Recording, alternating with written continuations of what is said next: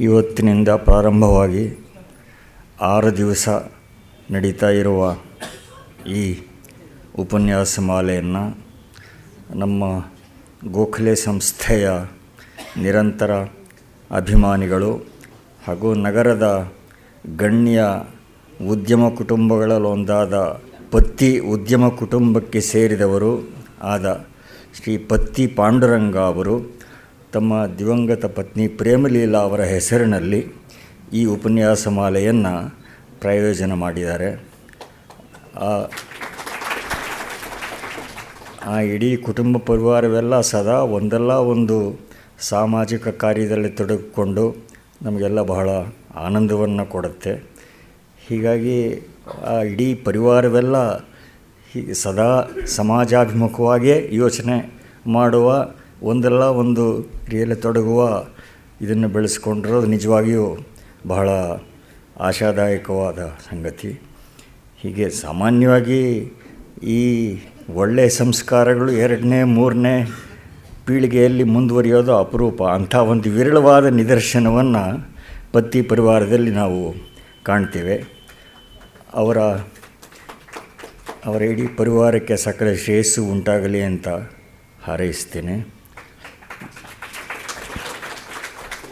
ಹತ್ತಿರ 1 ವರ್ಷದ ತರುವಾಯ ಡಾಕ್ಟರ್ ಗುರುರಾಜ ಕರಜಗಿ ಅವರನ್ನು ಮತ್ತೆ ಅವರ ಉಪನ್ಯಾಸವನ್ನು ಕೇಳುವ ಸುಯೋಗ ನಮಗೆ ಸಿಕ್ಕಿದೆ. ಮಧ್ಯ 3 ತಿಂಗಳ ಹಿಂದೆ ಆಗಲಿಕ್ಕಿತ್ತು, ಏನೋ ಕಾರಣಾಂತರದಿಂದ ಮುಂದೆ ಹಾಕಬೇಕಾಯಿತು. ಅವರು ಬಹಳ ಜನ ಯಾವಾಗ ಅಂತ ಕೇಳ್ತಾನೇ ಇದ್ದರು. ಹೀಗಾಗಿ ಈಗ ಅದಕ್ಕೆ ಸಮಯ ಕೂಡಿ ಬಂದಿದೆ. ಈ 6 ದಿವಸ ಮಂಕುತಿಮ್ಮನ ಕಗ್ಗದ ಬಗ್ಗೆ ಅವರು ಉಪನ್ಯಾಸ ಮಾಡೋರಿದ್ದಾರೆ. ಮಂಕುತಿಮ್ಮನ ಕಗ್ಗದ ಬಗ್ಗೆ ಇಲ್ಲಿ ಎಷ್ಟು ಉಪನ್ಯಾಸಗಳಾಗಿಯೋ ಲೆಕ್ಕ ಇಲ್ಲ. ಅವರೇ ಎಷ್ಟು ಕಡೆ ಮಾತಾಡಿದಾರೋ ಅದು ಕೂಡ ಲೆಕ್ಕ ಇಲ್ಲ. ರಾಜ್ಯಾದ್ಯಂತ ನೂರಾರು ಸಾವಿರಾರು ಉಪನ್ಯಾಸಗಳೇ ಆಗಿರ್ಬೋದು ಅವ್ರದ್ದು. ಹೀಗೆ ಜನಕ್ಕೆ ಅದರ ಬಗ್ಗೆ ಎಷ್ಟು ಆದರಣೆ ಇದೆ ಅನ್ನೋದು ಇದರಿಂದ ಗೊತ್ತಾಗತ್ತೆ. ಇದು ಎಲ್ಲ ಕೃತಿಗಳಿಗೂ ಆ ಭಾಗ್ಯ ಸಿಗೋದಿಲ್ಲ. ಇದು ಏನೋ ಈ ವಂದೇ ಮಾತರಂ ಬಗ್ಗೆ ಅವ್ರ ಮಗಳು ಕೇಳಿದಾಗ ಬಂಕಿಂಚಂದ್ರ ಹೇಳಿದ್ರಂತೆ, ನಾನಲ್ಲಮ್ಮ ಅದು ಬರೆದಿದ್ದು, ಯಾವುದೋ ಒಂದು ಶಕ್ತಿ ನನ್ನಿಂದ ಬರೆಸ್ತಷ್ಟೇ ಅಂತ. ಹಾಗೆ ಬಹುಶಃ ಯಾವುದೋ ಒಂದು ಶಕ್ತಿ DVG ಅವರ ಮೂಲಕ ಅದನ್ನು ಬರೆಸಿರಬೇಕು. ಹೀಗಾಗಿ ಇಡೀ ಕನ್ನಡದಲ್ಲೇ ಅತ್ಯಂತ ಜನಪ್ರಿಯ ಕೃತಿಯಾಗಿ ಉಳ್ಕೊಂಡಿದೆ. 60 ವರ್ಷದ ನಂತರವೂ ಕೂಡ ಅದರ ಜನಾದರಣೆ ಹೆಚ್ಚುತ್ತಾ ಇದೆ. It has become an industry ಅಂತಲೇ ಹೇಳ್ಬೋದು. ಅದರ ಬಗ್ಗೆ ಅರ್ಥ ಹೇಳೋರು, ಉಪನ್ಯಾಸ ಮಾಡೋರು, ವ್ಯಾಖ್ಯಾನ ಮಾಡೋರು, ಅದು ಕಂಠಪಾಠ ಮಾಡಿದವರು ಸಾವಿರಾರು ಜನ ಇದ್ದಾರೆ. ಹೀಗೆ ಒಂದು ದೃಷ್ಟಿಯಿಂದ it has become an industry ಅಂತ ಹೇಳಿದ್ರೆ ಉತ್ಪ್ರೇಕ್ಷೆ ಅಲ್ಲ. ಎಷ್ಟು ಸಲ ಓದಿದ್ರೂ ಅದನ್ನು ಮತ್ತೆ ಅದರಲ್ಲಿ ಹೊಸ ಅರ್ಥಗಳು ಕಾಣ್ತಾ ಇರುತ್ತೆ. ಇಂಥದ್ದು ಕೇವಲ ಮಹಾಕಾವ್ಯಗಳು ಅಂತ ಏನು ಹೇಳ್ತೀವಿ, ಮಹಾಕೃತಿಗಳು ಅಂತ, ಅವುಗಳಲ್ಲಿ ಮಾತ್ರ ಆ ಗುಣ ಇರುತ್ತದೆ. ಬೇರೆ ಬರೀ ಕಥನ ಪ್ರಧಾನವಾದ ಕೃತಿಗಳನ್ನು ಓದಿದ್ರೆ ಒಂದು ಸಲ ಓದಿದ್ರೆ ಕಥೆ, ಎಷ್ಟು ಸಲ ಮತ್ತೆ ಅದನ್ನು ಓದಬೇಕಾದ ಪ್ರಸಂಗ ಏನು ಬರೋದಿಲ್ಲ. ಆದರೆ ಮಹಾಕೃತಿಗಳನ್ನು ಪ್ರತಿ ಸಲ ನೋಡಿದಾಗಲೂ ನಮ್ಮ ವಯಸ್ಸಿಗೆ ಸಂಸ್ಕಾರಕ್ಕೆ ಅನುಗುಣವಾಗಿ ಅದರಲ್ಲಿ ಹೊಸ ಅರ್ಥಗಳು ಕಾಣ್ತಾ ಬರುತ್ತೆ.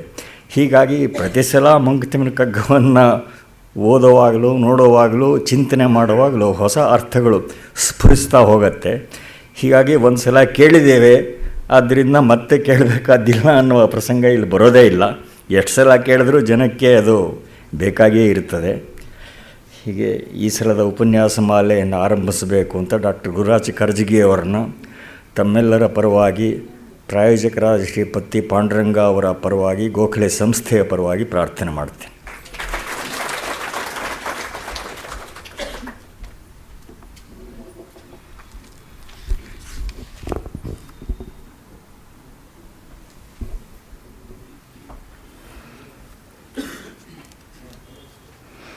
ಸಹೃದಯರಿಗೆಲ್ಲ ನಮಸ್ಕಾರ.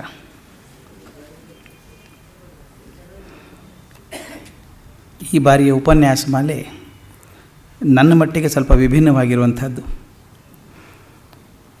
ನನಗೆ ಪ್ರತಿ ಸಲ ಉಪನ್ಯಾಸ ಮಾಡುವಾಗ ಮುಂದೆ ಕುಳಿತಿರ್ತಿದ್ದಂಥ 2 ಮುಖಗಳು ಇವತ್ತು ಕಾಣಿಸ್ತಾ ಇಲ್ಲ. ನನ್ನ ತಂದೆ ತಾಯಿ ನನ್ನ ಪ್ರತಿ ಉಪನ್ಯಾಸಕ್ಕೂ ಬಂದು ಮುಂದೆ ಕೂತ್ಕೊಳ್ಳೋರು. ತಂದೆ ಇಲ್ಲ ಅಂತ ತಾಯಿನೂ ಬರಲಿಲ್ಲ ಇವತ್ತು. ಈಗ 8 ತಿಂಗಳ ಕೆಳಗೆ ನನ್ನ ತಂದೆ ದೈವಾಧೀನರಾದರು. ಅವರು ಎಷ್ಟು ಉತ್ಸಾಹದಿಂದ ಬರೋರು ಅಂತಂದರೆ, ಮನೆಯನ್ನು 5 ಗಂಟೆಗೆ ಬಿಡಬೇಕು ನಾನು, ಇಲ್ಲಿ ಯಾರೂ ಕಾಲಿಗೆ ಬರಬೇಕಾದ್ರೆ 4:15 ಸಜ್ಜಾಗಿ ಹೊರಗೆ ನಿಂತು, ಬೇಗ ಬನ್ನಿರಿ ಬೇಗ ಬನ್ನಿ, ಹೊತ್ತಾಗ್ತದೆ, ಟ್ರಾಫಿಕ್ ಇರ್ತದೆ, ಬೇಗ ಬನ್ನಿ ಅಂತ ಎಲ್ಲರನ್ನೂ ಕರ್ಕೊಂಡು ಇಲ್ಲೇ ಮುಂದೆ ಕುಳಿತು ಉಪನ್ಯಾಸ ಮುಗಿದ ಮಗನಿಗೆ ಹೋಗಬೇಕಾದ್ರೆ ಎಷ್ಟೋ ಬಾರಿ ಅವ್ರ ಸಂತೋಷ ಆದಾಗ ಅಲ್ಲಿ ಬೆನ್ನನ್ನು ತಟ್ಟಿ, ಇವತ್ತಿನ ಲೆಕ್ಚರ್ ಭಾಳ ಚಲೋ ಇತ್ತು, ತಗೋ ₹100 ಪ್ರೈಸ್ ಅಂತ ಕೊಟ್ಟದ್ದು ಉಂಟು. ದುಡ್ಡು ಯಾಕೆ ಕೊಡ್ತೀಯ ಅಣ್ಣ, ಹೇಳಿದರೆ ಸಾಕಲ್ಲ, ಇಲ್ಲಪ್ಪ ಪ್ರೈಸ್ ಕೊಡಬೇಕದನ್ನು ಅಂತ ಕೊಟ್ಟದ್ದುಂಟು. ಆ ₹100 ನನಗೆ ಬಹುಶಃ ನೊಬೆಲ್ ಪ್ರಶಸ್ತಿಗಿಂತ ಹೆಚ್ಚು ಅಂತ ಅನಿಸುತ್ತೆ. ಅವ್ರು ಬರಲಿಲ್ಲ ಅಂತ ನಮ್ಮ ಅಮ್ಮ ಬರಲಿಲ್ಲ, ಅವರಿಬ್ಬರು ಇದ್ದರೆ ಒಂಥರ ನನಗೆ ಸಂತೋಷ ಆಗ್ತಿತ್ತು. ಅದರಿಂದ ಈ ಉಪನ್ಯಾಸ ಮಾಲೆಯನ್ನು ಅವರ ಚಿರಸ್ಮರಣೆಗೆ ಅರ್ಪಿತ ಮಾಡ್ತಾ ಇದ್ದೇನೆ. ಮತ್ತೊಮ್ಮೆ ಭಗವಂತನ ಕೃಪೆಯಿಂದ ಗೋಖಲೆ ಇನ್ಸ್ಟಿಟ್ಯೂಟ್ ಬರೋ ಸುಯೋಗ ಸಿಕ್ಕಿದೆ. ಮತ್ತೊಮ್ಮೆ ಮಂಕುತಿಮ್ಮನ ಕಗ್ಗವನ್ನು ಓದುವಂಥ ಅವಕಾಶ ಭಗವಂತ ಒದಗಿಸಿದ್ದಾನೆ. ಅದಕ್ಕಾಗಿ ಗೋಖಲೆ ಸಂಸ್ಥೆಗೆ ತಮಗೆಲ್ಲರಿಗೂ ನಾನು ಚಿರಋಣಿಯಾಗಿದ್ದೇನೆ ಅಂತ ಹೇಳಬೇಕು. ಈ 945 ಚೌಪದಿಗಳ ಜ್ಞಾನ ರಾಶಿ ಅಂತೇನಿದೆ, ಇದನ್ನು 6 ದಿನಗಳಲ್ಲಿ ಹೇಗೆ ವಿಭಜನೆ ಮಾಡಿಕೊಳ್ಬೇಕು ಅಂತ ಒದ್ದಾಡಿ ಹೋದೆ ನಾನು. ಹೇಗೆ ಹೊಂದಿಸೋದು, ಹೇಗೆ ಭಾಗ ಮಾಡೋದು? ಎಷ್ಟೋ ಸಲ ನನಗೆ ರಾಜರತ್ನಂ ಹೇಳಿದ ನೆನಪಿಗೆ ಬರ್ತದೆ. ಅವ್ರು ಹೇಳೋರು, ಭಾಗ ಮಾಡೋದೇ ತಪ್ಪೇನೋ ಅನಿಸುತ್ತೆ ಅಂತ. ಯಾಕಂದರೆ the whole world is integrated ಅಂತ ಹೇಳ್ತೀವಿ. ಜಗತ್ತೇ ಒಂದು, ಅದರ ಗೆರೆಗಳನ್ನು ನಾವು ಸಮಾಧಾನಕ್ಕೆ ಹಾಕ್ಕೊಂಡಿದ್ದೇವೆ. ಈಗ ಭಾರತದ ನಕ್ಷೆಯನ್ನು ಎಳೆದದ್ದು ನಾವು ಒಂದು ಗೆರೆ ಹಾಕ್ಕೊಂಡಿದ್ದೀವಿ. ಆ ಗೆರೆ ಹಾಕದೆ ಹೋದರೆ ಪಕ್ಕದ ದೇಶಕ್ಕೂ ಇದಕ್ಕೇನು ವ್ಯತ್ಯಾಸ ಇಲ್ಲ. ಒಂದೇ ಭೂಖಂಡ, ಅದನ್ನು ನಾವು ಭಾಗ ಮಾಡ್ಕೊಂಡಿದ್ದೀವಿ. ಜ್ಞಾನನೂ ಒಂದೇ ಆಗಿರುವಂಥದ್ದು, ಅದನ್ನು ನಾನು ಅನುಕೂಲಕ್ಕೆ ಅಂಥೇಳಿ ಫಿಸಿಕ್ಸು, ಕೆಮಿಸ್ಟ್ರಿ, ಬಯಾಲಜಿ, ಇತಿಹಾಸ, ಭೂಗೋಳ ಅಂತ ಭಾಗ ಮಾಡ್ಕೊಂಡಿದ್ದೇವೆ. ಜ್ಞಾನ ಒಂದೇ ಇರುವಂಥದ್ದು. ಹಾಗೆ ರಾಜರತ್ನಂ ಹೇಳೋರು, 945 ಪದ್ಯಗಳಲ್ಲಿ ಹರಿದು ಬಂದಂತಹ ಗಂಗಾ ನದಿ ಇದೆಯಲ್ಲ, ಇದು ಈ ಗಂಗಾ ನದಿ ಭಾಗ, ಇದು ಈ ಭಾಗ, ಇದು ಈ ಭಾಗ, ಇದು ಅಂದರೆ ಸರಿ ಆಗೋಲ್ಲ. ಅದು ನಾನು ಅನುಕೂಲತೆಗೊಂದು ಮಾಡ್ಕೋಬೇಕಲ್ಲ, ಎಷ್ಟು ಮಾಡಲಿ ಅಂತ ವಿಚಾರ ಮಾಡಿದೆ. ಕೊನೆಗೊಂದು ವಿಚಾರಕ್ಕೆ ಬಂದೆ. ಹೋದ ಬಾರಿ ಮಾಡಿದಾಗ, ಮಂಕುತಿಮ್ಮನ ಕಗ್ಗ ಮಾಡಿದಾಗ 5 ಭಾಗ ಮಾಡ್ಕೊಂಡಿದ್ದೆ. ಆ ಭಾಗ ಸರಿ ಅಂತ ಅನ್ನಿಸ್ತು. ಆ ರೀತಿ ಭಾಗ ಮಾಡಿದ್ದು ಸರಿ ಅಂತ ಅನ್ನಿಸ್ತು. ಆದ್ದರಿಂದ ಈ ಸಾರಿ ಕೂಡ ಅದೇ 5 ಭಾಗಗಳನ್ನು ಇಟ್ಕೊಂಡು ಹೋದ ಸಲ ಉಪಯೋಗಿಸದೇ ಇದ್ದಂಥ ಪದ್ಯಗಳನ್ನು ಈ ಬಾರಿ ಉಪಯೋಗಿಸ್ಕೋಬೇಕು ಅಂತ ಅಂದ್ಕೊಂಡಿದ್ದೆ. ಅಂದರೆ ಬಾರಿ ಹೇಳಿದಂಥ ಚೌಪದಿಗಳನ್ನು ಉಪಯೋಗಿಸಬಾರ್ದು ಅಂತ ಹಠ ಏನಿಲ್ಲ. ಆದರೆ ಇನ್ನು ಹೊಸದನ್ನು ಓದೋದಕ್ಕೆ ಅವಕಾಶ ಆಗಲಿ ಅನ್ನೋ ದೃಷ್ಟಿಯಿಂದ ಆದಷ್ಟು ಮಟ್ಟಿಗೆ ಹಳೆಯದನ್ನು ಬಿಟ್ಟು ಹೊಸ ಚೌಪದಿಗಳನ್ನು ಆರಿಸ್ಕೊಂಡಿದ್ದೇನೆ. ಆ ಭಾಗಗಳನ್ನು ಹೇಗೆ ಮಾಡ್ಕೊಂಡಿದ್ದೆ ಅಂತ ಒಂದು ಸ್ಥೂಲ ರೂಪವಾಗಿ ಹೇಳಬೇಕು. 5 ಭಾಗ ಮಾಡ್ಕೊಂಡಿದ್ದೆ. ಮೊದಲನೇದು DVGಗೆ ಅತ್ಯಂತ ಮುಖ್ಯವಾಗಿದ್ದದ್ದು ದೈವ, ಭಗವಂತ ಅಥವಾ ವಿಧಿ ಅಂತ ಕರಿಬೇಕಾದದ್ದು. ಎಷ್ಟೋ ಸಲ DVGನ ಹೇಳಿದ್ದು ಉಂಟು, I believe in more karmic theory rather then god himself ಅಂತ. ದೇವರಿಗಿಂತನೂ ದೈವತ್ವ ಬಹಳ ಮುಖ್ಯ ಆಗ್ತದೆ ನನಗೆ ಅಂತ. ಅದರಿಂದ ಆ ದೈವ ಅನ್ನುವಂಥದ್ದು, ಭಗವಂತ ಅನ್ನುವಂಥದ್ದು ಅಥವಾ ವಿಧಿ ಅಂತ ಯಾವುದಾದ್ರೂ ಕರೀರಿ, ಅದು ಒಂದು ಭಾಗ. ಎರಡನೇದು ಒಂದು ಜೀವ. ಆ ವಿಧಿಯಿಂದ ಸೃಷ್ಟಿಯಾಗಿ ಬಂದಂಥ ಒಂದು ಜೀವ ಇದೆಯಲ್ಲ, ಅದಕ್ಕೊಂದು ಸಂಸಾರ ಬಂತು. ಆ ಸಂಸಾರ ನಡೆಸ್ತಿರ್ಬೇಕಾದ್ರೆ ಅದು ಮನಸ್ಸು ಬಹಳ ಮುಖ್ಯ ಆಗ್ತದೆ. ಆದ್ದರಿಂದ ಜೀವ, ಸಂಸಾರ, ಮನಸ್ಸು ಅನ್ನೋದು ಎರಡನೇ ಭಾಗ. ಮೂರನೇದು ಜಗತ್ತು ಸೃಷ್ಟಿಯಾಗಿದೆ, ನಾನೊಬ್ಬನೇ ಅಲ್ಲ. ಆದ್ದರಿಂದ ಈ ಜಗತ್ತು ಹೇಗೆ, ಸೃಷ್ಟಿ ಹೇಗೆ, ಈ ಜೀವ ಪ್ರಪಂಚಗಳ ಸಂಬಂಧ ಹೇಗಿರ್ತದೆ ಅನ್ನೋದು ಮೂರನೇದು. ಇದೆಲ್ಲ ಜೀವ ಬಂತು ನಿಜ ಭೂಮಿಗೆ, ಬಂದದ್ದು ಯಾವುದಕ್ಕೋಸ್ಕರ? ಒಂದೇನಾದರೂ ಸ್ವಾರಸ್ಯ ಇರಬೇಡ್ವೆ ಬದುಕೋದಕ್ಕೆ. ಆದ್ದರಿಂದ ಬದುಕಿನ ಸ್ವಾರಸ್ಯ ಅನ್ನೋದು 4ನೇ ಭಾಗವಾಗಿ ಆರಿಸ್ಕೊಂಡಿದ್ದೇನೆ. ಬರೀ ಸ್ವಾರಸ್ಯವಾಗಿ ಬದುಕಿದ್ರೆ ಸಾಲದು, ಹೋಗುವಾಗ ಒಂದು ಹೆಜ್ಜೆ ಗುರುತು ಬಿಟ್ಟು ಹೋಗಬೇಕಾಗ್ತದೆ. ಇದರ ಭೂಮಿಗೆ ಭಾರ ಅನಿಸ್ಬಿಡುತ್ತೆ. ಬಂದ ಪುಟ್ಟ ಹೋದ ಪುಟ್ಟ ಅಂಥೇಳಿ ಏನೂ ಕಾಣಿಕೆ ಕೊಡದೆ ಹೋದರೆ, ಯಾರು ಹೇಳ್ತಿದ್ರಂತೆ, ನಾನು ಹೋಗಿ ಬರ್ತೀನಿ ಅಂತ ಹೇಳಿದಾಗ, ಸ್ವಾಮಿ ನೀವಿದ್ದದ್ದೇ ಮರೆತಿರ್ಬೇಕಾದ್ರೆ ಹೋಗೋದನ್ನು ಯಾಕೆ ನೆನೆಸ್ತೀರಿ ಅಂತ. ಹಾಗೆ ಬಂದು ಹೋಗುವಾಗ ಹೆಜ್ಜೆ ಗುರುತನ್ನು ಮೂಡಿಸಿ ಹೋಗಬೇಕಾಗ್ತದೆ. ಅದಕ್ಕೆ ಒಂದು ಔನ್ನತ್ಯದ ಜೀವನ ಬೇಕಾಗ್ತದೆ. ಅದು 5ನೇ ಭಾಗ ನಾನು ಆರಿಸ್ಕೊಂಡದ್ದು ಬದುಕಿನ ಔನ್ನತ್ಯ ಅಂತ.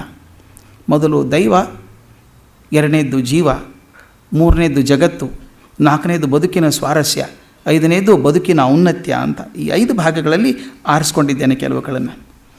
ಇನ್ನು ಮಂಕುತಿಮ್ಮನ ಕಗ್ಗಕ್ಕೆ ಏನು ಪೀಠಿಕೆ ಬೇಡ ಅಂತ ಅನಿಸುತ್ತೆ. ಆದರೆ ಒಂದು ವಿಷಯವನ್ನು ನಾವು ಗ್ರಹಿಸಬೇಕು. ನಾನು ಹೋದ ಬಾರಿ ಹೇಳಿರಲಿಲ್ಲ, ಅದನ್ನು ಈ ಬಾರಿ ಹೇಳಬೇಕು ಅಂತ ಅಂದ್ಕೊಂಡೆ. ಡಿ ವಿ ಜಿ ಈ ಮಂಕುತಿಮ್ಮನ ಕಗ್ಗದ 4ನೇ ಮುದ್ರಣಕ್ಕೆ ಒಂದು ಮುನ್ನುಡಿ ಬರೆದಾಗ ಒಂದು 4 ಸಾಲು ಬರೆದಿದ್ದಾರೆ. ಬರೆದಾಗ ಅವರ ಆಶಯ ಏನಿತ್ತು ಮಂಕುತಿಮ್ಮನ ಕಗ್ಗ ಬರೆದಾಗ ಅಂತನೋ ಮಾತನ್ನು ಹೇಳ್ತಾರೆ. ನಮ್ಮ ಪೂರ್ವಿಕರು ಮಕ್ಕಳಿಗೆ ಹೆಸರಿಡುವುದರಲ್ಲಿ ಒಂದು ವಿಶೇಷ ಪದ್ಧತಿಯನ್ನು ಇಟ್ಟುಕೊಂಡಿದ್ದರು. ಅವ್ರ ಮಾತಿದು. ಮೊದಲ 2-3 ಮಕ್ಕಳು ಕಳೆದು ಹೋಗಿದ್ದರೆ 3ನೇಯದಕ್ಕೋ 4ನೇಯದಕ್ಕೋ ಗುಂಡಪ್ಪ, ಕಲ್ಲಪ್ಪ, ತಿಪ್ಪಯ್ಯ, ಹುಚ್ಚಯ್ಯ ಎಂದು ಹೆಸರು ಕೊಡುತ್ತಿದ್ದರು. ಅದರ ಭಾವ ಆ ಮಗುವಾದರೂ ಗುಂಡುಕಲ್ಲಿನಂತೆ, ತಿಪ್ಪೆಯ ರಾಶಿಯಂತೆ ಎಲ್ಲಿಯಾದರೂ ಆಯುಸ್ಸುಂಟಾಗಿ ಬಾಳಿಕೊಳ್ಳಲಿ ಎಂದು. ಬಹುಶಃ ನಮ್ಮ ಕಾರ್ಪೊರೇಷನ್ ಅವ್ರು ಕೇಳಿಸ್ಕೊಂಡಿರ್ತಾರೆ ಇದನ್ನು. ಅದಕ್ಕೆ ತಿಪ್ಪೆಯ ರಾಶಿ ಬಹಳ ದಿವಸ ಬದುಕ್ತಾ ಇರ್ತವೆ. ಈ ಗ್ರಂಥ ಮೊದಲು ಪ್ರಕಟವಾದಾಗ ಇದ್ದ ಮನೋಭಾವ ಅಂಥದ್ದು ಅಂತ ಹೇಳ್ತಾರೆ. ಹೀಗೆ ಹೇಗಾರು ಬದುಕಲಿ, ಬರೆದಿದ್ದೀನಿ, ಹೇಗೋ ಬದುಕೊಳ್ಳಿ ಎಂದು ಕೊಟ್ಟದ್ದು. ಇದು ಪಂಡಿತರನ್ನು ಪುಷ್ಟರನ್ನು ಉದ್ದೇಶಿಸಿ ಬರೆದದ್ದಲ್ಲ, ಜ್ಞಾನಿಗಳಿಗೋಸ್ಕರ ಬರೆದದ್ದಲ್ಲ. ಇದು ಬಹುಸಾಮಾನ್ಯರಾದವರ ಮನೆ ಬೆಳಕಿಗೆ ಒಂದು ತೊಟ್ಟಿನಷ್ಟು ಎಣ್ಣೆ ಅಂತ ಆದರೆ ನನಗೆ ತೃಪ್ತಿ ಅಂತ. ಎಷ್ಟು ಅದ್ಭುತ ಅಂತ ಹೇಳ್ತಾರೆ. ಬಹುಸಾಮಾನ್ಯರ ಮನೆಯ ಎಣ್ಣೆ ಹಣತೆಗೆ ಒಂದು ತೊಟ್ಟು ಎಣ್ಣೆ ಅಷ್ಟಾದರೂ ಸಾಕು ಅಂತ. ಅಂದರೆ ಸಾಮಾನ್ಯರು ಉದ್ದೇಶಿಸಿ ಬರೆದದ್ದು. ಸಾಮಾನ್ಯರು ಉದ್ದೇಶಿಸಿ ಬರೆದದ್ದು ಸಾಮಾನ್ಯವಾಗಿ ಉಳಿಲಿಲ್ಲ, ಅದು ಅಸಾಮಾನ್ಯವಾಯಿತು. ಅಸಾಮಾನ್ಯ ಆಗೋದಕ್ಕೆ ಕಾರಣ ಅಂದರೆ ಆ ಬರಹದ ಹಿಂದಿರುವಂಥ ಮೂಲ ತತ್ವ. ಆ ತತ್ವ ಗ್ರಹಿಸಿಕೊಂಡಾಗ ಕಗ್ಗದ ಮೂಲ ಸಾಮಗ್ರಿ ಏನು, ಮೂಲ ವ್ಯವಸ್ಥೆ ಏನು ಅದು ಅರ್ಥ ಆಗ್ತದೆ. ಅವ್ರು ಹಾಗೆ ಹೇಳಿದ್ರು ಕೂಡ ಕಗ್ಗವನ್ನು ಓದಿದ ಮೇಲೆ ನಮಗೆ ಅರಿವಾಗುವಂಥದ್ದು ಅಥವಾ ಅರಿವಾಗಬೇಕಾದದ್ದು ಏನಪ್ಪ ಅಂದರೆ ಈ ಕಗ್ಗದ ಹಿಂದಿರುವ ಮೂಲ ವಸ್ತು ಜಗನ್ಮೂಲ ತತ್ವ ಅನ್ನುವಂಥದ್ದು. ಜಗತ್ತಿಗೆ ಮೂಲವಾದಂಥ ಒಂದು ತತ್ವ ಇದೆ ಅಂತ ಅನ್ನೋದು ಕಗ್ಗದ ಮೂಲ ಆಶಯ. ಅದ್ರ ಬಗ್ಗೆ ಚಿಂತನೆ ಮಾಡುವಂಥದ್ದು. ಅವ್ರು ಹೇಳ್ತಾರೆ ಹೇಗಿದೆ ಕಗ್ಗ ಅಂತಂದರೆ, ಮನುಷ್ಯನಾದವನು ಇಹವನ್ನು ತ್ಯಜಿಸದೆ ಪರವನ್ನು ಮರೆಯದೆ ಅವೆರಡನ್ನೂ ಸಮನ್ವಯದಿಂದ ಕಂಡು ಸುಖ ಶಾಂತಿಗಳಿಂದ ಬದುಕುವ ವ್ಯವಹಾರ ಜ್ಞಾನ ಈ ಕಗ್ಗದ ಚಿಂತನೆ. ಬದುಕಬೇಕು, ಭೂಮಿಗೆ ಬಂದಿದ್ದೇವೆ, ಬದುಕಬೇಕು, ಚೆನ್ನಾಗಿ ಬದುಕಬೇಕು. ಬರೀ ಬದುಕಿದಾಗ ಇಹವನ್ನು ಮಾತ್ರ ಗಮನಿಸದೆ ಪರವನ್ನೂ ಮರೆಯದೆ ಇಹಪರ ಎರಡಕ್ಕೂ ಸಮನ್ವಯವನ್ನು ಮಾಡಿ ಸುಖ ಶಾಂತಿಗಳಿಂದ ಬದುಕುವ ವ್ಯವಹಾರ ಚಿಂತನೆ ಇದೆಯಲ್ಲ, ಇದು ಕಗ್ಗದ ಮೂಲ ಆಶಯ. ಹೀಗಿರಬೇಕಾದ್ರೆ ಒಂದು ಮಾತನ್ನು ಡಿ ವಿ ಜಿ ತುಂಬ ಚೆನ್ನಾಗಿ ಹೇಳ್ತಾರೆ.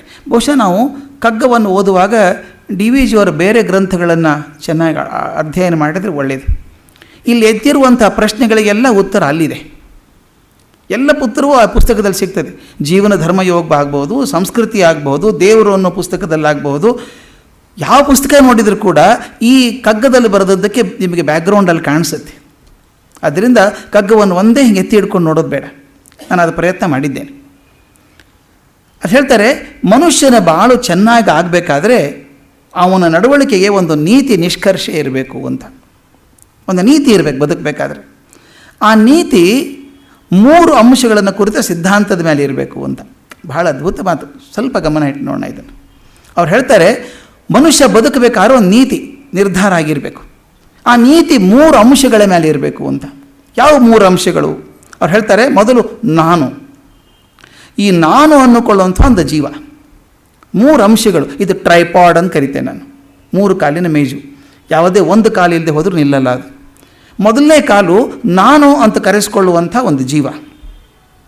ಎರಡನೇದು ಆ ಜೀವದ ಅನುಭವಕ್ಕೆ ಸದಾ ತುಡಿತಾ ಇರುವಂಥ, ಅನುಭವಕ್ಕೆ ಬರ್ತಾ ಇರುವಂಥ ಆ ಪ್ರಪಂಚ. ಎಷ್ಟು ಚೆನ್ನಾಗಿದೆ ನೋಡಿ. ಬರೀ ನಾನಿದ್ದೆ ಪ್ರಪಂಚ ಇಲ್ಲ ಅಂದರೆ ಅರ್ಥವೇ ಇಲ್ಲ. ಅಥವಾ ಬರೀ ಪ್ರಪಂಚ ಇದೆ ಮನುಷ್ಯರೇ ಇಲ್ಲ ಅಂದರೆ ಅದಕ್ಕೂ ಅರ್ಥ ಇಲ್ಲ. ಆದ್ದರಿಂದ ನಾನು ಇರಬೇಕು, ನನ್ನ ಅನುಭವಕ್ಕೆ ಬರುವಂಥ ಪ್ರಪಂಚ ಎರಡನೇದ್ದು. ಮೂರನೇದ್ದು ಈ ಜೀವ ಪ್ರಪಂಚಗಳಿಗೆ ಮೂಲ ಕಾರಣವಾಗಿ ಮತ್ತು ನಿಯಾಮಕವಾಗಿರುವಂಥ ಒಂದು ಸರ್ವಶಕ್ತಿ ಇದೆ. ಆ ಶಕ್ತಿಯನ್ನು ನೀವು ಪರಮೇಶ್ವರ ಅಂತ ಕರೀರಿ, ಶಿವ ಅಂತ ಕರೀರಿ, ಭಗವಂತ ಅಂತ ಕರೀರಿ, ದೈವ ಅಂತ ಕರೀರಿ, ವಿಧಿ ಅಂತ ಕರೀರಿ. ಈ 3 ಮುಖ್ಯ. ಈ 3 ಅಂಶಗಳ ಸಿದ್ಧಾಂತದ ಮೇಲೆ ಮನುಷ್ಯನ ನೀತಿ ನಿರ್ಧಾರ ಆಗಬೇಕು ಅಂತ ಹೇಳ್ತಾರೆ ಡಿ ವಿ ಜಿ. ಅಂದರೆ ಜೀವ, ಪ್ರಪಂಚ ಹಾಗೂ ಸೃಷ್ಟಿಕರ್ತ ಭಗವಂತ. ಈ 3 ಇದೆಯಲ್ಲ, ಜೀವ, ಜಗತ್ತು, ಭಗವಂತ ಅಂತ. ಈ ಜೀವ, ಜಗತ್ತು, ಭಗವಂತ ಇವುಗಳ 3 ಚಿಂತನೆ ಇದೆಯಲ್ಲ, ಅದೇ ಕಗ್ಗದ ಮೂಲ ಆಶಯ. ಈ ಮಂಕುತಿಮ್ಮನ ತಮ್ಮ ಒಬ್ಬಿದ್ದಾನೆ, ಮರುಳ ಮುನಿಯ ಅಂತ. ಅದರಲ್ಲೊಂದು ಮಾತನ್ನು ಎಷ್ಟು ಚೆನ್ನಾಗಿ ಹೇಳ್ತಾರೆ ಡಿ ವಿ ಜಿ, ಕಗ್ಗಕ್ಕೆ ಪೂರಕವಾಗಿ ಬರುವಂಥದ್ದು. ಈ ಮೂರು ಮಾತನ್ನೇನು ಹೇಳಿದೆ ನಾನು, ಜೀವ, ಜಗತ್ತು, ಭಗವಂತ, ಈ ಮೂರರ ಅರಿವು, ಇದರ ತಿಳುವಳಿಕೆ ಇದೆಯಲ್ಲ, ಅದೇ ತತ್ವಜ್ಞಾನ. ಈ ತತ್ವಜ್ಞಾನದ ವಿಚಾರವೇ ಕಗ್ಗದ ಮೂಲ ಸಾಮಗ್ರಿ ಅಂತ ಹೇಳಿದೆ. ಆ ಒಂದು ಪದ್ಯ ಎಷ್ಟು ಚೆನ್ನಾಗಿದೆ, ಮರಳು ಮುನಿಯನ ಕಗ್ಗದಲ್ಲಿ ಬರುವಂಥದ್ದು. ಇರುವೊಂದು ಮೆರೆವೊಂದು ಅರಿವೊಂದು ಮೂರನು ಪೊರುವುದೊಂದು ಪರುಕಿಸುವ ಅದರ ಅರ್ಥವನ್ನು ಮರುಳೆ. ಇರುವುದದು ಸತ್ಯ, ಮರೆವುದು ಲೋಕ, ಅರಿವಾತ್ಮ ಪೊರುವುದೇ ಬ್ರಹ್ಮವದು ಮರುಳ ಮುನಿಯ. ಸ್ವಲ್ಪ ವಿಸ್ತಾರ ಮಾಡೋಣ. ಇರುವೊಂದು ಮೆರೆವೊಂದು ಅರಿವೊಂದು. ಇರುವೊಂದು, ನಾನು ಇದ್ದೇನಲ್ಲ ಜಗತ್ತಲ್ಲಿ, ನನಗೆ ಇರೋ ಅನುಭವ ಆಗ್ತದೆ, ನನಗೆ ನಾನು ಬದುಕಿದ್ದೇನೆ, ಬದುಕಿದ್ರಿಂದ ನನಗೆ ಪಂಚೇಂದ್ರಿಯಗಳ ಮೂಲಕ ಬರುವಂಥ ಅನುಭವ ಆಗ್ತದೆ. ಆದ್ದರಿಂದ ಇರುವೊಂದು, ನಾನು ಇದ್ದಿದ್ದೇನೆ, ಅಸ್ತಿತ್ವ ನಂದು. ಮೆರೆವೊಂದು, ನಾನು ಬದುಕಿದ್ರೂ ಪ್ರಪಂಚ ಮೆರೀತಾ ಇದೆ. ಸ್ವಲ್ಪ ಅರ್ಥ ನೋಡ್ಕೋಬೇಕು. ಮನುಷ್ಯ ಬದುಕಿರೋ ಸ್ವಲ್ಪ ಕಾಲ ಮಾತ್ರ, ಸ್ವಲ್ಪ ಕಾಲದ ನಂತರ ಪ್ರಪಂಚ ಹಾಗೆ ಮುಂದುವರೆದಿದೆ. ಜಗತ್ತು ಇರುವುದು, ಮೆರೆಯುವುದು, ಹೊಳೆಯುವುದು ಆ ಪ್ರಪಂಚದಿಂದಾಗಿ. ಆದ ತಮಾಷೆ, ವ್ಯಕ್ತಿಗಳಿರೋದ್ರಿಂದ ಪ್ರಪಂಚನ ವಿಸ್ತಾರ ಆಗ್ತಾ ಇದೆ. ಆದರೆ ವ್ಯಕ್ತಿ ಮರೆಯಾಗ್ತಾ ಹೋಗ್ತಾನೆ. ಹಿಂದಕ್ಕೊಂದು ಈ ಪ್ರಶ್ನೆ ಕೇಳಿದ್ದೆ ನಾನು. Though an institution is made up of mortals, how an institution becomes immortal. ಅತ್ಯಂತ ಸಣ್ಣ ಬದುಕಿನ ಮನುಷ್ಯರು ಸೇರ್ಕೊಂಡು ಕಟ್ಟಿದಂಥ ಸಂಸ್ಥೆ ಅಜರಾಮರ ಆಗೋದು ಹೇಗೆ? ಮನುಷ್ಯರು ಜಾಸ್ತಿ ದಿವಸ ಬದುಕಲ್ಲ, ಆದರೆ ಸಂಸ್ಥೆ ಶಾಶ್ವತವಾಗಿ ಬದುಕ್ತದೆ. ಈ ವರ್ಷ ಕೇಂಬ್ರಿಡ್ಜ್ ಯೂನಿವರ್ಸಿಟಿ 800ನೇ ವರ್ಷ ಆಚರಿಸ್ತಾ ಇದೆ. 800 ವರ್ಷ. ಈಗ ಪ್ರೆಸಿಡೆಂಟ್ ಯಾರು ಕೇಂಬ್ರಿಡ್ಜದ್ದು ಯಾರಿಗೂ ನೆನಪಿಲ್ಲ, ಯಾರಿಗೂ ಗೊತ್ತಿಲ್ಲ. ಬಹುಶಃ ಕೇಂಬ್ರಿಡ್ಜ್ ಹುಡುಗರನ್ನ ಕೇಳಿದ್ರೆ ಗೊತ್ತಿರಲಿಕ್ಕಿಲ್ಲೇನೋ. ಎಷ್ಟೋ ಜನ ಪ್ರೆಸಿಡೆಂಟ್ಸ್ ಆಗೋಗಿದ್ದಾರೆ, ಪ್ರೊಫೆಸರ್ಸ್ ಆಗೋಗಿದ್ದಾರೆ, ಎಲ್ಲರೂ ಆಗೋಗಿದ್ದಾರೆ. ಆದರೆ ಕೇಂಬ್ರಿಡ್ಜ್ ಮಾತ್ರ ಶಾಶ್ವತವಾಗಿ ನಿಂತಿದೆ. ಅದೊಂದು ಪ್ರಪಂಚ, ಕೇಂಬ್ರಿಡ್ಜ್ ಪ್ರಪಂಚ. ಅದು ಆದದ್ದು ವ್ಯಕ್ತಿಗಳಿಂದಾಗಿ. How does an institution attain immortality though it is made up of mortals ಅಂದಾಗ ಅದಕ್ಕೆ ಭಾಳ ಚೆನ್ನಾಗಿ ಹೇಳ್ತಾರೆ. Only by the overlapping of the life of one mortal over the other institution becomes immortal. ಒಬ್ಬ ಸಣ್ಣ ಬದುಕುವಂಥ ಮನುಷ್ಯನ ಜೀವ ಮತ್ತೊಂದರ ಮೇಲೆ ಬಿದ್ದಾಗ ಅದು ಬೆಳವಣಿಗೆ ಆಗ್ತಾ ಹೋಗ್ತದೆ. ಯಾವುದೇ ಒಂದು ಹತ್ತಿಯ ನೂಲು 2 ಇಂಚಿಗಿಂತ ಉದ್ದ ಇರೋಲ್ಲ. ಹತ್ತಿಯ ಒಂದು ನೂಲು 2 ಇಂಚ್ ಬಹಳ ಉದ್ದ ಅಂದರೆ ಇರ್ಬೋದು. ಆದರೆ ಹತ್ತಿಯ ನೂಲಿನಿಂದ ಮಾಡಿದಂಥ ಹಗ್ಗ 1 ಕಿಲೋಮೀಟ್ರ್ ಉದ್ದನೂ ಬರುತ್ತೆ. ಅದು ಹೇಗೆ ಬಂತು? ಒಂದೊಂದು ನೂಲಿನ ಉದ್ದ 2 ಇಂಚ್ ಮಾತ್ರ ಇದ್ದರೂ ಕೂಡ ಆ 1 ಇಂಚಿನ ಮತ್ತೊಂದು ಹುರಿಕೊಂಡು, ಮತ್ತೊಂದು ಸೇರಿಕೊಂಡು, ಇದು ಮುಗಿಯೋದ್ರೊಳಗೆ ಮತ್ತೊಂದು ಬೆಳ್ಕೊಂಡು, ಹೀಗೆ ಅದು ಇಮ್ಮಾರ್ಟಲ್ ಆಗ್ತದೆ ಅಂತ ಅನ್ನೋ ದೃಷ್ಟಿಯಿಂದ ಅದಕ್ಕೆ ಹೇಳ್ತಾರೆ, ವ್ಯಕ್ತಿ ಇರುವುದು ಸತ್ಯ, ಇರುವುದೊಂದು, ವ್ಯಕ್ತಿ ಇರುವುದು ಸತ್ಯ ಅದು. ಆದರೆ ಮೆರೆವೊಂದು, ಆ ಮೆರೆಯುವುದು ಪ್ರಪಂಚ. ಅರಿವೊಂದು ಮೂರನಂ ಪೊರುವುದುಂ, ಇದು ಮೂರನ್ನು ಹೊರುವಂಥದ್ದು ಒಂದು ಇದೆಯಲ್ಲ, ಅದು ಯಾವುದು? ಪರಿಕಿಸು ಅದರ ಅರ್ಥವನ್ನು ಮರುಳೆ. ಮರುಳೆ ಅಂತ ಹೇಳಬೇಕು ನಮಗೆ. ಆ ಮೂರರ ಅರ್ಥ ಗಮನಿಸು. ಇರುವಂಥ ವಸ್ತು ಸತ್ಯ, ಹೊಳೆಯುವಂಥ ಪ್ರಪಂಚ ಸತ್ಯ. ಈ ಮೂರರ ಅರಿವನ್ನು, ಎಲ್ಲರ ಅರಿವನ್ನು ಹೊರುವಂಥದ್ದು, ಭಾರ ಹೋದೋದಿದೆಯಲ್ಲ, ಅದೊಂದಿದೆ. ಅದನ್ನು ಅರ್ಥ ಮಾಡ್ಕೊ. ಇರುವುದದು ಸತ್ಯ, ಮನುಷ್ಯ ಇರುವಂಥದ್ದು ಸತ್ಯ. ಮೆರೆಯುವುದು ಲೋಕ, ಮೆರೆಯುವುದು ಲೋಕ. ಅರಿವು ಆತ್ಮ ಹೊರುವುದೇ ಬ್ರಹ್ಮವದು ಮಂಕುತಿಮ್ಮ. ಈ ಇರುವಂಥದ್ದನ್ನು, ಮೆರೆಯುವಂಥದ್ದನ್ನು, ಅದು ಎರಡನ್ನೂ ಹೊರುವಂಥದ್ದು ಧರ್ಮ. ಯಾವುದು ಹೊರ್ತದೋ, ಇರುವಂಥದ್ದನ್ನು ಮೆರೆಯುವಂಥದ್ದನ್ನು ಯಾವುದು ಹೊರ್ತದೋ, ಅದರ ಭಾರವನ್ನು ತನ್ನ ಮೇಲೆ ಹೊತ್ಕೊಂಡಿದೆಯೋ ಅದು ಬ್ರಹ್ಮ. ನೋಡಿ, ಮೂರನ್ನು ಹೇಗೆ ಇಟ್ಕೊಂಡಿದ್ದಾರೆ ನೋಡಿ, ಜೀವ, ಜಗತ್ತು ಮತ್ತು ಬ್ರಹ್ಮ. ಈ ಮೂರು ಕೂಡ, ಈ ಮೂರರ ತತ್ವ ವಿಚಾರ ಈ ಕಗ್ಗದ ಮೂಲ ಸಾಮಗ್ರಿ ಅಂತ. ಈ ಜ್ಞಾನವನ್ನು ಸಂಪಾದಿಸಬೇಕು ಅಂತ ಹೊರಟಂಥವನಿಗೆ ಜಿಜ್ಞಾಸು ಅಂತ ಕರೀತೇವೆ. ದೇವರ ಮುಂದೆ ದೀಪ ಹಚ್ಚಬೇಕಾದರೆ ಒಂದು ಹಣತೆ ಬೇಕಾಗ್ತದೆ. ಬರೀ ಹಣತೆ ಇದ್ದರೆ ದೀಪ ಉರಿಯಲ್ಲ, ಅದರೊಳಗೆ ಎಣ್ಣೆ ಹಾಕಬೇಕು. ಎಣ್ಣೆ ಹಾಕಿದರೂ ಉರಿತದೆ ಅಂತೇನಿಲ್ಲ. ಹಣತೆ ಹಾಕಿ ಎಣ್ಣೆ ಹಾಕಿದರೂ ಉರಿಯಲ್ಲ. ಒಂದು ಬತ್ತಿಯನ್ನು ಅದರಲ್ಲಿ ನೆನೆಸಬೇಕು, ಆದರೂ ಉರಿಯಲ್ಲ ಅದು. ಹಣತೆ ಇದೆ, ಎಣ್ಣೆ ಇದೆ, ಬತ್ತಿ ಇದೆ. ಅಲ್ಲಮ್ಮ ಪ್ರಭುದು ದೊಡ್ಡ ಹಾಡಿದೆ ಒಂದು ಇದ್ರದ್ದು. ಎಣ್ಣೆ ಇದೆ, ಬತ್ತಿ ಇದೆ, ಜ್ಯೋತಿ ಹೆಂಗೆ ಬರ್ತದೆ, ಎಲ್ಲಿಂದ ಬರ್ತದೆ ಅಂತ. ಅದಕ್ಕೆ ಕೊನೆಗೆ ಹೇಳ್ತಾರೆ, ಉರಿಯುವ ಬೆಂಕಿ ಕಡ್ಡಿಯನ್ನು ಆ ಎಣ್ಣೆಯಲ್ಲಿ ನೆನೆದಂಥ ದೀಪಕ್ಕೆ ಹಚ್ಚಿದಾಗ ಮಾತ್ರ ಬೆಳಕು ಬರ್ತದೆ. ಈ 4 ಬೇಕಂದಂಗೆ ಆಯ್ತಲ್ಲ. ಹಣತೆ, ಎಣ್ಣೆ, ಬತ್ತಿ ಮತ್ತು ಉರಿ, ಈ 4ರ ಸಂಯೋಗದಿಂದ ದೀಪ ಆಗುವಂಥದ್ದು. ಹಾಗೆಯೇ ಈ ತತ್ವ ದರ್ಶನ ಅಂತ ಆಗಬೇಕಾದ್ರೆ ದೇಹ, ಇಂದ್ರಿಯ, ಮನಸ್ಸು, ಬುದ್ಧಿ, ದೇಹ, ಇಂದ್ರಿಯ, ಮನಸ್ಸು, ಬುದ್ಧಿ ಈ 4 ಕೂಡ ನಿರ್ಮಲವಾಗಿ ಏಕೀಭವಿಸಿದಾಗ ಮಾತ್ರ ಆಧ್ಯಾತ್ಮಿಕ ಶಕ್ತಿ ಪ್ರಕಾಶಕ್ಕೆ ಬರ್ತದೆ ಅಂತ ಹೇಳ್ತಾರೆ. ಈ ಮಾತನ್ನು ಯಾಕೆ ಹೇಳ್ತಿದ್ದೀನಿ ಅಂದರೆ, ಕಗ್ಗದ ಪದ್ಯಗಳನ್ನು ಓದೋದು ತುಂಬ ಚೆಂದ ಅನಿಸುತ್ತೆ. ಆದರೆ ಡಿ ವಿ ಜಿ ನಮಗೋಸ್ಕರ ಎಷ್ಟು ಕಷ್ಟಪಟ್ಟಿದ್ದಾರೆ ಅನ್ನೋದು ಅರ್ಥ ಆಗಬೇಕು. ಮಾತು ಸುಲಭವಾಗಿ ಬರುತ್ತೆ ಕಗ್ಗದಲ್ಲಿ, ಅದರ ಹಿಂದಿರುವಂಥ ಚಿಂತನೆ ಇಷ್ಟು ಆಳಕ್ಕಿದೆ. ಅದು ಆಳದಿಂದ ಬರುವಂಥದ್ದು. ಅವರು ಒಬ್ಬರು ಸಾಮಾನ್ಯರ ಮನೆಗೆ ತೊಟ್ಟು ಎಣ್ಣೆ ಎಷ್ಟಾದರೂ ಸಾಕು ಅಂತ ಅನ್ಬೇಕಾದ್ರೆ ಎಣ್ಣೆ ಮಾಡೋದು ಎಷ್ಟು ಕೆಲಸ ಅಂತ ಗೊತ್ತು. ಆ ಎಣ್ಣೆ ಮಾಡೋನಿಗೆ ಗೊತ್ತು ಕಷ್ಟ ಇದೆ ಅಂತ. ಬೀಜ ತಂದು ಅರೆದು ಸೋಸಿ ಎಣ್ಣೆ ಮಾಡಬೇಕಾದ್ದು ಅದನ್ನು ಕೆಲಸ ಡಿ ವಿ ಜಿ ಮಾಡಿದ್ದಾರೆ. ಹೇಳ್ತಾರೆ, ಇವು ನಾಲ್ಕು ಸೇರಿ ಏಕೀಭವಿಸಿದಾಗ ಮಾತ್ರ, ನಿರ್ಮಲವಾಗಿದ್ದಾಗ ಮಾತ್ರ ಆಧ್ಯಾತ್ಮಿಕ ಶಕ್ತಿ ಪ್ರಕಾಶಕ್ಕೆ ಬರ್ತದೆ. ಈ ನಾಲ್ಕನ್ನು ಸಂಸ್ಕಾರ ಪಡಿಸಬೇಕಾದ್ರೆ ಒಂದು ಪೂರ್ವ ಸಿದ್ಧತೆ ಮಾಡ್ಕೊಳ್ಬೇಕಾಗ್ತದೆ. ಈ ನಾಲ್ಕನ್ನು ದೇಹ, ಇಂದ್ರಿಯ, ಮನಸ್ಸು, ಬುದ್ಧಿ, ಇವು ನಾಲ್ಕನ್ನು ಸಿದ್ಧತೆ ಮಾಡ್ಕೋಬೇಕಾದ್ರೆ ಕೆಲವು ತಯಾರಿ ಮಾಡ್ಕೋಬೇಕಾಗ್ತದೆ. ಆ ತಯಾರಿ ಏನು ಮಾಡ್ಕೋಬೇಕು ಅನ್ನೋದು ಮಾತನ್ನು ಡಿ ವಿ ಜಿ ತುಂಬ ಚೆನ್ನಾಗಿ ಹೇಳ್ತಾರೆ.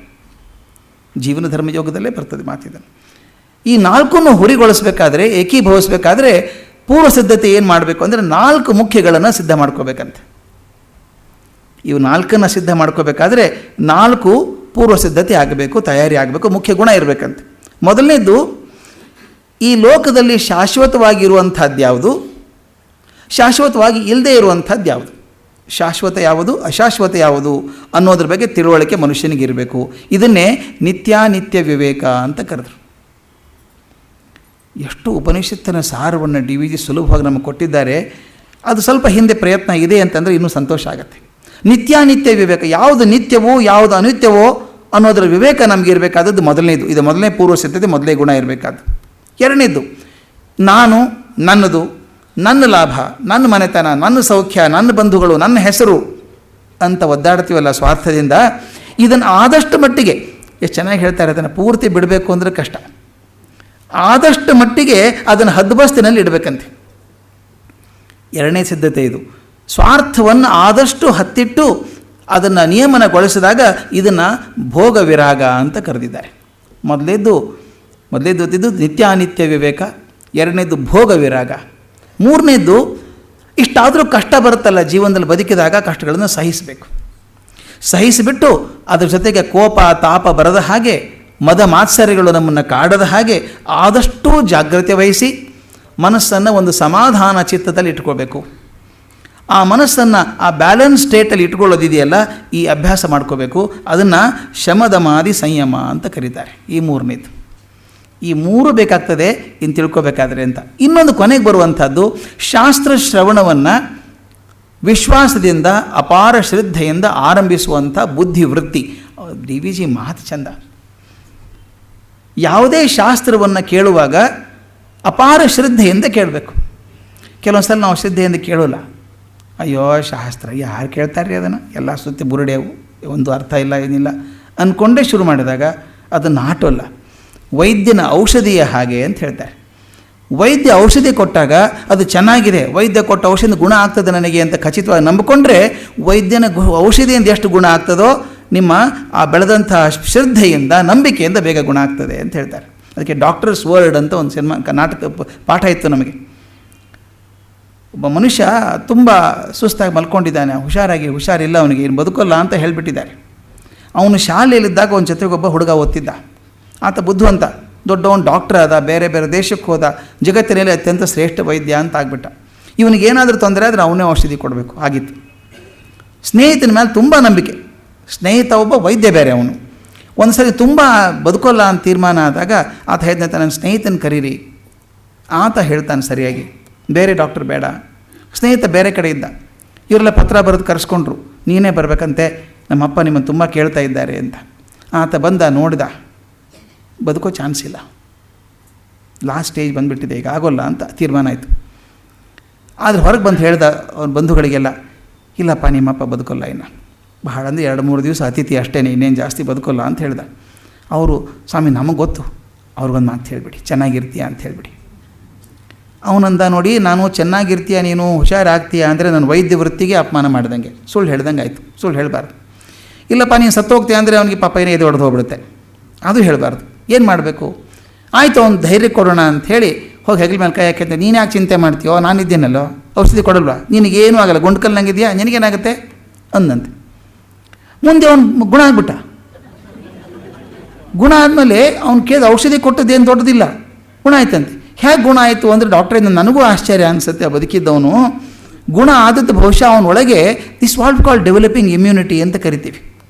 ಒಳಗಡೆ ಆ ರೋಗವನ್ನು ನಿರೋಧಕ ಶಕ್ತಿ ದೇಹದಲ್ಲಿ ಬೆಳೀತದೆ ಯಾವಾಗ ಆತ್ಮವಿಶ್ವಾಸ ಬಂದಾಗ.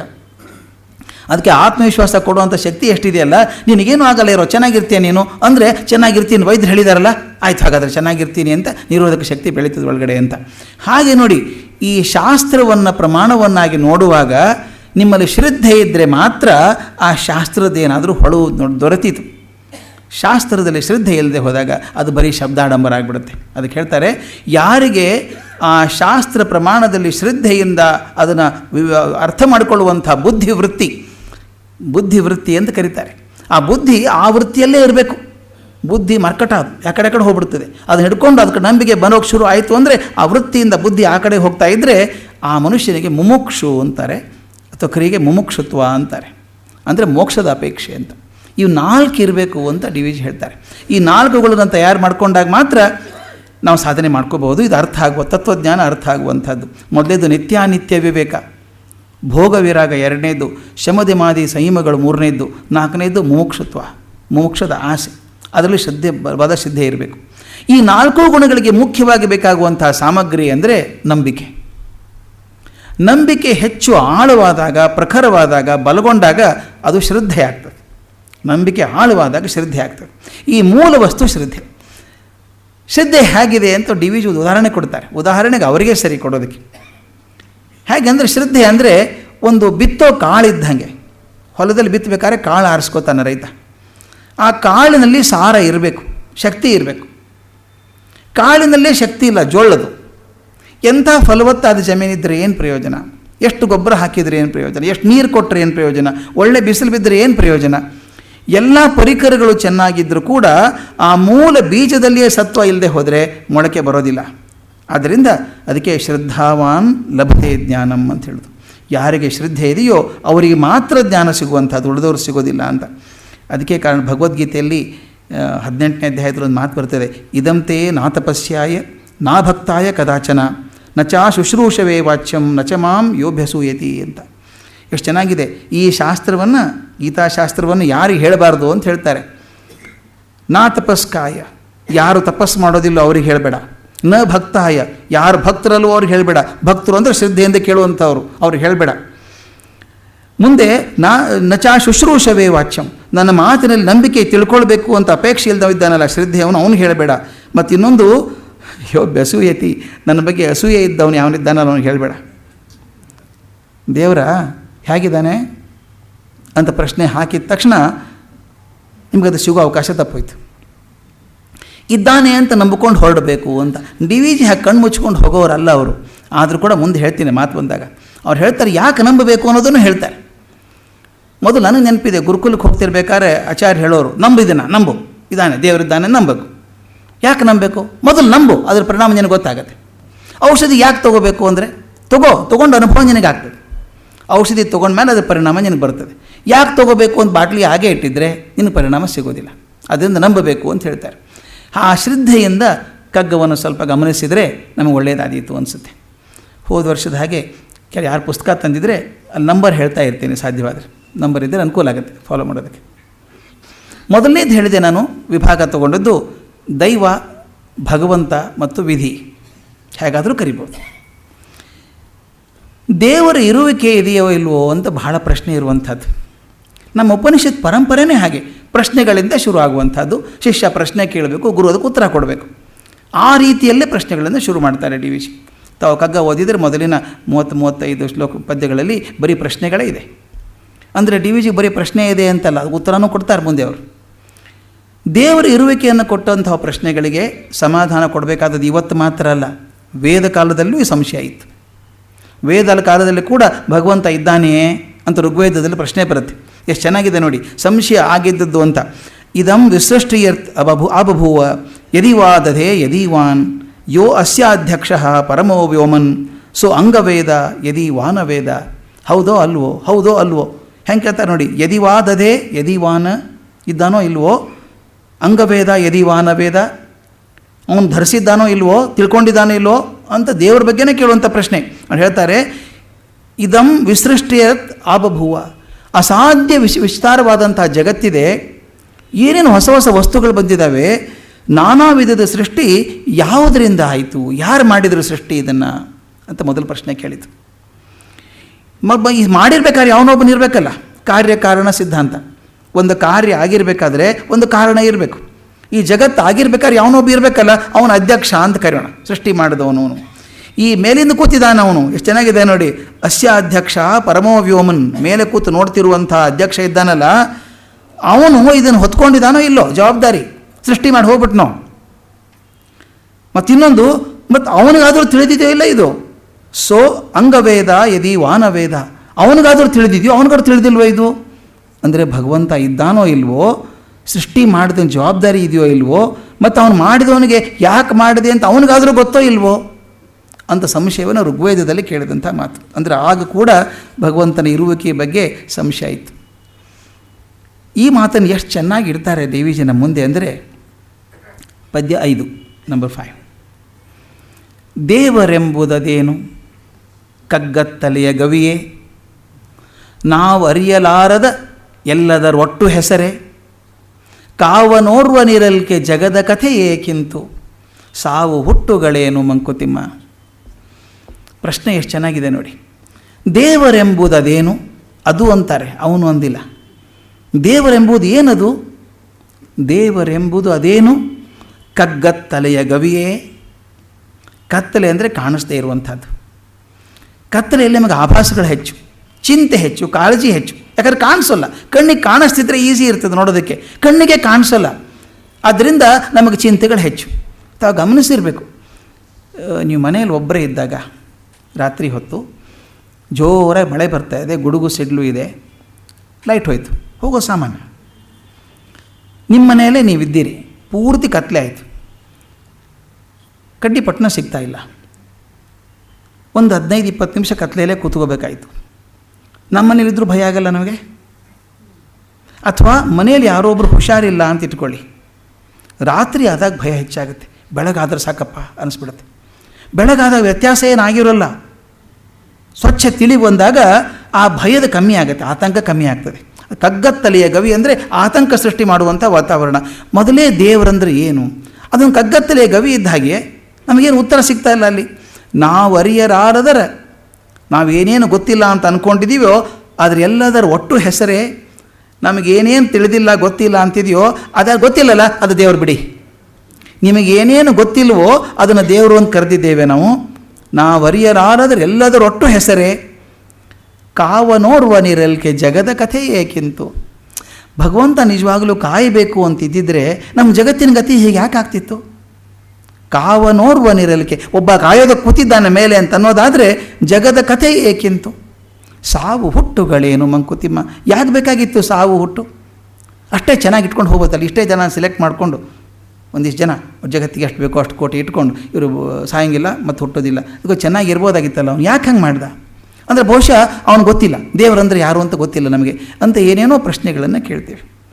ಅಂದರೆ ಭಗವಂತ ಗೂಢವೇ? ಹಾಗಾದರೆ ಇದು ಸಂದೇಹವಾದಿಗಳ ಪ್ರಶ್ನೆ. ಸಂದೇಹವಾದಿಗಳು ಕೇಳೋದು ಹೇಗೆ ಅಂತಂದರೆ, ದೇವರು ಅನ್ನೋದು ಭ್ರಾಂತಿ. ಈಗ ನಾವು ಕೇಳಿದ್ವಿ, ಭಾಳ ಜನ ಮಾತಾಡ್ತಾರೆ God is our own creation. Whether Nietzsche, German philosopher Nietzsche ಅಂತ ಒಳ್ಳಿ ಪಾಶ್ಚಿಮಾತ್ಯ ವಿದ್ಯಾನ ಹೇಳೋದು ದೇವರಂತಿಲ್ಲಪ್ಪ, ನಮ್ಮ ಭ್ರಮೆಪ್ಪ, ಅದು ಭ್ರಾಂತಿ. ನಮ್ಗೆ ಹೆದರಿಕೆ ಬಂದಾಗ ಇದೊಂದು ಕೋಲ್ ಇಟ್ಕೊಂಡಿದ್ದೀವಿ ಅಷ್ಟೇ, ದೇವರೊಂದು ಕೋಲ್ ಇಟ್ಕೊಂಡಿದ್ದೀವಿ, ಅದೊಂದು ಸಿಂಬಲ್, ಸಂಕೇತ ಅಷ್ಟೇ ಅದು. ಅದಕ್ಕೆ ಹೇಳ್ತಾರೆ ಮನುಷ್ಯ ಭೀತಿಯಿಂದ ಮಾಡಿಕೊಂಡ ಒಂದು ಸಂಕೇತ ಮಾತ್ರ ಅದು. ಹೆದರಿಕೆ ಬಂದಾಗ ಡಿ ವಿ ಜಿ ಇನ್ನೊಂದು ಪದ್ಯದಲ್ಲಿ ಹೇಳ್ತಾರೆ, ನಮ್ಮ ಭಕ್ತಿ ಹೇಗಿದೆ ಅಂತ. ಕತ್ತಲೆಯೊಳೇನನು ಕಂಡು ಬೆದರಿದ ನಾಯಿ, ಎತ್ತಲೋ ಸಖನೋರ್ವ ನಿಹನೆಂದು ನಂಬಿ, ಕತ್ತೆತ್ತಿ ಮೋಳಿಡುತ್ತ ಬೊಗಳಿ ಹಾರಾಡುವುದು ಭಕ್ತಿ ಅಂತೆಯೇ ನಮ್ಮದು ಮಂಕುತಿಮ್ಮ ಅಂತ. ನಮ್ಮ ಭಕ್ತಿ ಹೇಗಿದೆ ಅಂತ ಹೇಳ್ತಾರೆ. ಹೆದರ್ಕೊಂಡು ಮಾಡಿದ್ದು ಅಂತ ಅವ್ರು ಹೇಳ್ತಾರೆ ತಮಾಷೆ ಮಾಡೋದಕ್ಕೆ. ಕತ್ತಲೆ ಆಗಿಬಿಟ್ಟಿದೆ, ನಾಯಿ ಒಂದೇ ರಸ್ತೆಯಲ್ಲಿ, ಕತ್ತಲೆಯೊಳೇನೋ ಕಂಡು ಬೆದರಿದ ನಾಯಿ, ಪಾಪ ಮೊದಲೇ ಕತ್ತಲೆ ಏನೋ ಕಾಣಿಸ್ಬಿಡ್ತು, ಓಡಾಡ್ದಂಗೆ ಆಯಿತು, ಗಾಬರಿ ಆಗಿಬಿಡುತ್ತೆ ನಾಯಿಗೆ. ಅದಕ್ಕೂ ಪಾಪ ಜೀವ ಇಲ್ವೇ, ಗಾಬರಿ ಆಗುತ್ತೆ. ಬೆದರಿದ ನಾಯಿ ಎತ್ತಲೋ ಸಖನೋರ್ವ ನಿಹನೆಂದು ನಂಬಿ, ನಂಬಿಕೊಂಡು ಕಾಣಿಸಿಲ್ಲ, ಆ ಕಡೆ ರೋಡಲ್ಲೂ ನಾಯಿ ಇರಬೇಕು, ದೋಸ್ತ ಇರಬೇಕು, ಅವನ ಸ್ನೇಹಿತ ಇರಬೇಕು, ಅವನು ಎಚ್ಚರಿಸೋದು ಹೇಗೆ? ಎತ್ತಲೋ ಸಖನೋರ್ವ ನಿಹನೆಂದು ನಂಬಿ, ಕತ್ತೆತ್ತಿ ಮೋಳಿಡುತ್ತ ಬೊಗಳಿ ಹಾರಾಡುವುದು. ಒಂದು ಕಿರ್ಚ್ಕೊಳ್ಳುತ್ತೆ, ಬೊಗಳಿ ಹಾರಾಡ್ತದೆ. ಯಾಕೆ ಹಾರಾಡ್ತದೆ ಅಂದರೆ ಇದು ಬೊಗಳಿದ ತಕ್ಷಣ ಅದು ಬೊಗಳುತ್ತೆ, ಅದಕ್ಕೂ ಹೆದರಿಕೆ ಇದೆ. ಅದು ಅದ್ರ ಬೊಗಳಿಕೆ ಇದಕ್ಕೆ ಸಮಾಧಾನ ಆಯಿತು, ಇವನು ಬಿದ್ದಾನ ಜೊತೆಗಿದ್ದಾನೊಬ್ಬ ಜ್ಞಾನೊಬ್ಬನು ಅಂತ. ಅದಕ್ಕೆ ಭಕ್ತಿ ಅಂತೆಯೇ ನಮ್ಮದು ಮಂಕುತಿಮ್ಮ, ಗಾಬರಿಯಿಂದ ಕೂಕ್ಕೊಳ್ಳೋಂಥದ್ದು ಭಕ್ತಿ ಅಂತ ಒಂದು ಕಡೆ ಹೇಳ್ತಾರೆ. ಆದರೆ ಇಲ್ಲಿ ಮಾಡಬೇಕಾದದ್ದು ಭಾಳ ಚಂದ. ದೇವರು ಅಂದರೆ ಬರೀ ಸಂಕೇತ, ಇದು ನಿಜ ಅಲ್ಲ. ಇದು ಬರೀ ಜಗತ್ತನ್ನು ಗೆಲ್ಲಬೇಕಾದ್ರೆ ಎರಡೇ ಬೇಕಾದದ್ದು, ಬುದ್ಧಿ ಬೇಕು, ಶಕ್ತಿ ಬೇಕು. ಬುದ್ಧಿ ಶಕ್ತಿಗಳಂತಾನೆ ಜಗತ್ತನ್ನು ಗೆಲ್ಲಬಹುದು ಅಂತ ಎಲ್ಲರೂ ತಿಳ್ಕೊಂಡಿದ್ದು. ನಮ್ಮ ಪಾಶ್ಚಿಮಾತ್ಯ ದೃಷ್ಟಿಗೂ ಭಾರತೀಯ ದೃಷ್ಟಿಗೂ ಮೂಲ ವ್ಯತ್ಯಾಸ ಇದು.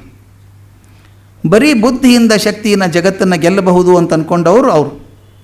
ಆದರೆ ಬರೀ ಬುದ್ಧಿ ಯುಕ್ತಿ ಶುದ್ಧಿ ಆಗೋದಿಲ್ಲ, ಅದರ ಹಿಂದೆ ಒಂದು ಭಗವಂತನ ಸಾಕ್ಷಾತ್ಕಾರ ಇರಬೇಕು, ಆಶೀರ್ವಾದ ಇರಬೇಕು ಅಂತ ನಂಬಿದವರು ನಾವು. ಹಾಗಾದರೆ ಭಗವಂತ ಯಾರು ಅಂತ ಅವ್ರು ಪ್ರಶ್ನೆ ಕೇಳ್ತಾರೆ. ಆಗಲೇ ಹೇಳಿದೆ, ದೇವರಿದ್ದಾನೆ ಅಂತ ನಂಬೋದ್ರಿಂದ ಆಗುವಂಥ ಪ್ರಯೋಜನ ಏನು? ನಂಬಿದ್ರೆ ಏನು ಪ್ರಯೋಜನ? ಸುಮ್ಮನೆ ಇದ್ದಾನೆ ಅಂತ ನಂಬ್ಕೊಳ್ಳೋದೇನು? ಅದಕ್ಕೆ ಹೇಳ್ತಾರೆ, ಭಾಳ ಚೆನ್ನಾಗಿ ಹೇಳ್ತಾರೆ ಅವರು. ಪ್ರಯೋಜನ ಇದೆಯಪ್ಪ, ಪ್ರಯೋಜನ ಇದೆ. ನಾ ಹೇಳಿದ್ದಲ್ಲ, ಉಪನಿಷತ್ ಕಾಲದಿಂದ ಹೇಳಿದ್ದಾರೆ. ನಾನು ಯಾಕೆ ಈ ಉಪನಿಷತ್ತಿನ ಮಾತುಗಳನ್ನು ಹೇಳ್ತಾ ಇದ್ದೇನೆ ಅಂದರೆ, ಈ ಮೇಲ್ ನೋಡೋಕ್ಕೆ ಸುಲಭವಾದಂಥ 4 ಸಾಲು ಇದೆಯಲ್ಲ, ದೇವರೆಂಬುದಿದೇನು ಕಗ್ಗತ್ತಲೆಯ ಗವಿಯೇ, ಇದರ ಹಿಂದೆ ಅಷ್ಟು ಚಿಂತನೆ ಇದೆ ಅಂತ. ತೈತ್ತರೀಯ ಉಪನಿಷತ್ತಲ್ಲಿ ಒಂದು ಮಾತು ಬರ್ತದೆ, ಅಸನ್ನೇವ ಸ ಭವತಿ ಅಸದ್ ಬ್ರಹ್ಮೇತಿ ವೇದ ಚೇತ್ ಅಸ್ತಿ ಬ್ರಹ್ಮೇತಿ ಚೇದ್ ವೇದ ಸಂತಮೇನಂ ತಥೋ ವಿದುಹು ಅಂತ ಒಂದು ಮಾತು. ಅಂದರೆ ಅರ್ಥ ಏನದು? ಯಾವನು ಬ್ರಹ್ಮ ಇಲ್ಲ, ಅಸತ್ಯ ಅಂತ ತಿಳ್ಕೊತಾನೋ ಅವನು ತಾನೇ ಇಲ್ಲವಾಗ್ತಾನೆ. ಯಾವನು ಬ್ರಹ್ಮ ಇಲ್ಲ ಅಂತ ಅನ್ಕೋತಾನೋ ಅವನು ತಾನೇ ಇಲ್ಲವಾಗ್ತಾನೆ. ಮಸ್ತ್ ಚೆನ್ನಾಗಿದೆ ನೋಡಿ, ಅಸದ್ ಬ್ರಹ್ಮೇತಿ ವೇದ ಚೇತ್, ಯಾವನು ಬ್ರಹ್ಮ ಅಸತ್ಯ ಅಂತ ತಿಳ್ಕೊತಾನೋ ಅಸನ್ನೇವ ಸ ಭವತಿ, ಅವನೇ ಇರೋದಿಲ್ಲ. ಯಾರು ಬ್ರಹ್ಮ ಉಂಟೆಂದು ತಿಳ್ಕೊತಾನೋ ಅವನು ತನ್ನ ಇರುವಿಕೆಯನ್ನು ಕೂಡ ತಿಳಿತಾನೆ.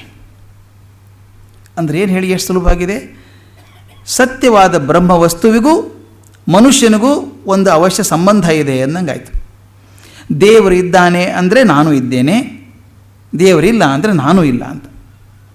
ನನ್ನ ಸೃಷ್ಟಿ ಆಗಿರೋದು ಭಗವಂತನಿಂದ ಅಂತ ನಂಬ್ಕೊಂಡಿದ್ದೇನೆ. ಆದ್ದರಿಂದ ಈ ತೈತ್ತರೀಯ ಉಪನಿಷತ್ ಹೇಳೋ ಮಾತೇನೆಂದರೆ, ದೇವರಿದ್ದಾನೆ ಅಂದರೆ ನಾನಿದ್ದೇನೆ ಅಂತ ಸಾಕ್ಷಿ ಇದ್ದ ಹಾಗೆ. ನೀನು ನಂಬಿದರೆ ದೇವರಿದ್ದಾನೆ ನಂಬ್ಕೊಂಡ್ರೆ ನೀನಿದ್ದದಕ್ಕೆ ಸಾಕ್ಷಿ ಅದು. ಬ್ರಹ್ಮ ಇಲ್ಲ ಅಂದರೆ ನೀನೂ ಇಲ್ಲ ಅಂತ ಅರ್ಥ. ಈಗ ನಾನಿದ್ದೇನೆ ಅಂತ ಖಾತ್ರಿ ಆಗಿಬಿಟ್ಟಿದೆ ನಮಗೆ ಅಲ್ವಾ? ಎಷ್ಟು ಚೆನ್ನಾಗಿದೆ ರಿವರ್ಸ್ ಕಾರಲರ್ ಇದು. ನಾನು ಇದ್ದದ್ದು ಗ್ಯಾರಂಟಿ ಇದೆ, ನನಗೆ ಕಾಣಿಸುತ್ತೆ, ಫೋಟೋ ಇದೆ, ಎಲ್ಲ ಕಾಣಿಸುತ್ತೆ, ಅಡ್ಡಾಡ್ತೀನಿ, ಹೆಂಡ್ತಿ ಮಕ್ಕಳು ಗುರುತು ಹಿಡಿತಾರೆ ನನ್ನ. ಆದ್ದರಿಂದ ನಾನಿದ್ದೇನೆ, ನಾನು ಇದ್ದದ್ದು ಸತ್ಯ. ನಾನಿದ್ದದ್ದು ಸತ್ಯವಾದರೆ ರಿವರ್ಸ್ ಕಾರಲರಿ, ಭಗವಂತ ಇದ್ದದ್ದು ಸತ್ಯ. ಯಾಕಂದ್ರೆ ಭಗವಂತ ಇದ್ದದ್ದು ಸತ್ಯವಾದರೆ ನೀನು ಇದ್ದದ್ದು ಸತ್ಯ ಅಂತ ಉಪನಿಷತ್ ಹೇಳುತ್ತೆ. ಇಲ್ಲಿ ಪ್ರಶ್ನೆ ಬರೋದು ಎಲ್ಲಿ ಅಂತಂದರೆ, ನಮ್ಮ ಹುಡುಗರಿಗೆ ಪ್ರಶ್ನೆ ಬರುತ್ತೆ, ಅಲ್ಲಪ್ಪ ನೀನು ತೈತ್ತರೀಯ ಉಪನಿಷತ್ ಹೇಳ್ತು ಅಂತ ಹೋಗ್ಬಿಡ್ತೀರಿ. ಉಪನಿಷತ್ ಹೇಳ್ತು ಭಗವಂತ ಇದ್ದರೆ ನೀನಿದ್ದೀಯ, ಭಗವಂತ ಇಲ್ಲದೆ ಹೋದರೆ ನೀನಿಲ್ಲ ಅಂತ ಅವ್ರು ಹೇಳಿದರು. ಅದೇನು ಪ್ರೂಫ್? ಅದು ಪ್ರೂಫ್ ಅಲ್ಲ, ಪ್ರೂಫ್ ಬೇಕು. ಈಗ ಸೈನ್ಸ್ನವ್ರಿಗೆ ಪ್ರೂಫ್ ಬೇಕು. ತೈತ್ತರೀಯ ಉಪನಿಷತ್ ಹೇಳಿದ ಪ್ರೂಫ್ ಅದು. ಇಂಥ ಮಾತು ಪ್ರಸಂಗ ವಿವೇಕಾನಂದರ ಜೀವನದಲ್ಲಿ ಚೆನ್ನಾಗಿ ಬಂದಿತ್ತು ಒಂದು ಸಲ. ಅವರು ಮದ್ರಾಸಿಗೆ ಬಂದಿದ್ದರು. ಇದಕ್ಕೆ ಹೋಗಿ ಬಂದಮೇಲೆ, ಶಿಕಾಗೆ ಹೋಗಿ ಬಂದಮೇಲೆ ಭಾಳ ಪ್ರಖ್ಯಾತರಾಗಿದ್ದರು. ಬಂದು ಮದ್ರಾಸಿಗೆ ಹೋದಾಗ ಮದ್ರಾಸ್ ಕ್ರಿಶ್ಚಿಯನ್ ಕಾಲೇಜಿಗೆ ಹೋದರು. ಅಲ್ಲಿ ವಿಜ್ಞಾನದ ವಿದ್ಯಾರ್ಥಿಗಳೆಲ್ಲ, ಡಿಗ್ರಿ ಹುಡುಗರೆಲ್ಲ ಕೂತಿದ್ರು. ನೋಡಿದರು ಈ ತರುಣ ಸನ್ಯಾಸಿ ಆಜಾನಬಾಹು, ಇವನಿಗೇನು ಗೊತ್ತು ತತ್ವಜ್ಞಾನ, ಕಾವ್ಯ ಹಾಕ್ಕೊಂಡ್ರೆ ಬಂದುಬಿಡುತ್ತಾ, ಮತ್ತು ಇವನಿಗೂ ವೇದಾಂತ ಏನು ಗೊತ್ತು? ಹುಡುಗರೆಲ್ಲ ಪರೀಕ್ಷೆ ಮಾಡೋ ಕೂತವರು. ಅವರು ವಿವೇಕಾನಂದರ ಪರೀಕ್ಷೆ ಮಾಡೋಕಂತ ಕೇಳ್ತಾರೆ. ನೀವು ವೇದಾಂತ ಅಂತೆಲ್ಲ ಹೇಳ್ತೀರಿ, ಅದೆಲ್ಲ ಅರ್ಥ ಇಲ್ಲ, ಅದಕ್ಕೆ ಪ್ರೂಫ್ ಏನಿದೆ? ಅದಕ್ಕೆ ಭಗವಂತ ಇದ್ದಾನೆ ಅಂತೀರಿ, ಯಾವುದೋ ಒಂದು ಉಪನಿಷತ್ ಕೋಟ್ ಮಾಡ್ತೀರಿ, ವೇದದ ಮಾತು ಹೇಳ್ತೀರಿ, ಅದನ್ನು ಹೆಂಗೆ ತಿಳ್ಕೊಳ್ಳೋದು ಗ್ಯಾರಂಟಿ ಅಂತ? ಪ್ರೂಫ್ ಬೇಕು ನಮಗೆ. ಸೈನ್ಸ್ನವ್ರು ನಾವೆಲ್ಲ ಹುಡುಗರು. ನಿಮ್ಮ ವೇದಾಂತಕ್ಕೆ ಯಾವ ಪ್ರೂಫೂ ಇಲ್ಲ. ನಮಗೆ ಹೆಂಗಿದೆ ನೋಡಿ, ನಾವು ಹೇಳ್ತೀವಿ ಇದು ಹೀಗಿದ್ದರೆ ಈ ರೂಲ್ ಪ್ರಕಾರ ಇದು ಬರುತ್ತೆ, ವಿಜ್ಞಾನ ಹೇಳುತ್ತೆ. ಇಷ್ಟು ಶಕ್ತಿ ಕೊಟ್ಟರೆ ಇಷ್ಟು ದೂರ ಕ್ರಮಿಸುತ್ತೆ ಅಂತ ಹೇಳಲ್ವ ನಾವು? ಹೇಗೆ ಮಾಡ್ತೀವಿ ನೋಡಿ ಅಂತ ಕೇಳಿದಾಗ ವಿವೇಕಾನಂದರ ಉತ್ತರ ಮಾತ್ರ ಅದ್ಭುತವಾದಂಥ ಉತ್ತರ. ಅದು ನಮಗೆ ಮನಸ್ಸಿಗೆ ಗಟ್ಟಿ ಆಗಬೇಕು. ವೇದಾಂತದ ಪೀಠಿಕೆ ಅಂದ್ಕೋತೀನಿ ಅದನ್ನು.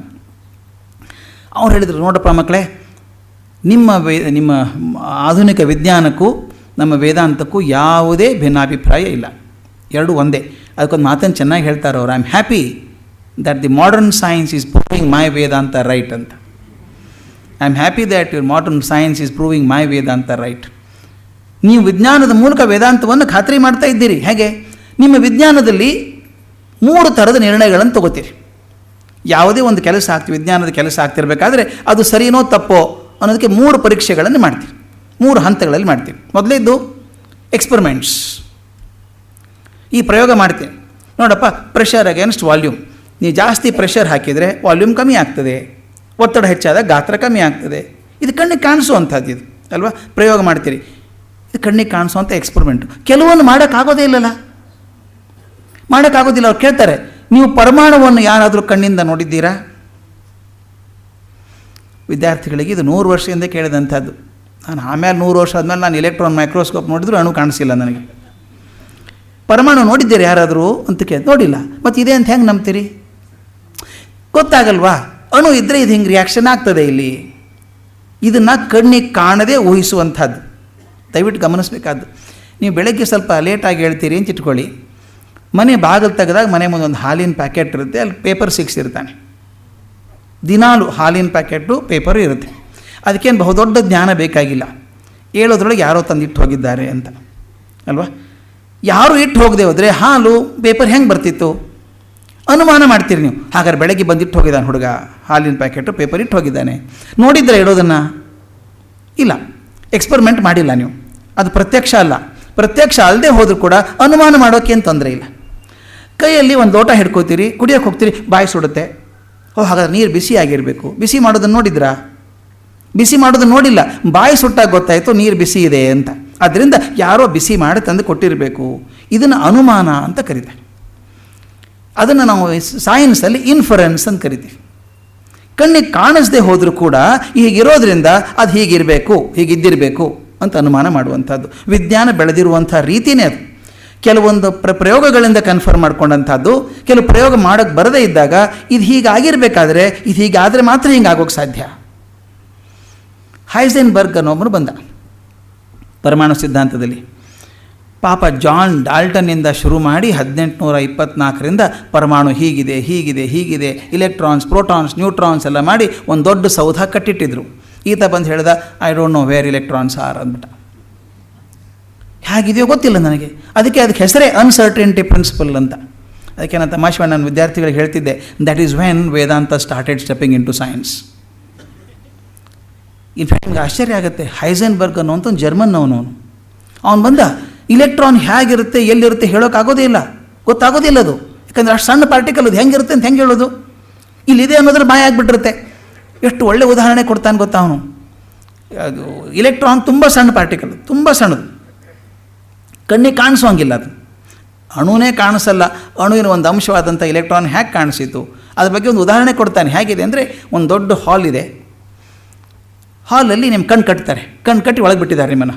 ಸ್ವಚ್ಛವಾದ ಹಾಲು. ನೋಡಿ ಸ್ವಾಮಿ, ಒಳಗಡೆ ಒಂದು ಕುರ್ಚಿ ಇದೆ, ಕಣ್ಣು ಕಟ್ಕೊಂಡು ಹುಡುಕ್ಬೇಕು ನೀವು ಅಂತಾರೆ. ಹೇಗೆ ಹುಡುಕ್ತೀರಿ ನೀವು? ಕಣ್ಣು ಕಟ್ಟಿಬಿಟ್ಟಿದ್ದಾರೆ. ಕೈಯನ್ನು ಚಾಚ್ತೇನೆ, ಇವೇ ಪ್ರೋಬ್ಸ್ ಅಂತ ಇದಕ್ಕೆ, ಪ್ರೋಬ್ಸ್. ಹೊರಗಡೆ ಕೈ ಚಾಚ್ಕೊಂಡು ಹೀಗೆ ಹೋಗ್ತೇನೆ. ಯಾವುದೋ ಒಂದು ಹಂತದಲ್ಲಿ ಕೈಗೆ ಏನೋ ಗಟ್ಟಿ ಅದು ನಿಲ್ಕತ್ತೆ. ಕೈ ಆಡಿಸ್ತೇನೆ, ಓಹೋ ಕುರ್ಚಿ ಎಂದು ಗೊತ್ತಾಯಿತು. ತೆಗಿತೀನಿ, ನೋಡಿ ಕುರ್ಚಿ ಇದೆ ನೋಡಿ ಇಲ್ಲಿ ಅಂತೀವಿ. ಕುರ್ಚಿ ಹುಡುಕಿದ್ರಿ ಕಣ್ಣು ಮುಚ್ಚಿ. ಎರಡನೇ ಉದಾಹರಣೆ, ಅದೇ ಹಾಲಲ್ಲಿ ತುಂಬ ಚೆನ್ನಾಗಿರೋ ಹಾಲು, ಅದರೊಳಗೆ ಈ ಕುರ್ಚಿ ಇಲ್ಲ, ಒಂದು ಸಣ್ಣ ಕಾಳು, ಇದು ಮುತ್ತು, ತುಂಬ ಸ್ಮೂತ್ ಆದಂಥ ಒಂದು ಮುತ್ತನ್ನು ಬಿಟ್ಟಿದ್ದಾರೆ. ಆ ಮುತ್ತನ್ನು ಹುಡುಕ್ಬೇಕು ನೀವು, ಕಣ್ಣು ಕಟ್ಕೊಂಡೇ ಹುಡುಕಬೇಕು. ನೆಲದ ಫ್ಲೋರಿಂಗೋ ತುಂಬ ಮಿಂಚುವಂಥದ್ದು, ಹೊಳಪಿರುವಂಥದ್ದು, ಜಾರುವಂಥದ್ದು ಇದೆ. ಆವಾಗ ನೀವೇನು ಮಾಡ್ತೀರಿ? ನಿಂತ್ಕೊಂಡು ಕೈ ಚಾಚೋಕ್ಕಾಗಲ್ಲ. ಕಣ್ಣು ಕಟ್ಕೊಂಡು ಮೊಳಕಾಲೂರಿ ನಿಧಾನ ಕೈ ಆಡಿಸ್ತಾ ಹೋಗ್ತೀರಿ. ಯಾವುದೋ ಒಂದು ಹಂತದಲ್ಲಿ ಕೈಗೇನೋ ಮುಟ್ಟಿತು ಅಂತ ಅನ್ನಿಸ್ತು ನಿಮಗೆ. ಹಾಂ, ಮುತ್ತಿಲ್ಲಿದೆ ನೋಡ್ರಿ ಅಂತ ತೆಗೆದ್ರೆ ಮುತ್ತಲ್ಲಿ ಇರೋಲ್ಲ. ಯಾಕೆ ಹೇಳಿ? ನಿಮ್ಮ ಕೈ ಒಂಚೂರು ಮುಟ್ಟಿದೆಯಲ್ಲ, ಆ ಮುಟ್ಟಿದ ಹೊಡೆತಕ್ಕೆ ಅಷ್ಟು ದೂರ ಹೋಗಿರುತ್ತೆ ಅದು. ಅವನು ಹೇಳ್ತಾನೆ, ಮುತ್ತೇ ಇಟ್ಟು ದೂರ ಹೋಗ್ತಿರ್ಬೇಕು, ಇಲೆಕ್ಟ್ರಾನ್ ಗತಿ ಏನಾಗಿರಬೇಕು ಗೊತ್ತೇ ಆಗಲ್ಲ ಅಂತ ಹೇಳ್ಬಿಟ್ಟ. ಅವನು ಹೇಳಿದ ತಕ್ಷಣ ಅವನ ಗುರು ಇದ್ರಲ್ಲ ಆಲ್ಬರ್ಟ್ ಐನ್ಸ್ಟೈನ್, ಅವನು ತಲೆ ಕೆಟ್ಟೋಯ್ತು. ಇಷ್ಟೆಲ್ಲ ಸಿಸ್ಟಮ್ಯಾಟಿಕ್ ಸೌಧ ಕಟ್ಟಿಟ್ಟಿದ್ವಿ, ಈತ ಬಂದು ನನಗೆ ಗೊತ್ತೇ ಇಲ್ಲ ಇಲೆಕ್ಟ್ರಾನ್ ಎಲ್ಲಿದೆ ಅಂತಾನೆ ಅಂಥೇಳಿ ಪತ್ರ ಬರೆದ್ರು ಅವನಿಗೆ. ಏನು ಹುಡುಕಿ ಥಿಯರಿ ತೆಗೆದಿದ್ಯಾ ನೀನು ಅಂಥೇಳಿ. ಅವನ ಮಾತು ಎಷ್ಟು ಚೆನ್ನಾಗಿದೆ. ಐನ್ಸ್ಟೈನ್ ಪತ್ರದ heading, God does not play dice ಅಂತ. ದೇವರು ಕವಡೆ ಆಡ್ತಾನ? 3 ಬೀಳುತ್ತೋ 6 ಬೀಳುತ್ತೋ ಗೊತ್ತಾಗಲ್ಲ ಅನ್ನೋದಕ್ಕೆ. ವಿಜ್ಞಾನ ಹಂಗೆ ಕವಡೆ ಆಟ ಅಲ್ಲ ಅದು. God does not play dice ಅಂತ ಬರೆದ್ರು. ಇವನಿಗೆ ಗಾಬರಿ ಹತ್ಕೊಂಡ್ಬಿಡ್ತು. ಅವನಿಗೆ ಐನ್ಸ್ಟೈನ್ ಅಂದರೆ ದೇವರು, ದೊಡ್ಡ ವಿಜ್ಞಾನಿ, ಅವನು ಮೆಚ್ಕೊಂಡಂಥ ಮನುಷ್ಯ. ಐನ್ಸ್ಟೈನ್ ಮನಸ್ಸಿಗೆ ನೋವು ಮಾಡಿಬಿಟ್ನಲ್ಲ ನಾನು ಅಂತ ಬಹಳ ದುಃಖ ಆಯಿತು ಇವನಿಗೆ. ಎಷ್ಟು ಮಟ್ಟಿಗೆ ದುಃಖ ಆಯಿತು ಅಂದರೆ, ತಾನು ಸಂಶೋಧನೆ ಮಾಡೋದನ್ನು ಬಿಟ್ಟ. ಒಂಥರ ಮತಿಭ್ರಮಣೆ ಆದಂಗೆ ಆಗ್ಬಿಡ್ತು. ರಸ್ತೆಯಲ್ಲಿ ಹೋಗುವಾಗ ಯಾರು ಸಿಕ್ಕರೆ ಕೈ ಮುಗಿದು ಐ ಆಮ್ ಸಾರಿ ಅದು ಹೇಳಬಾರ್ದಾಗಿತ್ತು ನಾ ಥಿಯರಿ ಅದನ್ನು ಅಂದ್ಕೊಂಡು ಒಂಥರ ಮತಿಭ್ರಮಣೆ ಆಗಿಬಿಡ್ತಂತೆ. ಮುಂದೆ 2 ವರ್ಷ ಆದಮೇಲೆ ನೀಲ್ಸ್ ಬೋರ್ ಅನ್ನುವಂಥ ವಿಜ್ಞಾನಿ ಡೆನ್ಮಾರ್ಕ್ದವನು. ಅವನು ಹೋಗಿ ಐನ್ಸ್ಟೈನ್ ಹೇಳಿದಂತೆ ಏನು ಮಾಡ್ತಿದ್ದೀರಿ ನೀವು ಅಂದಂತೆ, ಆ ಹುಡುಗನ ಹಾಳು ಮಾಡಿಬಿಟ್ರಿ ಜೀವನ, ನಂಗೆ ಪತ್ರ ಬರೆದು. ಆ ಹೊತ್ತಿಗೆ ಆಗಲೇ ಹೈಸನ್ಬರ್ಗ್ ಥಿಯರಿ ಭಾಳ ಮುಖ್ಯವಾದದ್ದು ಅಂತ ತೀರ್ಮಾನ ಆಗಿಬಿಟ್ಟಿತ್ತು. ಮತ್ತೊಂದು ಪತ್ರ ಬರೆದ್ರು ಐನ್ಸ್ಟೈನ್ ಆವಾಗ, I am sorry for my impulsive behaviour, your research is A corner stone in quantum mechanics ಅಂತ. ನಿನ್ನ ಸಿದ್ಧಾಂತ ಭಾಳ ದೊಡ್ಡದು ಥಿಯರಿ ಅದು ಅಂತ ಕೊಟ್ಟರು. ಅದು ಎಷ್ಟು ಮನಸ್ಸು ರೋಷ ಹೋಗಿತ್ತು ಅವನಿಗೆ, ಅಥವಾ ದುಃಖ ಆಗಿತ್ತು ಅಂದರೆ ಹೈಸನ್ಬರ್ಗ್ಗೆ ಮುಂದೆ ರಿಸರ್ಚ್ ಮಾಡಲಿಲ್ಲ. ಅವನು ವೇದಾಂತ ಕಡೆ ತಿರ್ಕೊಂಡ. ದೈವ ಅವರಿಗಾದಂಥ ಲುಕ್ಸಾನ್ ನಮ್ಗೆ ಲಾಭ. ಅವನು ವೇದಾಂತ ಓದಿ ಮುಂದೆ ಬರೀ ಅವನು ಶ್ರಾಡಿಂಜರ್ ಅಂತ ಇಬ್ಬರು ನೊಬೆಲ್ ಪ್ರಶಸ್ತಿ ಬಂದಂಥ ಅವರಿಬ್ಬರು ವಿಜ್ಞಾನ ವೇದಾಂತದ ಬಗ್ಗೆ ರಿಸರ್ಚ್ ಶುರು ಮಾಡಿಬಿಟ್ರು. ಯಾಕೆ ಹೇಳ್ತಿದ್ದೀನಿ ಅಂದರೆ ವಿಜ್ಞಾನಿಗೂ ವೇದಾಂತಿಗೂ ವ್ಯತ್ಯಾಸ ಇಲ್ಲ. ಮೂಲವಾದಂಥ ಮೆಜರ್ಮೆಂಟ್ ಯಾರ್ಡ್ಸ್ಟಿಕ್ಸ್ ಅವೇ ಇದೆ, ಬೇರೆದಿಲ್ಲ ಅವರಿಗೆ. ಇವ್ರು ಹೇಳ್ತಾರೆ, ಮೊದಲು ನೋಡಪ್ಪ ನಿನಗೆ ಯಾವುದು ಪ್ರತ್ಯಕ್ಷ ಪ್ರಮಾಣ ಅಂದ್ಕೊಂಡಿದ್ಯೋ, ಪ್ರತ್ಯಕ್ಷ ಪ್ರಮಾಣದಿಂದ ಅನುಮಾನ ಮಾಡ್ತೀರಿ. ಅನುಮಾನವೂ ಆಗಲಿಲ್ಲಪ್ಪ ಕೆಲವೊಂದು, ಹೇಳೋಕ್ಕಾಗೋದಿಲ್ಲ ಅದು. ಅವಾಗೇನು ಮಾಡ್ತೀರಿ? ರೆಫರೆನ್ಸ್ ಅಂತ ಮಾಡ್ತೀವಿ ಸೈನ್ಸಲ್ಲಿ. ರೆಫರೆನ್ಸ್ ಅಂದರೆ ಆ ರೆಫರೆನ್ಸ್ ಯಾರ್ಯಾರು ಕಂಡು ಹಿಡಿದಾರೆ ಆ ಬಿಬ್ಲಿಯೋಗ್ರಫಿ ಇರುತ್ತೆ, ಹುಡುಕಬೇಕು. ನೋಡಿ 1934ನೇ ಇಸ್ವಿಯಲ್ಲಿ ಇಂಥ ದೊಡ್ಡ ವಿಜ್ಞಾನಿ ಹಿಂಗೆ ಹೇಳಿದ್ದ, ಅವನ ಮಾತನ್ನು ನಂಬಿಕೊಂಡೇ ಕಂಟಿನ್ಯೂ ಮಾಡ್ತೀರಿ. Experiments, second inference, third reference ಅಂತ 3. ವಿವೇಕಾನಂದ ಹೇಳಿದ್ರು ನಮ್ಮಲ್ಲಿ 3 ಇದೆಯಪ್ಪ. ಪ್ರತ್ಯಕ್ಷ ಪ್ರಮಾಣ, ಕೆಲವು ಕಣ್ಣಿಗೆ ಕಾಣಿಸುವಂಥದ್ದು ವೇದಾಂತದಲ್ಲಿ ಇದೆಯಲ್ಲ, ಅದು ಪ್ರತ್ಯಕ್ಷ ಪ್ರಮಾಣ. ಕಣ್ಣಿಗೆ ಕಾಣಿಸದೆ ಹೋದ್ರೆ ನಾವೇನು ಮಾಡ್ತೀವಿ? ನಿಮ್ಮ ಹಾಗೆ ಅನುಮಾನ ಮಾಡ್ತೀವಿ. ಹೀಗಿರಬೇಕಾದ್ರೆ ಹೀಗಾಗಿದ್ದಿರಬೇಕಲ್ಲ, ಅದು ಈ ಮನುಷ್ಯ ಹೇಗೆ ನಡ್ಕೊಳ್ತಿರ್ಬೇಕಾದ್ರೆ ಅವ್ನು ಹಿಂದೆ ಪ್ರಸಂಗ ಆಗಿರಬೇಕಲ್ಲ ಅಂತ ಅನುಮಾನ ಪಡ್ತೇವೆ. ಅನುಮಾನನೂ ಆಗದೆ ಹೋದರೆ ನಾವು ನಿಮ್ಮ ಹಾಗೆ ರೆಫರೆನ್ಸ್ ಮಾಡ್ತೇವೆ. ರೆಫರೆನ್ಸ್ ಅಂದರೆ ಶಾಸ್ತ್ರ. ನಮಗಿರುವಂಥವು 3: ಶ್ರುತಿ, ಸ್ಮೃತಿ, ಪುರಾಣ. ಈ 3 ಕೂಡ ಯಾರ ಒಬ್ಬ ವ್ಯಕ್ತಿ ಹೇಳಿದ್ದಲ್ಲ. It is accumulated wisdom. ಅಷ್ಟೊಂದು ಜನ ಅಷ್ಟು ಪ್ರಕಾರ ವಿಚಾರ ಮಾಡಿ ಇದು ಮಿಥ್ಯಂ, ಇದು ಸರಿ ಅಂತ ತೀರ್ಮಾನ ಮಾಡಿ ಬರೆದಿಟ್ಟಂಥ ಶಾಸ್ತ್ರ ಅದು. ಆದ್ದರಿಂದ ನಿಮ್ಮಲ್ಲಿ ಹೇಗೆ ಸೈಂಟಿಫಿಕ್ ರೆಫರೆನ್ಸ್ ಜರ್ನಲ್ಸ್ ಇದೆಯೋ, ಹಾಗೆ ನಮಗೆ most important reference materials are Shruti, Smriti, Purana. ಆದ್ದರಿಂದ ಉಪನಿಷತ್ತು ಹೇಳಿದ್ರೆ ಯಾಕೆ ನಂಬ್ತೀರಿ ಅಂತ ಕೇಳುವಂಗಿಲ್ಲ. ನೀವು ಹೇಳ್ತೀರಿ ರಾಬರ್ಟ್ ಬಾಯ್ಲ್ ಇಂಥ ದಿವಸ ಇದನ್ನು ಹೇಳ್ದ, ಒಪ್ಕೋತೀವಲ್ಲ ನಾವು, ಯಾಕೆ ವಿಜ್ಞಾನಿ ಹೇಳಿದ್ದು ಅಂತ. ಅದೇ ಥರ ನಮಗೆ ನಮ್ಮ ವೇದಾಂತ ಹೇಳೋದನ್ನು ನಾನು ಯಾವಾಗಲೂ ರೆಫರೆನ್ಸ್ ಮಾಡುವಂಥದ್ದು ಶಾಸ್ತ್ರ ಪ್ರಮಾಣ ಅಂತ ಹೇಳುವಂಥದ್ದು. ಅದಕ್ಕೆ ನನಗೆ ಆ ತೈತ್ರಿಯ ಉಪನಿಷತ್ತು ಹೇಳೋದು ಭಾಳ ಮುಖ್ಯ ಅನಿಸುತ್ತೆ. ಹೇಳಿಬಿಟ್ಟು ಈ ನಂಬಿಕೆಯ ಶಕ್ತಿ ಅವ್ರು ಹೇಳ್ತಾರೆ, ಯಾಕೆ ನಂಬಿಕೆ ಇರಬೇಕು ಅಂದರೆ ನಂಬಿಕೆಗೆ ಒಂದು ಬಹುದೊಡ್ಡ ಶಕ್ತಿ ಇದೆ. ಉಪನಿಷತ್ತುಗಳ ನಂಬಿಕೆ ಇದ್ದಾಗ ನಾವು ಮಾಡಲ್ವಾ, ಇಲ್ಲಪ್ಪ ದೊಡ್ಡವ್ರು ಹೇಳಿದ್ದಾರೆ ಮಾಡಬೇಕಿದನ್ನು, ದೊಡ್ಡವ್ರು ಹೇಳಿದ್ದಾರೆ, ದೊಡ್ಡ ಚಿಂತನೆ ಹೇಳಿದೆ ಅಂತ ನಂಬಿಕೊಂಡಾಗ ನಮಗೊಂದು ಬಲ ಬರ್ತದೆ ಅಂತ. ಒಂದು ಪುಟ್ಟ ಕಥೆ ಇದೆ, ಭಾಳ ಚೆನ್ನಾಗಿರೋ ಕಥೆ ಅದು. ಒಂದು ಸಲ ಒಬ್ಬ ದನ ಕಾಯೋ ಹುಡುಗ ಹಸು ಮೇಯಿಸ್ಕೊಂಡು ಹೋಗಿದ್ದಾನೆ, ನದಿ ತೀರಕ್ಕೆ ಹೋಗಿದ್ದಾನೆ. ಹುಲ್ಲಿದೆ, ದನ ಎಲ್ಲ ಮೇಯ್ತಾ ಇದೆ. ಇವನು ಮರ ಹತ್ತಿ ಕೂತ್ಕೊಂಡ, ನೋಡ್ತಾ ಇದ್ದ. ಅಲ್ಲೊಬ್ಬ ಬ್ರಾಹ್ಮಣ ಬಂದು ನೀರಲ್ಲಿ ಮುಳುಗಿ ಹಾಕಿ ಸಂಧ್ಯಾ ವಂದನೆ ಮಾಡಿ ಮೂಗಿಡ್ಕೊಂಡೇನೋ ಜಪ ಮಾಡ್ತಾ ಇದ್ದ. ಹುಡುಗನಿಗೆ ಕುತೂಹಲ ತಡ್ಕೊಳ್ಳೋಕ್ಕಾಗಲಿಲ್ಲ. ಹೋಗಿ ಸ್ವಾಮಿ ಏನು ಮಾಡ್ತಾ ಇದ್ದೀರಿ ಅಂದ. ಅವನು ಮೊದಲೇ ಎಲ್ಲೋ ಅವಸರ. ಕೆಲವು ಸಂಧ್ಯಾ ವಂದನೆ ಮಾಡೋದು ನೋಡ್ಬೇಕು ನೀವು, ಉಳುಕಿ ಎಲ್ಲದಕ್ಕೂ ಟೈಮ್ ಇರುತ್ತೆ, ಅದೊಂದಕ್ಕೆ ಅವಸರ ಆಗುತ್ತೆ. ಯಾಕಂದ್ರೆ ಮುಖ್ಯ ಅನ್ನಿಸ್ಲಿಲ್ಲ ಅದು. ಅವನು ಹಾಗೆ ಮಾಡ್ತಿದ್ದ ಅನಿಸುತ್ತೆ. ಇವನು ಹೋಗಿ ಸ್ವಾಮಿ ಅದು ಯಾಕೆ ಹಂಗೆ ಮಾಡಿ ಏನು ಮಾಡ್ತಿದ್ದೀರಿ ಅಂತ. ಮೊದಲೇ ಅವ್ನು ಟೈಮ್ ಇಲ್ಲ. ಇವನೊಬ್ಬ ಬಂದ ಕೀಟ ಪ್ರಶ್ನೆ ಕೇಳೋದಕ್ಕೆ ಅಂತ, ಹೋಗೇ ನೀನು, ನಿನಗೇನು ತಿಳಿತದೆ ಹೋಗೋ ಅಂದ. ಮತ್ತು ಹುಡುಗ ಬಂದ, ಅದು ಮೂಗಿಡ್ಕೊಂಡು ಯಾಕೆ ಕೂತಿದ್ದೀರಿ ಸ್ವಾಮಿ ಅಂತ ಕೇಳ್ದ. ಇವನು ಕಳಿಸ್ಬೇಕಾಗಿತ್ತಲ್ಲ, ನಿನಗೇನು ತಿಳಿತದೆ ಮೂಗು ಹಿಡ್ಕೊಂಡು ಕೂತ್ಕೊಳ್ಳೋದು? ಮೂಗು ಹಿಡ್ಕೋಬೇಕು, ಉಸಿರು ಬಿಗಿ ಹಿಡಿಬೇಕು, ಮನಸ್ಸು ಏಕಾಗ್ರ ಆಗ್ತದೆ, ಅಂದರೆ ದೇವರ ದರ್ಶನ ಆಗ್ತದೆ ಅಂತ ಹೇಳ್ಬಿಟ್ಟ ಅವನು. ಸರಿ, ಅವಾಗ ಅನಿಸಿದ್ದು ಹೇಳ್ಬಿಟ್ಟ, ಮೂಗು ಹಿಡ್ಕೊಂಡು ಉಸಿರು ಬಿಗಿ ಹಿಡ್ಕೊಂಡಾಗ ಭಗವಂತನ ದರ್ಶನ ಆಗ್ತದೆ ಅಂತ ಹೇಳ್ಬಿಟ್ಟ. ಇವನು ಹೌದಾ ಅಂದ. ಅವನು ಬ್ರಾಹ್ಮಣ ಹೋದ್ಮೇಲೆ ಹುಡುಗ ತಾನು ಕೂತ್ಕೊಂಡ, ಗಟ್ಟಿಯಾಗಿ ಕೂತ್ಕೊಂಡು ಮೂಗು ಹಿಡ್ಕೊಂಡು ಕೂಟ. ಅವನಿಗೆ ಉಸಿರು ಬಿಡಬೇಕು ಅಂತ ಗೊತ್ತಿಲ್ಲ. ಅವನೇನು ಹೇಳಿದ್ದ, ಉಸಿರು ಬಿಗಿ ಹಿಡಿದ್ರೆ ಮನಸ್ಸು ಏಕಾಗ್ರ ಆಗಿ ಭಗವಂತನ ದರ್ಶನ ಆಗ್ತದೆ ಅಂತಿದ್ದ. ಈ ಹುಡುಗ ಪೂರ್ತಿ ನಂಬ್ಕೊಂಡ್ಬಿಟ್ಟಿದ್ದಾನೆ ಹೇಳೋದನ್ನು. ದೊಡ್ಡವ್ರು ಹೇಳ್ತಾರಲ್ಲ, ಮೂಗು ಗಟ್ಟಿ ಹಿಡ್ಕೊಂಬಿಟ್ಟ, ಉಸಿರೇ ಬಿಡ್ತಾ ಇಲ್ಲ. ಉಸಿರು ಗಟ್ಟಿ ಒದ್ದಾಡೋಂಗೆ ಆಯಿತು, ಆದರೆ ಬಿಡೋಲ್ಲ ಇವನು. ಇವನ ಮುಗ್ಧತೆ ಮತ್ತು ನಂಬಿಕೆ ನೋಡಿಕೊಂಡು ಭಗವಂತ ಬಂದಂತೆ. ಬಿಡೋ ಮಾರಾಯ, ಮೂಗು ಬಿಡಪ್ಪ ನೀನು ಅಂದಂತೆ. ಇವನು ಮೂಗು ಬಿಟ್ಟ.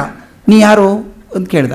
ನಾನೇ ದೇವರಪ್ಪ, ಕೃಷ್ಣ ನಾನು ಅಂತ ಹೇಳಿದಂತೆ. ಹೌದಾ, ನನಗೆ ಹೆಂಗೆ ಖಾತ್ರಿ ಆಗೋದು ನೀನೇ ಕೃಷ್ಣ ಅಂತ? ಒಂದು ನಿಮಿಷ ಇರು, ಆ ಬ್ರಾಹ್ಮಣ ದಿನ ನೋಡಿರ್ತಾನೆ ನಿನ್ನ, ಅವನು ಜನ್ಮದಲ್ಲಿ ನೋಡಿಲ್ಲ, ಅಮ್ಮ ಬೇರೆ. ಅವನು ಕರ್ಕೊಂಬರ್ತೀನಿ, ಅದಕ್ಕೆ ಇಲ್ಲೇ ಇರ್ಬೇಕು ನೀನು ಅಂಥೇಳಿ ಅವ್ನು ಹಗ್ಗ ತೊಗೊಂಡು ಕಟ್ಟಿದ್ದಂತೆ ಮರಕ್ಕೆ ಕೃಷ್ಣನ. ಕೃಷ್ಣ ಭಕ್ತ ಪರಾಧಿಯನ, ಸಿಕ್ಕಾಕೊಂಡ್ಬಿಡ್ತಾನೆ ಎಲ್ಲಾದರೂ. ಅವನು ಹಗ್ಗಕ್ಕೆ ಕಟ್ಟಿದ್ದಂತೆ, ಕಟ್ಟಿಬಿಟ್ಟು ಇಲ್ಲೇ ಇರಬೇಕಾ ನೀನು, ಕರ್ಕೊಂಬರ್ತೀನಿ ಅವನ್ನ ಅಂತ. ಓಡೋಗಿ ಬ್ರಾಹ್ಮಣ ಕರ್ಕೊಂಬನಂತೆ. ನೀವು ಮೂಗು ಹಿಡ್ಕೊಂಡಾಗ ದೇವ್ರು ಬರ್ತಾನೆ ಅಂದ್ರಲ್ಲ, ಇವನೇನಾ ಅಂತ ಕೇಳಿದಂತೆ. ಅವನು ಏನೂ ಕಾಣಿಸ್ತಿಲ್ಲ. ಅವನು ಬರೀ ಹುಟ್ಟಿನಿಂದ ಅಷ್ಟೇ ಬ್ರಾಹ್ಮಣ, ಕರ್ಮದಿಂದ ಅಲ್ಲ. ಅವನು ಏನೇನೋ ಗೊತ್ತಿಲ್ಲ. ಎಲ್ಲಿ ಅಂತ ಕೇಳಿದ, ಅವ್ನು ಕಾಣಿಸೋದೇ ಇಲ್ಲ. ಆ ಮರಕ್ಕೆ ಕಟ್ಟಿ ಹಾಕಿದ್ದಾನಲ್ಲ ಸ್ವಾಮಿ ನೋಡಿ ಅಂದಂತೆ. ಇವನು ಮತ್ತೆ ಅಲ್ಲಿ ಕಿರಿಕಿರಿ ಇವನು ಹೇಳ್ಕೊತ ಕೊಡೋದು, ಹೌದು ಅವನೇ ಅಂತ ಹೋಗ್ಬಿಟ್ನಂತೆ. ಅವನು ಕಾಣಿಸಿಲ್ಲ. ಈ ಹುಡುಗ ಹೋಗಿ ಹಗ್ಗ ಬಿಚ್ಚಿದ, ಬಂದ್ಯಲ್ಲ ಅಂತೂ ನನಗೆ ಗೊತ್ತಿತ್ತು ಬರ್ತಿ ಅಂತ. ಅವ್ರು ದೊಡ್ಡವ್ರು ಹೇಳಿರಲಿಲ್ವಾ ಉಸಲ್ ಬಿಗಿ ಹಿಡಿದ್ರೆ ಬರ್ತಾನೆ ಅಂಥೇಳಿ, ಬಂದ್ಯಲ್ಲ ಕರೆಕ್ಟ್ ಆಯಿತು ಅಂದಂತೆ. ಯಾಕೆ ಕರೆದೆ ನನ್ನ, ಏನು ಬೇಕು ನಿನಗೆ ಅಂತ ಭಗವಂತ ಕೇಳಿದ. ಭಗವಂತನಿಗೂ ಆಶ್ಚರ್ಯ ಆಗಿರ್ಬೇಕು. ಸಾಮಾನ್ಯ ಭಕ್ತರು ಕರೆದ್ರೆ ಡಿಮ್ಯಾಂಡ್ ಲಿಸ್ಟ್ ಇದ್ದೇ ಇರುತ್ತೆ. ಅವನಿಗೆ ನನಗೇನು ಬೇಕಿಲ್ಲ, ನನಗೇನು ಬೇಕು, ಮೂಗು ಹಿಡಿದ್ರೆ ಬರ್ತಾನೆ ಅಂದ್ರೆ ಬಂದಿದೆಯಾ ನೀನು. ಆದರೆ ಒಂದು, ನೀ ಬರೋದೇ ಆದರೆ ನನಗೊಬ್ಬನೇ ಬೇಜಾರಾಗುತ್ತೆ. ಅವು ಮಾತಾಡೋಲ್ಲ, ಹಸುಗಳ ಜೊತೆಗೆ ಓಡಾಡ್ತಾ ಇರ್ತಾವೆ ಅವು. ನನಗೆ ಬೇಜಾರಾದಾಗ ಮೂಗು ಹಿಡ್ಕೊಂಡ್ಬಿಡ್ತೀನಿ, ಬಂದುಬಿಡ್ತೀಯಾ ಆಟ ಆಡೋಣ ಇಬ್ಬರು ಸೇರಿ ಅನ್ನಂತೆ. ಬರ್ತೇನಪ್ಪ ಅಂದ. ಆ ಹುಡುಗನ ಹುಡುಗಾಟ ಆಗಿ ಹೋಯ್ತದು. ಪ್ರತಿ ಸಲ ಅವನು ಬೇಜಾರಾದಾಗ ಮೂಗು ಹಿಡ್ಕೊಂಡು ಒತ್ತು ಹಿಡ್ಕೊಳ್ಳೋನು, ಕೃಷ್ಣ ಬರಬೇಕು, ಅವನ ಜೊತೆಗೆ ಆಟ ಆಡೋದು ನಡೀತು. ಎಷ್ಟೋ ವರ್ಷ ಹೋಯ್ತಂತೆ, 10 ವರ್ಷ ಹೋಗಿರ್ಬೇಕು. ಹುಡುಗ ದೊಡ್ಡವನಾದ, ತರುಣ ಆದ. ಒಂದು ದಿವಸ ಹೋಗಿ ಆ ಬ್ರಾಹ್ಮಣನ ಕಾಲು ಹಿಡ್ಕೊಂಡು ಹೇಳಿದಂತೆ, ಬಹಳ ದೊಡ್ಡವರು ಸ್ವಾಮಿ ನೀವು, ನಿಮ್ಮಿಂದಾಗಿ ನನಗೆ ದಿನಾಲೂ ಕೃಷ್ಣನ ದರ್ಶನ ಆಗ್ತದೆ ಅಂತ. ಅವನದ ಮಾರಾಯ ನಿಜವಾಗ್ಲೂ ಆಗ್ತದ, ದಿನ ಆಟ ಆಡ್ತೀನಿ ಸ್ವಾಮಿ, ಮೂಗು ಉಸಿರು ಹಿಡ್ಕೊಂಡು ತಕ್ಷಣ ಬಂದುಬಿಡ್ತಾನೋ, ನೀವು ಹೇಳಿದ್ರಲ್ಲ ಬಂದುಬಿಡ್ತಾನೆ ಅಂತ. ಅವಾಗ ನಾನು ಬೇಕಾದಷ್ಟು ಮೂಗು ಹಿಡ್ಕೊಂಡೆ, ಮೂಗು ಉದ್ದ ಆಯ್ತೇವೆ ನಾ ದೇವ್ರು ಕಾಣಿಸ್ತಿಲ್ಲ, ನನಗೊಂದು ಸಲ ತೋರಿಸ್ಬಿಡಪ್ಪ ನಿಮ್ಮ ಕೃಷ್ಣನ ಅನ್ನಂತೆ. ಬನ್ನಿ ತೋರಿಸ್ತೀನಿ, ಬನ್ನಿ ಅನ್ನಂತೆ. ನದಿ ತೀರ ಕರ್ಕೊಂಡೋದ, ಗಟ್ಟಿ ಉಸಿರು ಹಿಡ್ಕೊಂಡಾಗ ಬಂದ್ಬಿಡು ದೇವರೇ ಅಂತ. ದೇವ್ರು ಬಂದುಬಿಟ್ಟ. ದೇವ್ರು ಹೇಳಿದಂತೆ, ಆ ಪಾಪ ಅವ್ನು ಕಾಣಿಸಿಲ್ಲ ಅಂತಲ್ಲ ನೀನು, 2 ದಿವಸ ಮೂಗು ಹಿಡ್ಕೊಂಡು ಕೂತಿದ್ದಾರೆ ಅವರು, ಸಿಕ್ಕಿಲ್ಲ ಅಂತೆ, ಒಂದು ಸಲ ತೋರಿಸ್ಬಿಡು ನೀನು ದರ್ಶನ ಮಾಡೋರಿಗೆ ಅನ್ನಂತೆ. ಅವ ಕೃಷ್ಣ ಹೇಳಿದಂತೆ, ಹಾಗೆಲ್ಲ ಆಗೋಲ್ಲ, ಅದು ದರ್ಶನ ಮಾಡೋಕ್ಕಾಗಲ್ಲ ಅದು. ಯಾಕಂದರೆ ನಿನಗಿರೋ ನಂಬಿಕೆ ಒಂದು ಅಂಶ ಕೂಡ ಅವನಿಗಿಲ್ಲ. ಮೂಗು ಹಿಡ್ಕೊಂಡ್ರೆ ನಾನು ಬರ್ತೀನಿ ಅನ್ನುವಂಥ ನಂಬಿಕೆ ಒಂದು ಚೂರು ಇಲ್ಲ ಅವನಿಗೆ. ಅದಕ್ಕೆ ಅವನು ಹೇಳು, ನಾನು ಒಲಿಯೋದು ಭಕ್ತಿಗೆ ನಂಬಿಕೆಗೆ ಮಾತ್ರ ಒಲಿಯುವಂಥವನು. ಅಪನಂಬಿಕೆ ಇದ್ದಲ್ಲಿ ನಾನು ಬರೋ ಕಾರಣ ಇಲ್ಲ. ಆದ್ದರಿಂದ ಅವನು ಹೇಳು, ಈ ಜನ್ಮದಲ್ಲಂತೂ ಆಗಲಿಲ್ಲ, ಮುಂದಿನ ಜನ್ಮದಲ್ಲಾದರೂ ಶುದ್ಧ ಮನಸ್ಸಿನಿಂದ ನಂಬಿಕೆ ಇಟ್ಟುಕೊಂಡು ಆ ಧ್ಯಾನ ಮಾಡಿದಾಗ ಅವನ ದರ್ಶನ ಆದೀತು ಅಂತ ಹೇಳಿದಂತೆ. ಆದ್ದರಿಂದ ನಂಬಿಕೆ ಅನ್ನುವಂಥದ್ದು ಬಹಳ ಮುಖ್ಯ. ಆದ್ದರಿಂದ ಪ್ರಶ್ನೆ ಕೇಳಿದಾಗ ಅವರು ಈಗ ಸಾವು ಹುಟ್ಟುಗಳೇನು ಮಂಕುತಿಮ್ಮ ಅಂದಾಗ ನಂಬ್ಕೋಬೇಕಾಗತ್ತೆ. ನಂಬ್ಕೊಂಡು ಏನು ನಂಬ್ಕೋಬೇಕಂದ್ರೆ ಅದು ಕತ್ತಲೆ ಗವಿ ಅಲ್ಲ, ಅದು ಅಲ್ಲಿ ಇದೆ ಅಂತ ನಂಬ್ಕೋಬೇಕು. ಕತ್ತಲೆ ಇದ್ದರೂ ಒಳಗಿದ್ದಾನೆ ಅಂತ ಭಗವಂತ ಇದ್ದಾನೆ.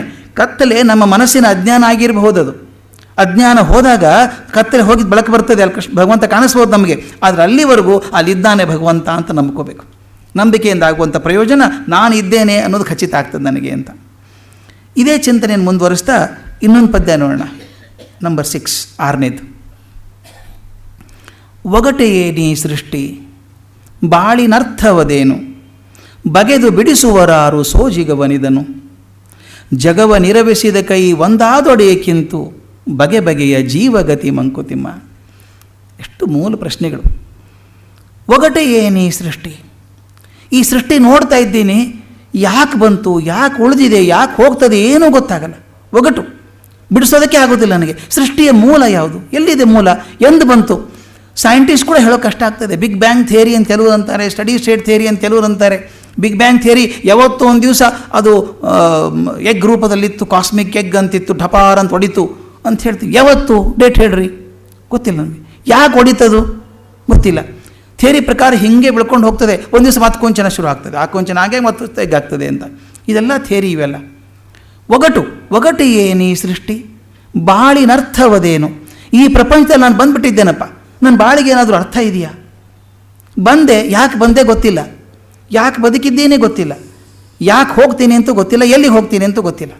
ಬಾಳಿನರ್ಥವದೇನು, ಬಗೆದು ಬಿಡಿಸುವರಾರು ಸೋಜಿಗವನಿದನು.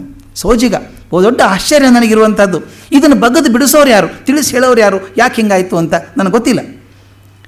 ಕೊನೆ ಪ್ರಶ್ನೆ ಕೇಳ್ತಾರೆ, ಜಗವ ನಿರವೆಸಿದ ಕೈ ಒಂದಾದೊಡೆಯಕ್ಕಿಂತು. ಈ ಜಗತ್ತನ್ನು ನಿರವೆಸಿದ, ನಿರ್ಮಾಣ ಮಾಡಿದಂಥ ಕೈ ಒಂದೇ ಆಗಿದ್ದರೆ, ಒಬ್ಬನೇ ಮನುಷ್ಯ ಮಾಡೋದಾಗಿದ್ದರೆ ಇದನ್ನೆಲ್ಲ ಸಾಧ್ಯ ಇರಲಿಕ್ಕಿಲ್ರಿ. ಇಷ್ಟೊಂದು ಜನ ಇದ್ದಾರೆ ಇಲ್ಲಿ, ಒಬ್ಬನೇ ಮಾಡೋಕ್ಕೆ ಸಾಧ್ಯ ಇದೆಯಾ? ಜಗವ ನಿರ್ವಿಸಿದ ಕೈ, ಜಗವತ್ತ ನಿರ್ಮಾಣ ಮಾಡಿದಂಥ ಕೈ ಒಂದೇ ಆಗಿದ್ದಿದ್ರೆ ಏಕಿಂತು ಬಗೆ ಬಗೆಯ ಜೀವಗತಿ ಮಂಕುತಿಮ್ಮ. ಹೀಗೆ ಬೇರೆ ಬೇರೆ ಜೀವಗತಿ ಯಾಕೆ ಆಗಬೇಕಾಗಿತ್ತು? ಎಲ್ಲ ಒಂದೇ ಥರ ಇದ್ದರೆ ಎಷ್ಟು ಚೆನ್ನಾಗಿತ್ತಲ್ಲ. ಎಲ್ಲ ಮಾರುತಿ ಕಾರ್ ಅಂತ ಅಸೆಂಬ್ಲಿ ಲೈನ್ ಒಂದೇ ಥರ, ಎಲ್ಲ ನಂಬರ್ ಪ್ಲೇಟ್ ಅಷ್ಟೇ ಬೇರೆ. ಹಾಗಿಲ್ಲ, ನಾವು ಎಲ್ಲರೂ ಬೇರೆ ಇದ್ದೀವಿ. ಒಬ್ಬರು ಹಾಗೆ ಒಬ್ಬರಿಲ್ಲ, ಒಬ್ಬರು ಚೈತನ್ಯದ ಹಾಗೆ ಇನ್ನೊಂದು ಚೈತನ್ಯ ಇಲ್ಲ. ಮನೆಯಲ್ಲಿ ಇಬ್ಬರು ಮಕ್ಕಳು, ಅಣ್ಣ ತಮ್ಮ, ಅಕ್ಕ ತಂಗಿ, ಒಬ್ಬರು ಹಾಗೆ ಒಬ್ಬರಿಲ್ಲ. ಯಾಕೆ ಹಿಂಗೆ ವ್ಯತ್ಯಾಸ ಆಯಿತು? 84 ಲಕ್ಷ ಜೀವರಾಶಿಗಳು ಅಂತ ಹೇಳ್ತೀವಿ ನಾವು. ಅಷ್ಟು ಜೀವರಾಶಿ ಇದೆ ಅಂತೆ. ಇಷ್ಟೊಂದು ಮಾಡೋ ಕಾರಣ ಇತ್ತಾ? ಒಬ್ಬನೇ ಮಾಡಲಿಕ್ಕೆ ಸಾಧ್ಯ ಇಲ್ಲ ಇದನ್ನು. ಮತ್ತು ಇನ್ನೊಂದು, ಒಬ್ಬನೇ ಮಾಡಿದ್ದಿದ್ರೆ ಇಷ್ಟು ಬೇರೆ ಬೇರೆ ಜೀವಿಗಳನ್ನು ಮಾಡೋ ತ್ರಾಸು ತೊಗೋಬಾರ್ದಾಗಿತ್ತು ಅವನು.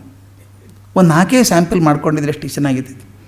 ಆದರೆ ಎಷ್ಟು ಜೀವರಾಶಿಗಳು. ಒಂದೊಂದು ಸಲ ನನಗೆ ಈ ಡಿಸ್ಕವರಿ ಚಾನೆಲ್ ಅಂತ, ನ್ಯಾಷನಲ್ ಜಾಗ್ರಫಿಕ್ ಅಂತ ಹಾಕ್ತಾರೆ. ಅವರೊಂದು 3-4 ಕ್ಯಾಮ್ರಾ ಇಟ್ಬಿಟ್ಟಿದ್ದಾರೆ. ಒಂದು ಸಮುದ್ರ ತೆಳಗೊಂದು, ಆಕಾಶದಲ್ಲಿ ಒಂದು, ಇನ್ನೆಲ್ಲ ಇಟ್ಟಿದ್ದಾರೆ ಅವರು. ಆ ಪ್ರಾಣಿ ಪ್ರಪಂಚ, ಪಕ್ಷಿ ಪ್ರಪಂಚ, ಮೀನುಗಳ ಪ್ರಪಂಚ ನೋಡ್ತಾ ಇದ್ದರೆ ಇಂಥ ಪ್ರಾಣಿಗಳಿದೆಯಾ, ಇಂಥ ಮೀನುಗಳಿದೆಯಾ? ಸಮುದ್ರ ತಳದಲ್ಲಿಟ್ಟಿದ್ದಾರೆ, ಏನು ಥರದ ಮೀನುಗಳು, ಒಂದು ಮೀನಿಂದ ಮತ್ತೊಂದು ಥರ ಇಲ್ಲ. ಮೊನ್ನೆ ಯಾವುದೋ ಪ್ರೋಗ್ರಾಮಲ್ಲಿ ತೋರಿಸ್ತಾ ಇದ್ರು, ಅದೆಲ್ಲೋ ಪೂರ್ತಿ ಕೆಳಗೆ ಹೋಗಿ ತಂದಿದ್ದಾರೆ ಅದನ್ನು ಮೀನ. ಇದು ಆಳ ಗುಹೆ ಇದ್ದಂಗಿತ್ತು. ಅಂದರೆ ಇದು ಮೀನ ಈ ಜಗತ್ತಲ್ಲಿ ಇದುವರೆಗೂ ಸಿಕ್ಕಿರಲಿಲ್ಲ ಅಂತ, ಹೊಸ ಮೀನ ಅಂತ ಇದು ಇವತ್ತಿನವರೆಗೂ. ನಾಳೆ ಇನ್ನೊಂದು ಸಿಗ್ಬೋದಲ್ಲ ಹೊಸದು. ಇಷ್ಟು ಜೀವರಾಶಿಗಳನ್ನು ಮಾಡ್ತಾನಲ್ಲ, ಯಾಕೆ ಮಾಡಿದ ಅನ್ನೋ ಒಗಟಾಗಿದೆ ನಮಗೆ ಅಂತ. ಇದರ ಅರ್ಥ ಇಷ್ಟೇ ಸ್ವಾಮಿ. ಭಗವಂತನ ಶಕ್ತಿ ಎಷ್ಟು ಅತ್ಯದ್ಭುತವಾದದ್ದು ಅಂದರೆ, ನಮಗೆ ಯಾವುದು ಅಸಾಧ್ಯ ಸೋಜಿಗ ಅಂತ ಅನಿಸುತ್ತೋ ಅವನು ಲೀಲಾ ಮಾತ್ರದಿಂದ ಮಾಡಿಬಿಡ್ತಾನೆ ಅಂತ. 84 ಲಕ್ಷ ಜೀವರಾಶಿಗಳು ಅಂತ ನಾವೇನು ಬರೆದಿದ್ದೀವಿ, ನಾವು ಬರೆದದ್ದೇ ಫೈನಲ್ ಅಲ್ಲ. 184 ಲಕ್ಷ ಜೀವರಾಶಿಗಳು ಇದ್ದರೂ ಇರ್ಬೋದು, ನಮಗೆ ಸಿಕ್ಕದ್ದಿಷ್ಟು. ಅವನಿಗೆ ಒಂದೇ ಕೈಯಿಂದ ಇಷ್ಟು ಸಾಧ್ಯ ಆಗ್ತದೆ ಅಂದರೆ ಅಂಥವನು ಮಾತ್ರ ಸೃಷ್ಟಿಯನ್ನು ಮಾಡಲಿಕ್ಕೆ ಸಾಧ್ಯ ಇಲ್ಲ, ಯಾರಿಗೂ ಮಾಡೋಕ್ಕೆ ಸಾಧ್ಯ ಇಲ್ಲ. ಅದನ್ನ ಅರ್ಥ ಮಾಡ್ಕೋಬೇಕು. ಸೃಷ್ಟಿ ಯಾಕೆ ಒಗಟಾಯಿತು ಅಂದರೆ ನಮ್ಮ ಶಕ್ತಿಯನ್ನು ಮೀರಿದ್ದೆಲ್ಲ ಒಗಟೇ ನಮಗೆ. ಒಂದು ಜಾದು ಹೋಗ್ತೀವಿ, ಜಾದು ನೋಡೋಕೆ ಹೋಗ್ತೀರಿ, ಅವ್ನು ಹ್ಯಾಟಲ್ಲಿ ಹಾಕೇನೋ ಅಂತಾನೆ ಒಂದು ಪಕ್ಷಿ ಹಾರ ಹೋಗ್ತದೆ. ಅಯ್ಯೋ ಏನು ಅದ್ಭುತ ಅಲ್ಲ, ಅದ್ಭುತ ಅಲ್ಲ ಇದು ಅನಿಸುತ್ತೆ. ಯಾಕೆ ಅದ್ಭುತ ಅಂದರೆ ಅದು ಮಾಡೋ ರೀತಿ ನಮಗೆ ಗೊತ್ತಿಲ್ಲ ಅಷ್ಟೇ. ಗೊತ್ತಿದ್ರೆ ಅದ್ಭುತ ಆಗಲ್ಲ, ನಾನು ಜಾದೂಗಾರ ಆಗಿಬಿಡ್ತೀನಿ. ಆದ್ದರಿಂದ ಅದ್ಭುತ ಒಗಟು ಅಂತ ಯಾಕೆ ಅನ್ನಿಸ್ತು ಅಂದರೆ, ಅವನು ಲೀಲಾ ಮಾತ್ರದಿಂದ ಮಾಡುವಂಥ ಪ್ರಪಂಚ ನನಗೆ ಅಸಾಧ್ಯವಾಗಿ ತೋರಿದ್ರಿಂದ ಅದು ಒಗಟೇ ಏನೇ ಸೃಷ್ಟಿ. ಬಾಳಿನ ಅರ್ಥವದೇನು, ಬಾಳಿಗೆ ಅರ್ಥ ಯಾಕೆ ಹುಡುಕ್ತಾ ಇದ್ದೀನಿ ಅಂದರೆ, ನಾನು ಅರ್ಥ ಮಾಡ್ಕೊಂಡಿಲ್ಲ, ಬಾಳಿನ ಜವಾಬ್ದಾರಿನ ಅರ್ಥ ಮಾಡ್ಕೊಂಡಿಲ್ಲ. ಹಗರು ಮೇಲ್ಮೇಲೆ ತೇಲ್ತಾ ಇದ್ದೀನಿ. ಒಂದು ಮಾತನ್ನು ಹೇಳ್ತಾರೆ, ಸಮುದ್ರ ದಂಡೆಗೆ ಹೋಗಿ ನಿಂತ್ಕೊಂಡ್ರೆ ಕೆಲವರು ದೂರ ಕೂತ್ಕೊಂಡಿರ್ತಾರೆ, ಎಷ್ಟು ಚೆನ್ನಾಗಿದೆಯಲ್ಲ ವೇವ್ಸು ಅಂದ್ಕೊಂಡು ಕೂತ್ಕೋತಾರೆ, ನೀರಿನ ಹತ್ರ ಹೋಗಲ್ಲ. ಸಂತೋಷ ಪಡೋ ರೀತಿಯಪ್ಪ ಅವ್ರದ್ದು, ಏನು ಮಾಡೋಕ್ಕಾಗ್ತದೆ. ಇನ್ನು ಕೆಲವರು ಶೂಸ್ ಎಲ್ಲ ಬಿಚ್ಚಿ ಸ್ವಲ್ಪ ಪ್ಯಾಂಟ್ ಮೇಲೆ ಏರಿಸ್ಕೊಂಡು ಪಾದ ಮಾತ್ರ ನೆಂದಿರಬೇಕು, ಅಷ್ಟೋ ನಿಂತ್ಕೋತಾರೆ. ಅದು ಚೆನ್ನಾಗಿ ಅನಿಸುತ್ತೆ, ತೆರೆ ಬಂದು ಕಾಲು ತೊಳ್ಕೊಂಡು ಹೋಗುವಂಥದ್ದು ಸಂತೋಷ. ಕೆಲವು ಅದರ ಸಂತೋಷ. ಇನ್ನು ಕೆಲವರು ಮೊಳಕಾಲುದ್ದ ನೀರಲ್ಲಿ ಹೋಗ್ತಾರೆ, ಕೆಲವರು ಸೊಂಟ ಮಟ್ಟ ನೀರಲ್ಲಿ ಹೋಗ್ತಾರೆ. ಅವ್ರು ಕೆಲವ್ರಿಗೆ ಅದು ತೃಪ್ತಿ ಇಲ್ಲ. ಇಲ್ಲೇನು ಮಾಡ್ತೀರಿ, ದಂಡೆಯಲ್ಲಿ ನಿಂತ್ಕೊಂಡು ಅಷ್ಟು ನಾರ್ಕೆಲ್ ಹಾಕ್ಕೊಂಡು ಹೋಗೋಣ ಬನ್ನಿರಿ, ನೀರಲ್ಲಿ ಹೋಗ್ತಾರೆ, ಕೆಳಗೆ ಇಳಿತಾರೆ. ಇನ್ನು ಕೆಲವರು ಅದೇನೋ ಆಕ್ಸಿಜನ್ ಸಿಲಿಂಡರ್ ಹಾಕ್ಕೊಂಡು ಪೂರ್ತಿ ಸಮುದ್ರ ತಳಕ್ಕೆ ಹೋಗ್ತಾರೆ. ಅದೇ ಸಮುದ್ರ, ಅದೇ ವ್ಯಕ್ತಿ, ಸಮುದ್ರ ತಳಕ್ಕೆ ಹೋದವನಿಗೆ ಮುತ್ತು ರತ್ನ ಸಿಕ್ಕೀತು, ಮೇಲಿದ್ದವನಿಗೆ ಬಿಸಿ ಗಾಳಿ ಸಿಗುತ್ತೆ. ಆದ್ದರಿಂದ ನಾವು ಹೇಗಿರ್ತೀವಿ, ಬಾಳಿನ ಅರ್ಥವದೇನು ಅಂತ ಕೇಳೋದು ಯಾವಾಗ ಅಂದಾಗ ನನಗೆ ಅರ್ಥವೇ ಆಗದೇ ಇದ್ದಾಗ. ಈ ಯಾವುದೋ ಒಂದು ಪದದ್ದು, ಈ ಪದದ ಅರ್ಥ ಏನು ಅಂತ ಕೇಳೋದು ಯಾವಾಗ ಗೊತ್ತಾ, ನಾನು ಅರ್ಥ ಗೊತ್ತಿಲ್ಲದೆ ಇದ್ದಾಗ ಮಾತ್ರ. ಬಾಳನ್ನೇ ಹೇಗೆ ಬಾಳಬೇಕು ಅಂತ ಗೊತ್ತಿಲ್ಲದೆ ಇದ್ದಾಗ ಮಾತ್ರ ಬಾಳಿದ ಅರ್ಥವದೇನು. ಅದಕ್ಕೆ ಸಾಮಾನ್ಯ ಮನುಷ್ಯ ಕೇಳುವಂಥದ್ದು, ಒಂದೇ ಕೈ ಆಗಿದ್ರೆ ಇಷ್ಟೊಂದು ಜೀವ ಯಾಕಪ್ಪ ಮಾಡಿದ ಕೇಳೋ ರೀತಿ ಯಾಕೆ ಗೊತ್ತಾ ಅದು ಕೇಳೋದು. ನಾವು ಮನೆಯಲ್ಲಿ ಒಬ್ಬನೇ ಮಗ ಇದ್ದಿದ್ರೆ ಎಷ್ಟು ಕಾಳಜಿ ಮಾಡಿರೋರು ಅಪ್ಪ ಅಮ್ಮ. 8 ಜನ ಮಕ್ಕಳಿದ್ರೆ ಭಾಗ ಆಗಿ ಹೋಗ್ತದೆ ಅಂತ ಕಲ್ಪನೆ. ಅಪ್ಪ ಅಮ್ಮನ ಪ್ರೀತಿ 8 ಜನ ಭಾಗ ಆಗ್ತದೆ ಅಂತ, ಹಂಗೆ ಆಗಲಿಕ್ಕಿಲ್ಲ ಅದು. ಇವನ್ ಚಿಂತೆ, ನಾನು ಒಬ್ಬನೇ ಇದ್ದಿದ್ರೆ ಏಕಮೇವ ಅದ್ವಿತೀಯ ಆಗಿರ್ತಿದ್ನಲ್ಲ ಅಂಥೇಳಿ, ಒಂದೇ ಕೈ ಇದ್ದರೆ ಇಷ್ಟೊಂದು ಜೀವಗತಿ ಯಾಕೆ ಮಾಡಬೇಕಾಗಿತ್ತು, ಇದು ಒಗಟು ಅಂತ ಅನಿಸುತ್ತೆ ಅವನಿಗೆ. ಮುಂದಿನ ಪದ್ಯದಲ್ಲಿ ಅದು ಚೆನ್ನಾಗಿ ಉತ್ತರ ಸಿಗುತ್ತೆ. ಪದ್ಯ 8 ಕ್ರಮವೊಂದು ಲಕ್ಷ್ಯವೊಂದುಂಟೇನು ಸೃಷ್ಟಿಯಲಿ, ಭ್ರಮಿಪುದೇನಾಗಾಗ ಕರ್ತೃವಿನ ಮನಸ್ಸು, ಮಮತೆಯುಳ್ಳವನಾತನಾದೊಡೆ ಈ ಜೀವಗಳು ಶ್ರಮಪಡುವಬೇಕೆಂತು ಮಂಕುತಿಮ್ಮ. ಅವನಿಗೆ ಅಕಸ್ಮಾತ್ ಪ್ರೀತಿ ಅನ್ನೋದಿದ್ದಿದ್ರೆ, ಮಮತೆ ಅನ್ನೋದಿದ್ದಿದ್ರೆ ಹಿಂಗೆ ಜೀವ ಒದ್ದಾಡಬೇಕಿತ್ತೆ. ಕ್ರಮವೊಂದು ಲಕ್ಷ್ಯವೊಂದುಂಟೇನು ಸೃಷ್ಟಿಯಲಿ, ಈ ಸೃಷ್ಟಿ ಮಾಡುವಾಗ ಏನಾದರೂ ಪ್ರೊಸೀಜರ್ ಇದೆಯಾ? ಭಗವಂತ ಸೃಷ್ಟಿ ಮಾಡಬೇಕಾದ್ರೆ ಒಂದು ರೂಲ್ ಗೀಲ್ ಹಾಕ್ಕೊಂಡು ಮಾಡಿದಾನೋ, ಮನಸ್ಸಿಗೆ ಬಂದ ಮಾಡಿ ಹಾಕಿದಾನೋ? ಒಂದು ಕ್ರಮ, ಒಂದು ಲಕ್ಷ್ಯ, ಒಂದು ಗುರಿ, ಒಂದು ಪದ್ಧತಿ ಇದೆಯಾ ಏನಾದರೂ ಮಾಡಬೇಕಾದ್ರೆ? ಅನಿಸಲ್ಲ. ನೋಡಿದರೆ ಪ್ರಪಂಚ ಇರೋ ರೀತಿ ನೋಡಿದರೆ ಒಂದು ಲಕ್ಷ್ಯ ಇತ್ತು ಅನಿಸಲ್ಲ, ಒಂದು ಅದಕ್ಕೊಂದು ಕ್ರಮ ಇತ್ತು ಅಂತ ಅನಿಸಲ್ಲ. ಭ್ರಮಿಪುದೇನಾಗಾಗ ಕರ್ತೃವಿನ ಮನಸ್ಸು. ಚೆನ್ನಾಗಿ ಪ್ರಶ್ನೆ ಕೇಳ್ತಾರೆ.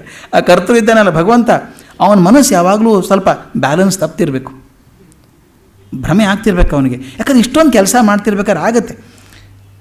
ಮನೆಯಲ್ಲಿ 3 ಜನಕ್ಕೆ ಅಡುಗೆ ಮಾಡಬೇಕಾದ್ರೆ ಆಗಾಗ ಭ್ರಮಿಪುದೇನಾಗಾಗ ಅಡುಗೆಯ ಮನಸ್ಸು ಆಗ್ತದೆ. ಉಪ್ಪು ಒಂದು ಸ್ವಲ್ಪ ಹೆಚ್ಚಾಗುತ್ತೆ, ಒಂದು ಸ್ವಲ್ಪ ಕಮ್ಮಿ ಆಗುತ್ತೆ, ಅಯ್ಯೋ ಉಪ್ಪು ಹಾಕೋದೇ ಮರ್ತುಬಿಟ್ಟಿದೆ, ಇರೋರೇ 3 ಜನ ಊಟ ಮಾಡೋರು. ಅಷ್ಟು ಕೆಲಸ ಮಾಡೋದು ಮರೀತಿರ್ಬೇಕಾದ್ರೆ, ಇಷ್ಟೊಂದು ಸೃಷ್ಟಿ ಮಾಡ್ತಿರ್ಬೇಕಾದ್ರೆ, ಇಷ್ಟೊಂದು ಜೀವ ಪ್ರಪಂಚಗಳನ್ನು ಮಾಡ್ತಿರ್ಬೇಕಾದ್ರೆ ಇವನಿಗೆ ಸಂಶಯ. ಭ್ರಮಿಪುದೇನಾಗಾಗ ಕರ್ತೃವಿನ ಮನಸ್ಸು ಭ್ರಮೆ ಆಗ್ತಿರ್ಬೇಕು ಅವನಿಗೆ ಯಾವಾಗಾದರೂ. ಯಾಕಂದರೆ ಮಮತೆಯುಳ್ಳವನಾತನಾದೊಡೆ ಅವನಿಗೇನಾದರೂ ಪ್ರೀತಿ ಅನ್ನೋದು ಇದ್ದಿದ್ದರೆ, ಪ್ರೀತಿ ಇಲ್ಲವನಾಗಿದ್ದರೆ ಈ ಜೀವಗಳು ಶ್ರಮ ಪಡುವಬೇಕಿಂತು ಮಂಕುತಿಮ್ಮ. ಇಷ್ಟು ಜೀವ ಅವನೇ ಮಾಡಿದ್ದಲ್ವ, ಅವನೇ ತಂದೆ, ನೀನೇ ತಾಯಿ ಅಂತ ಹೇಳ್ತೀವಿ. ಅವನ ಮಕ್ಕಳು ಎಲ್ಲ ಮಕ್ಕಳು ಬಂದಿದ್ದೀವಿ ಭೂಮಿಗೆ ನಾವು. ಪ್ರೀತಿ ಇರೋದಾಗಿದ್ದರೆ ಯಾಕೆ ಒದ್ದಾಡಬೇಕಾಗಿತ್ತು ಜೀವನ ಎಲ್ಲ? ಎಲ್ಲರೂ ಪ್ರೀತಿ ಇಟ್ಕೊಳ್ಳೋಕ್ಕಾಗ್ತಿರ್ಲಿಲ್ವ? ಯಾರಿಗೂ ನೋವು ಕೊಡೋದು ಹೇಳೋಕ್ಕಾಗ್ತಿರ್ಲಿಲ್ವ? ಆದ್ದರಿಂದ ಎರಡು ಕೆಲಸ ಆಗುತ್ತೆ. ಒಂದು, ಅವನ ಮನಸ್ಸು ಭ್ರಮೆಯಾಗಿರಬೇಕು, ಅಥವಾ ಅವನ ಮಮತೆ ಇಲ್ಲ. ಮಮತೆ ಇದ್ದವನಾಗಿದ್ದರೆ ಯಾರಿಗೂ ತೊಂದರೆ ಪಡುವಂಥ ಪರಿಸ್ಥಿತಿ ಇರಲಿಲ್ಲ ಅಂತ ಹೇಳ್ತಾರೆ. ಜೀವಗಳು ಶ್ರಮ ಪಡಬಾರ್ದು, ಆದ್ದರಿಂದ ದೇವರಿಲ್ಲ ಅನ್ನೋ ಭಾಗವಂತ. ಯಾಕಂದರೆ ಕ್ರಮ ಇಲ್ಲ, ಲಕ್ಷ್ಯ ಇಲ್ಲ ಮಾಡೋದ್ರೊಳಗೆ ಅಂತ. ಅದಕ್ಕೊಂದು ಭಾಳ ಚೆನ್ನಾಗಿರೋ ತಮಾಷೆ ಕಥೆ ಓದಿದೆ ಇತ್ತೀಚೆಗೆ ನಾನು. ಭಾಳ ಚೆನ್ನಾಗಿರೋ ಕಥೆ ಅದು. ಒಬ್ಬ ಮನುಷ್ಯ ಕ್ಷೌರ ಮಾಡಿಸ್ಕೊಳ್ಳೋಕ್ಕೆ ಕ್ಷೌರಿಕನ ಅಂಗಡಿಗೆ ಹೋದಂತೆ. ಹೋದ ತಕ್ಷಣ ಅವನು ಕುರ್ಚಿ ಮೇಲೆ ಕೂಡಿಸಿ, ಕಾಯಬೇಕಲ್ಲ ಅಲ್ಲಿ, ಕಾದ್ಮೇಲೆ ಕೂಡಿಸಿ ಅವನ ಕೊರಳಿಗೆ ಒಂದು ಟಾವೆಲ್ ಸುತ್ತಿ ಮುಖಕ್ಕೆಲ್ಲ ಸೋಪ್ ಬಡೋದಂತೆ. ಕ್ಷೌರ ಮಾಡಬೇಕಾದ್ರೆ ಮಾಡಿಸ್ಕೊಳ್ಳೋ ಜವಾಬ್ದಾರಿಯಿಂದ ಇರಬೇಕು. ಅವನ ಕೈಯಲ್ಲಿ ಕತ್ತಿ ಇದೆ, ಇವನ ಕೈಯಲ್ಲಿ ಇಲ್ಲ. ಅವನ ಕೈಯಲ್ಲಿ ಕತ್ತಿ ಇದೆ. ಅವನಿಗೊಂದು ಕ್ಷೌರಿಕನ ಸ್ವಭಾವ ಏನಿತ್ತು ಅಂದರೆ ವಿಪರೀತ ಮಾತಾಡೋನು, ಅಸಾಧ್ಯ ಮಾತು. ಕೆಲವರು ಹಂಗಿರ್ತಾರೆ, ಒಳಗೆ ಹೋದ ತಕ್ಷಣ ಮಾತು ಶುರು ಮಾಡಿದರೆ ಹೊರಗೆ ಬರೋ ತನಕ ಏನು ಕೇಳಿದ ಮರೆತು ಹೋಗ್ಬೇಕು, ಅಷ್ಟು ಮಾತಾಡ್ತಾರೆ. ಅವನು ಮಾತಾಡಿದ, ರಾಜಕಾರಣದ ಬಗ್ಗೆ ಮಾತಾಡಿದ, ಧರ್ಮದ ಬಗ್ಗೆ ಮಾತಾಡಿದ, ಕರಪ್ಷನ್ ಬಗ್ಗೆ ಮಾತಾಡಿದ, ಎಲ್ಲದ್ರ ಬಗ್ಗೆನೂ ಮಾತಾಡಿದ. ಇವನು ಇಲ್ಲ ಅನ್ನೋಂಗಿಲ್ಲ, ಅನ್ನೋಂಗಿಲ್ಲ, ಕತ್ತಿ ಕುತ್ತಿಗೆ ಹತ್ತಿರನೇ ಇದೆ, ಅದ್ರದ್ದು ಗೋಣು ಕೂಡ ಅಲಗಾಡ್ಸಂಗಿಲ್ಲ, ಅಂತ ಇದ್ದ. ಹೆಚ್ಚಿಗೆ ಮಾತಾಡೋಕ್ಕೆ ಅವಕಾಶ ಇಲ್ಲ ಅಲ್ಲಿ. ಅಷ್ಟೆಲ್ಲ ಮಾತಾಡಿ ಸಾಕಾಯ್ತು, ಮುಗೀತು ಅನ್ನೋದಕ್ಕೆ ಕ್ಷೌರ ಮುಗಿಸ್ದ. ಅವನು 100 ರೂಪಾಯಿ ಕೊಟ್ಟಂತೆ. ಅವನ ಕಡೆ ಚಿಲ್ಲರೆ ಇಲ್ಲ, ಅದೊಂದು ಕಷ್ಟ. ಕೂತ್ಕೊಳ್ಳಿ ಸಮ, ಚಿಲ್ಲರೆ ತರಿಸ್ತೀನಿ, ಹುಡುಗನ ಕಳಿಸ ಚಿಲ್ಲರೆ ತರೋದಕ್ಕೆ. ಚಿಲ್ಲರೆ ಇದ್ರೆ ಪಾರಾಗಿ ಹೋಗ್ತಿದ್ದ ಇವನು. ತರೋಕ್ಕೆ ಹೋದ್ರೆ ಬರೋ ತನಕ ಕೂತಿರ್ಬೇಕಲ್ಲ. ಅವನು ಕ್ಷೌರಿಕನು ಫ್ರೀ ಆಗಿದ್ದ. ಅವ್ನು ಹೇಳ್ದಂತೆ, ಸ್ವಾಮಿ ನೀವೇನೇ ಹೇಳಿ ಸ್ವಾಮಿ, ದೇವರಿಲ್ಲ. ಇಷ್ಟರವರೆಗೂ ಎಲ್ಲದ್ರ ಬಗ್ಗೆ ಮಾತಾಡಿದ್ದಾನೆ, ರಾಜಕಾರಣದ ಬಗ್ಗೆ, ಕ್ರಿಕೆಟ್ ಬಗ್ಗೆ, ಭ್ರಷ್ಟಾಚಾರ ಬಗ್ಗೆ ಎಲ್ಲ ಮಾತಾಡಿದ್ದಾನೆ. ಈಗ ದೇವರಿಲ್ಲ ಸ್ವಾಮಿ. ಯಾಕೆ? ಇದೇ ಪ್ರಶ್ನೆ ಕೇಳಿದವನು. ದೇವರು ಅಂತ ಬಿದ್ದಿದ್ರೆ ಸ್ವಾಮಿ, ದೇವರು ತಾಯಿ ತಂದೆ ಅಂತಾರೆ, ದೇವರು ಇದ್ದಿದ್ರೆ ಕಷ್ಟಪಡಬೇಕಾಗಿತ್ತ ನಾವು? ನೋಡಿಲ್ವ ಜಗತ್ತು ಅನಾಥರು ಎಷ್ಟು ಜನ ಇದ್ದಾರೆ, ಕುಂಟು ಕೂಡ್ರಿದ್ದಾರೆ, ಪಾಪ ಒದ್ದಾಡ್ತಾರೆ, ಊಟ ಇಲ್ಲ. ಯಾಕೆ ಕಷ್ಟಪಡಬೇಕಾಗಿತ್ತು? ದೇವ್ರ ಲಕ್ಷಣನ ಇದು.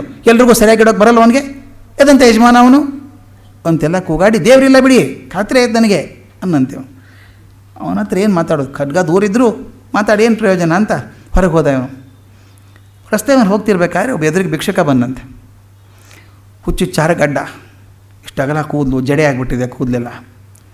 ಅವ್ನು ಹೇಳಿದಂತೆ, ನನ್ನ ಜೊತೆಗೆ ಬರ್ತೀಯ ಒಂದು 5 ನಿಮಿಷ ಅಂತ ಕೇಳಿದಂತೆ ಅವನಿಗೆ. ಎಲ್ಲಿ ಬರಬೇಕು ಸ್ವಾಮಿ ಅಂದಂತೆ. ಇಲ್ಲೇ ಕ್ಷೌರಿಕನ ಅಂಗಡಿಗೆ ಬರಬೇಕು. ಕ್ಷೌರ ಮಾಡಿಸ್ಕೊಳ್ಳಲ್ಲ ನಾನು ಅನ್ನೋದು. ಈ ಮಾಡಿಸ್ಕೋಬೇಡಯ್ಯ, ನನ್ನ ಜೊತೆಗೆ ಬಾ, ನೀನು 10 ರೂಪಾಯಿ ಕೊಡ್ತೀನಿ. 10 ರೂಪಾಯಿ ಕೊಟ್ಟು ಬಂದು ನಾವು ಒಂದು ಹೊರಗೆ ನಿಂತೀರಿ ಇಲ್ಲೇ ನೀನು ಅಂತ ಒಳಗೆ ಹೋದಂತೆ ಅವನು. ಕ್ಷೌರ ಮಾಡಿಸ್ಕೊಂಡಿದ್ದಾನೆ ಆಗಲೇ. ಒಳಗೆ ಹೋಗ್ಬಿಟ್ಟು ಹೇಳಿದಂತೆ ಕ್ಷೌರಿಕನಿಗೆ, ನನಗೊಂದು ಸಿದ್ಧಾಂತ ಆಯ್ತಪ್ಪ, ಈಗ ನೀನು ಹೇಳಿದಲ್ಲ ದೇವರಿಲ್ಲ ಅಂತ ಹೇಳಿದೆಲ್ಲ, ಅದೇ ರೀತಿ ನನಗೊಂದು ಸಿದ್ಧಾಂತ ಆಗಿದೆ, ಜಗತ್ತಿನಲ್ಲಿ ಕ್ಷೌರಿಕರಿಲ್ಲ, ಜಗತ್ತಿನಲ್ಲಿ ಕ್ಷೌರಿಕರು ಇಲ್ಲವೇ ಇಲ್ಲ ಅನ್ನಂತೆ. ಏನು ಸ್ವಾಮಿ ಇದೇ ಮಾಡಿ ಕಳಿಸಿದ್ದೆ ನಿಮ್ಮನ್ನು, ಕ್ಷೌರಿಕರಿಲ್ಲ ಅಂತ ಇದ್ದೀನಲ್ಲ ಇಲ್ಲಿ ಅನ್ನಂತೆ. ಚೇ ಇರೋ ಸಾಧ್ಯವೇ ಇಲ್ಲ. ನೋಡಿ ಹೊರಗಿದ ನೋಡಿ, ಕರ್ಕೊಂಬಂದವ್ನು ನೋಡು, ಅವನ ಗಡ್ಡ ನೋಡು, ಅವನ ಕೂದಲ ನೋಡು. ಅಕಸ್ಮಾತ್ ಜಗತ್ತಲ್ಲಿ ಕ್ಷೌರಿಕರು ಇರೋದೇ ಆಗಿದ್ದರೆ ಇವನ ಗಡ್ಡ ಕೂದಲು ಹಿಂಗಿರಬೇಕಾಗಿರಲಿಲ್ಲ ಅನ್ನಂತೆ. ಅವನು ನೀವು ಒಳ್ಳೆ ಹೇಳ್ತಿರಲ್ಲ ಸ್ವಾಮಿ, ಅವನ ಕಡೆ ಬಂದ್ರೆ ತಾನೇ ನಾನು ತೆಗೆಯೋದು. ಬಂದಿಲ್ಲ ಅವನು ಬಂದಿದ್ದರೆ ತಾನೇ ನಾನು ಸ್ವಚ್ಛ ಮಾಡ್ತಿದ್ದೆ. ಅವನಿಗೆ ಬರದೇ ಹೋದರೆ ಏನು ಮಾಡೋಕ್ಕಾಗ್ತದೆ? ಆಗ ಇವನು ಹೇಳಿದಂತೆ, ಅದೇ ರೀತಿ ನಂಬಿಕೆಯಿಂದ ಅಲ್ಲಿ ಹೋಗಿದ್ದರೆ ನೀನು ಕಾಳಜಿ ಮಾಡಿರೋನು. ಅವನು ನಂಬಿಕೆ ಇಲ್ಲದೆ ಇರೋದ್ರಿಂದ ಕಾಳಜಿ ಮಾಡಿಲ್ಲ ಅಷ್ಟೇ. ಮಮತೆ ಉಳ್ಳವನಾದೊಡೆ ಈ ಜೀವಗಳು ಶ್ರಮ ಪಡುವಬೇಕೆಂತು ಅಂತ ಕೇಳ್ತೀಯಲ್ಲಪ್ಪ.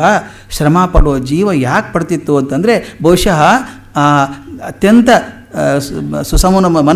ಮನಸ್ಸಿನಿಂದ ಶ್ರದ್ಧೆಯಿಂದ ಭಗವಂತನ ಧ್ಯಾನಿಸಿದರೆ ಆ ಪ್ರಸಂಗ ಬರ್ತಿರಲಿಲ್ಲ ಅಂತ ಇಷ್ಟು ಮಾತನ್ನು ಹೇಳ್ತಾರೆ. ನಾನು ಇನ್ನೊಂದು ಘಟನೆ ಆಗಿತ್ತು. ನಾನು ಶಾಲೆ ವಿದ್ಯಾರ್ಥಿನಿಯರೆಲ್ಲ ಕರ್ಕೊಂಡು ಉತ್ತರ ಭಾರತಕ್ಕೆ ಹೋಗಿದ್ವಿ. ಹೋದಾಗ ಮಥುರಾ, ವೃಂದಾವನ, ನನಗೆ ಕೃಷ್ಣನ ಬಗ್ಗೆ ಸ್ವಲ್ಪ ಹೆಚ್ಚು ಪ್ರೀತಿ. ಅದು ತುಂಬ ಮಾತಾಡಿಬಿಟ್ಟಿದ್ದೆ ಕೃಷ್ಣನ ಬಗ್ಗೆ. ನನಗೆ ಕೃಷ್ಣನಂಥ ಪಾತ್ರ ಜಗತ್ತಿನಲ್ಲಿ ಯಾವ ಪುಸ್ತಕದಲ್ಲೂ ಬರೋಕ್ಕೆ ಸಾಧ್ಯ ಇಲ್ಲ, ಅಂಥ ಪಾತ್ರವನ್ನು ಯಾರೂ ಸೃಷ್ಟಿ ಮಾಡೋಕ್ಕೆ ಸಾಧ್ಯ ಆಗಲಿಲ್ಲ ಕೃಷ್ಣನ ಪಾತ್ರ ಅಂತ ತುಂಬ ಹೇಳ್ಬಿಟ್ಟಿದ್ದೆ. ಹುಡುಗರಿಗೆಲ್ಲ ಭಾರಿ ಉತ್ಸಾಹ ಅದು. ಅಲ್ಲಿ ಮಥುರಾ, ಬೃಂದಾವನ ಎಲ್ಲ ನೋಡ್ಕೊಂಬಂದರು.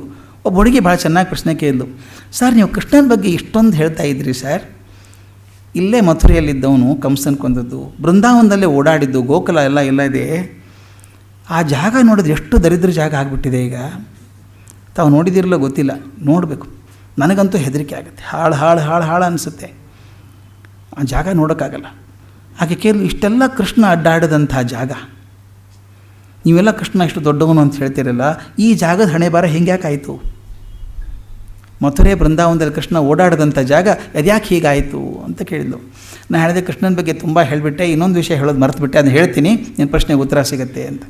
ಏನು? ಮಥುರೆಯಲ್ಲಿ ಕಂಸನ ವಧೆ ಆದಮೇಲೆ ಜರಾಸಂಧನ ಹಾವಳಿ ಹೆಚ್ಚಾಯಿತು. ಮೇಲೆ ಬರುವನು ಜರಾಸಂಧ, ತೊಂದರೆ ಕೊಡೋನು.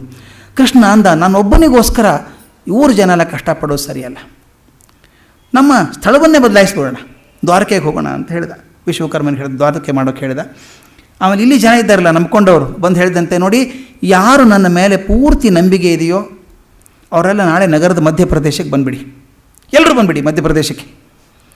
ಅವ್ರನ್ನೆಲ್ಲವನ್ನೂ ನಾನು ನನ್ನ ಶಕ್ತಿಯಿಂದ ಹಾಗಿಂದ ಹಾಗೆ ಇದ್ದ ಹಾಗೇ ಕರ್ಕೊಂಡು ಹೋಗಿ ದ್ವಾರಕೆಯಲ್ಲಿ ಪ್ರತಿಷ್ಠಾಪನೆ ಮಾಡಿಬಿಡ್ತೀನಿ. ನಿಮ್ಮನ್ನೆಲ್ಲರೂ ಎಲ್ಲರೂ ಬನ್ನಿ, ಕರ್ಕೊಂಡು ಹೋಗಿ ನಿಮಗೆಲ್ಲ ವ್ಯವಸ್ಥೆ ಮಾಡಿಟ್ಟಿದ್ದೀನಿ ನಾನು, ನಿಮಗೇನೂ ತೊಂದರೆ ಆಗೋಲ್ಲ. ಮಥುರೆಗಿಂತ ತುಂಬ ಚೆನ್ನಾಗಿರುವ ಜಾಗವನ್ನು ಮಾಡಿಟ್ಟಿದ್ದೇನೆ, ಯಾರ್ಯಾರ ನಂಬಿಕೆ ಇದೆ ಬಂದುಬಿಡಿ ಮಥುರೆ ಮಧ್ಯಭಾಗಕ್ಕೆ ಎಂದಂತೆ. ಮರುದಿವಸ ಕೃಷ್ಣ ಹೋದ. ಅಲ್ಲಿ ಯಾರ್ಯಾರು ಬಂದಿದ್ದರೋ ಅವ್ರನ್ನೆಲ್ಲರನ್ನೂ ಕರ್ಕೊಂಡು ಹೋದಂತೆ. ಕೆಲವರು ಅಂದರು, ಇವನು ಸುಮ್ಮನೆ ಹೇಳ್ತಾರೆ ಹೋಗೋಕ್ಕಾಗತ್ತೇನೆ ರೀ, ಎಲ್ಲಿ ದ್ವಾರಕೆ ಅದು, ಇವ್ನು ಹೇಳಿದ್ರೆ ಹೋಗಾಗತ್ತಾ, ಮನೆ ಬಿಟ್ಟು, ಮನೆ ತುಂಬ ಕೆಲಸ ಇದೆ ಅಂತ ಕೂತಿದ್ರಲ್ಲ. ಈ ಉಳಿದವರು ಅವ್ರು ಕೂತವರು, ಕೃಷ್ಣನ್ನೇ ನಂಬಿದವ್ರ ಗತಿ ಏನಾಗ್ತದೆ ಅಂತ ನೋಡಿ ಅಂತ ಹೇಳಿದೆ ನಾನು. ಯಾರು ಕೃಷ್ಣನ ನಂಬಿದ್ರೋ ಅವ್ರು ಅಲ್ಲಿಂದ ದ್ವಾರಕೆಗೆ ಹೋದರು ಅಂತ ಕಥೆ ಬರುತ್ತೆ. ಯಾರು ನಂಬಲಿಲ್ವೋ, ಅಂದರೆ ಮಮತೆಯುಳ್ಳವನಾದೊಡೆ, ಅವನು ಭಾಳ ಸ್ಟ್ರಿಕ್ಟ್ ಮಾಸ್ಟರ್, ಅವನು ಬರೀ ಮಮತೆ ಅಷ್ಟೇ ಅಲ್ಲ, ಅವನು ನಿಮ್ಮಿಂದ ನಂಬಿಕೆಯನ್ನು ಅಪೇಕ್ಷೆ ಮಾಡ್ತಾನೆ, ಶ್ರದ್ಧೆಯನ್ನು ಅಪೇಕ್ಷೆ ಮಾಡ್ತಾನೆ. ಯಾರಿಗೆ ಶ್ರದ್ಧೆ ಇಲ್ಲವೋ ಅವರಿಗೆ ಅವನ ಕೃಪೆ ಇಲ್ಲ ಅಂತ. ಅದರಿಂದ ಹೇಳ್ತಾರೆ, ಆ ಶ್ರದ್ಧೆ ಇದ್ದಿದ್ದಾಗಿದ್ದರೆ ಶ್ರಮ ಪಡುವ ಬೇಕೆಂತೂ ಮಂಕುತಿಮ್ಮ. ಇನ್ನೊಂದು ಸಲ ಕೆಲವರು ಅಂತಾರೆ, ಶ್ರದ್ಧೆ ಇದ್ದರೂ ಪಾಪ ಕಷ್ಟಪಡ್ತಾರಲ್ರಿ, ತುಂಬ ಜನ ತುಂಬ ಶ್ರಮ ಪಡ್ತಾರೆ, ಭಕ್ತಿ ಇದೆ, ನಂಬಿಕೆ ಇದೆ, ಆದರೂ ಕಷ್ಟಪಡ್ತಾರಲ್ಲ ಯಾಕೆ ಅಂತ ಮಾತು ಬಂದಾಗ ಹೇಳ್ತಾರೆ. ಇದು ಹೇಗೆ ಅಂದರೆ ಪೂರ್ವಜನ್ಮ ಕರ್ಮ ಅಂತ. ನಾವು ಪೂರ್ವಜನ್ಮ ಹಿಂದಿನ ಜನ್ಮದಲ್ಲಿ ಆಡೋದಂಥ ಪಾಪದ್ದು ಅಂತ. ಇದಕ್ಕೆ ನಮಗೆ ಮತ್ತೆ ಸಿದ್ಧಾಂತ, ನಾವು ಶಾಸ್ತ್ರಗಳಿಗೆ ಹೋಗಬೇಕು. ಪೂರ್ವಜನ್ಮ ಇತ್ತು ಅಂತ ಏನು ಗ್ಯಾರಂಟಿ? ನಮ್ಮ ಅಜ್ಜ ಭಾಳ ಚೆನ್ನಾಗಿ ಹೇಳ್ತಿದ್ರು ಇದನ್ನು. ಈಗ ನಾವು ಸೀರಿಯಲ್ ನೋಡ್ತೀವಿ, ಒಂದು ಸೀರಿಯಲ್ ಮುಗಿಯಲ್ಲ ಬಿಡಲ್ಲ ಹೇಗಿದ್ರು, ಒಂದು 3 ತಿಂಗಳು 4 ತಿಂಗಳು ಬಿಟ್ಟು ನೋಡೋಕೆ ಶುರು ಮಾಡಿದಾಗ ಪಾತ್ರ ಎಲ್ಲ ಹೊಸಬರಾಗಿರ್ತಾರೆ. ಅವೇ ಪಾತ್ರಕ್ಕೆ ಬೇರೆ ಪಾತ್ರಧಾರಿಗಳು ಬಂದಿರ್ತಾರೆ.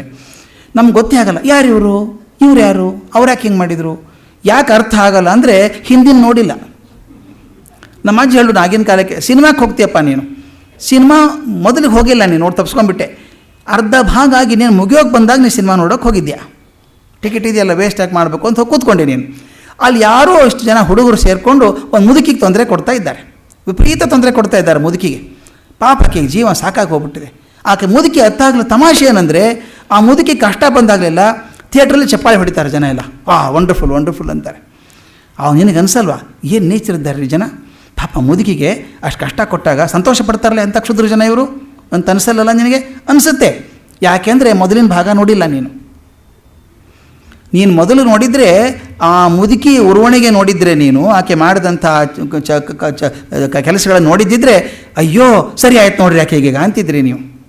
ಹಾಗೆ ನಮ್ಮ ಜೀವನದಲ್ಲೂ ಹಾಗೇ, ನಾವು ಹೋದ ಜನ್ಮದಲ್ಲಿ ಅದು ಏನೇನು ಮಾಡಿದ್ದೀವೋ ಗೊತ್ತಿಲ್ಲ, ಆದ್ದರಿಂದ ಆ ಕರ್ಮದ ಪರಿಣಾಮ ನಮ್ಮ ಮೇಲೆ ಸ್ವಲ್ಪ ಆಗ್ತಾ ಇರ್ತದೆ ಅಂತ ಹೇಳ್ತಾ, ಅದರಿಂದ ಈ ಭಗವಂತ ಶ್ರಮ ಪಡುವುದೇಕೆಂದು ಜೀವಗಳು ಅಂತಂದಾಗ 2 ಕಾರಣಕ್ಕೆ.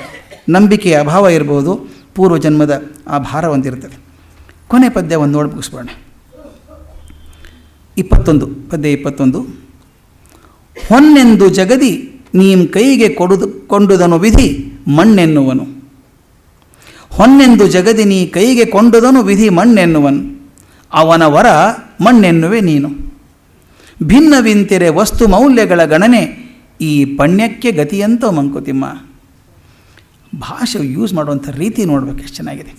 ಹೊನ್ನೆಂದು ಜಗದಿ ನೀಂ ಕೈಗೆ ಕೊಂಡುದನು, ಯಾವುದೋ ಬಹಳ ಒಳ್ಳೆಯದಿದು ಹೊನ್ನು ಬಂಗಾರ ಅಂತ ನೀ ಯಾವುದನ್ನು ಕೈಗೆ ತೊಗೊಂಡಿದ್ದೀಯೋ ಅದನ್ನು ವಿಧಿ ಮಣ್ಣೆನ್ನುವನು.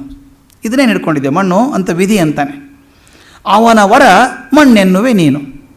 ಅವನು ಕೊಟ್ಟಂಥ ವರ ಇದೆಯಲ್ಲ, ಇದೇನು ವರ ಸಿಕ್ತಪ್ಪ, ಸಾಕಾಗಿ ಹೋಗ್ಬಿಟ್ಟಿದೆ ನನಗೆ, ಇದು ಯಾಕಾದರೂ ಬಂತೋ ಅಂತಿರ್ತೀಯ ನೀನು. ಅವನು ಕೊಟ್ಟು ವರ ಅದು ವರ ಅಂತ ನಿಮಗೆ ಅರ್ಥ ಆಗಿಲ್ಲ, ಶಾಪ ಅನ್ನಿಸ್ಬಿಟ್ಟಿದೆ.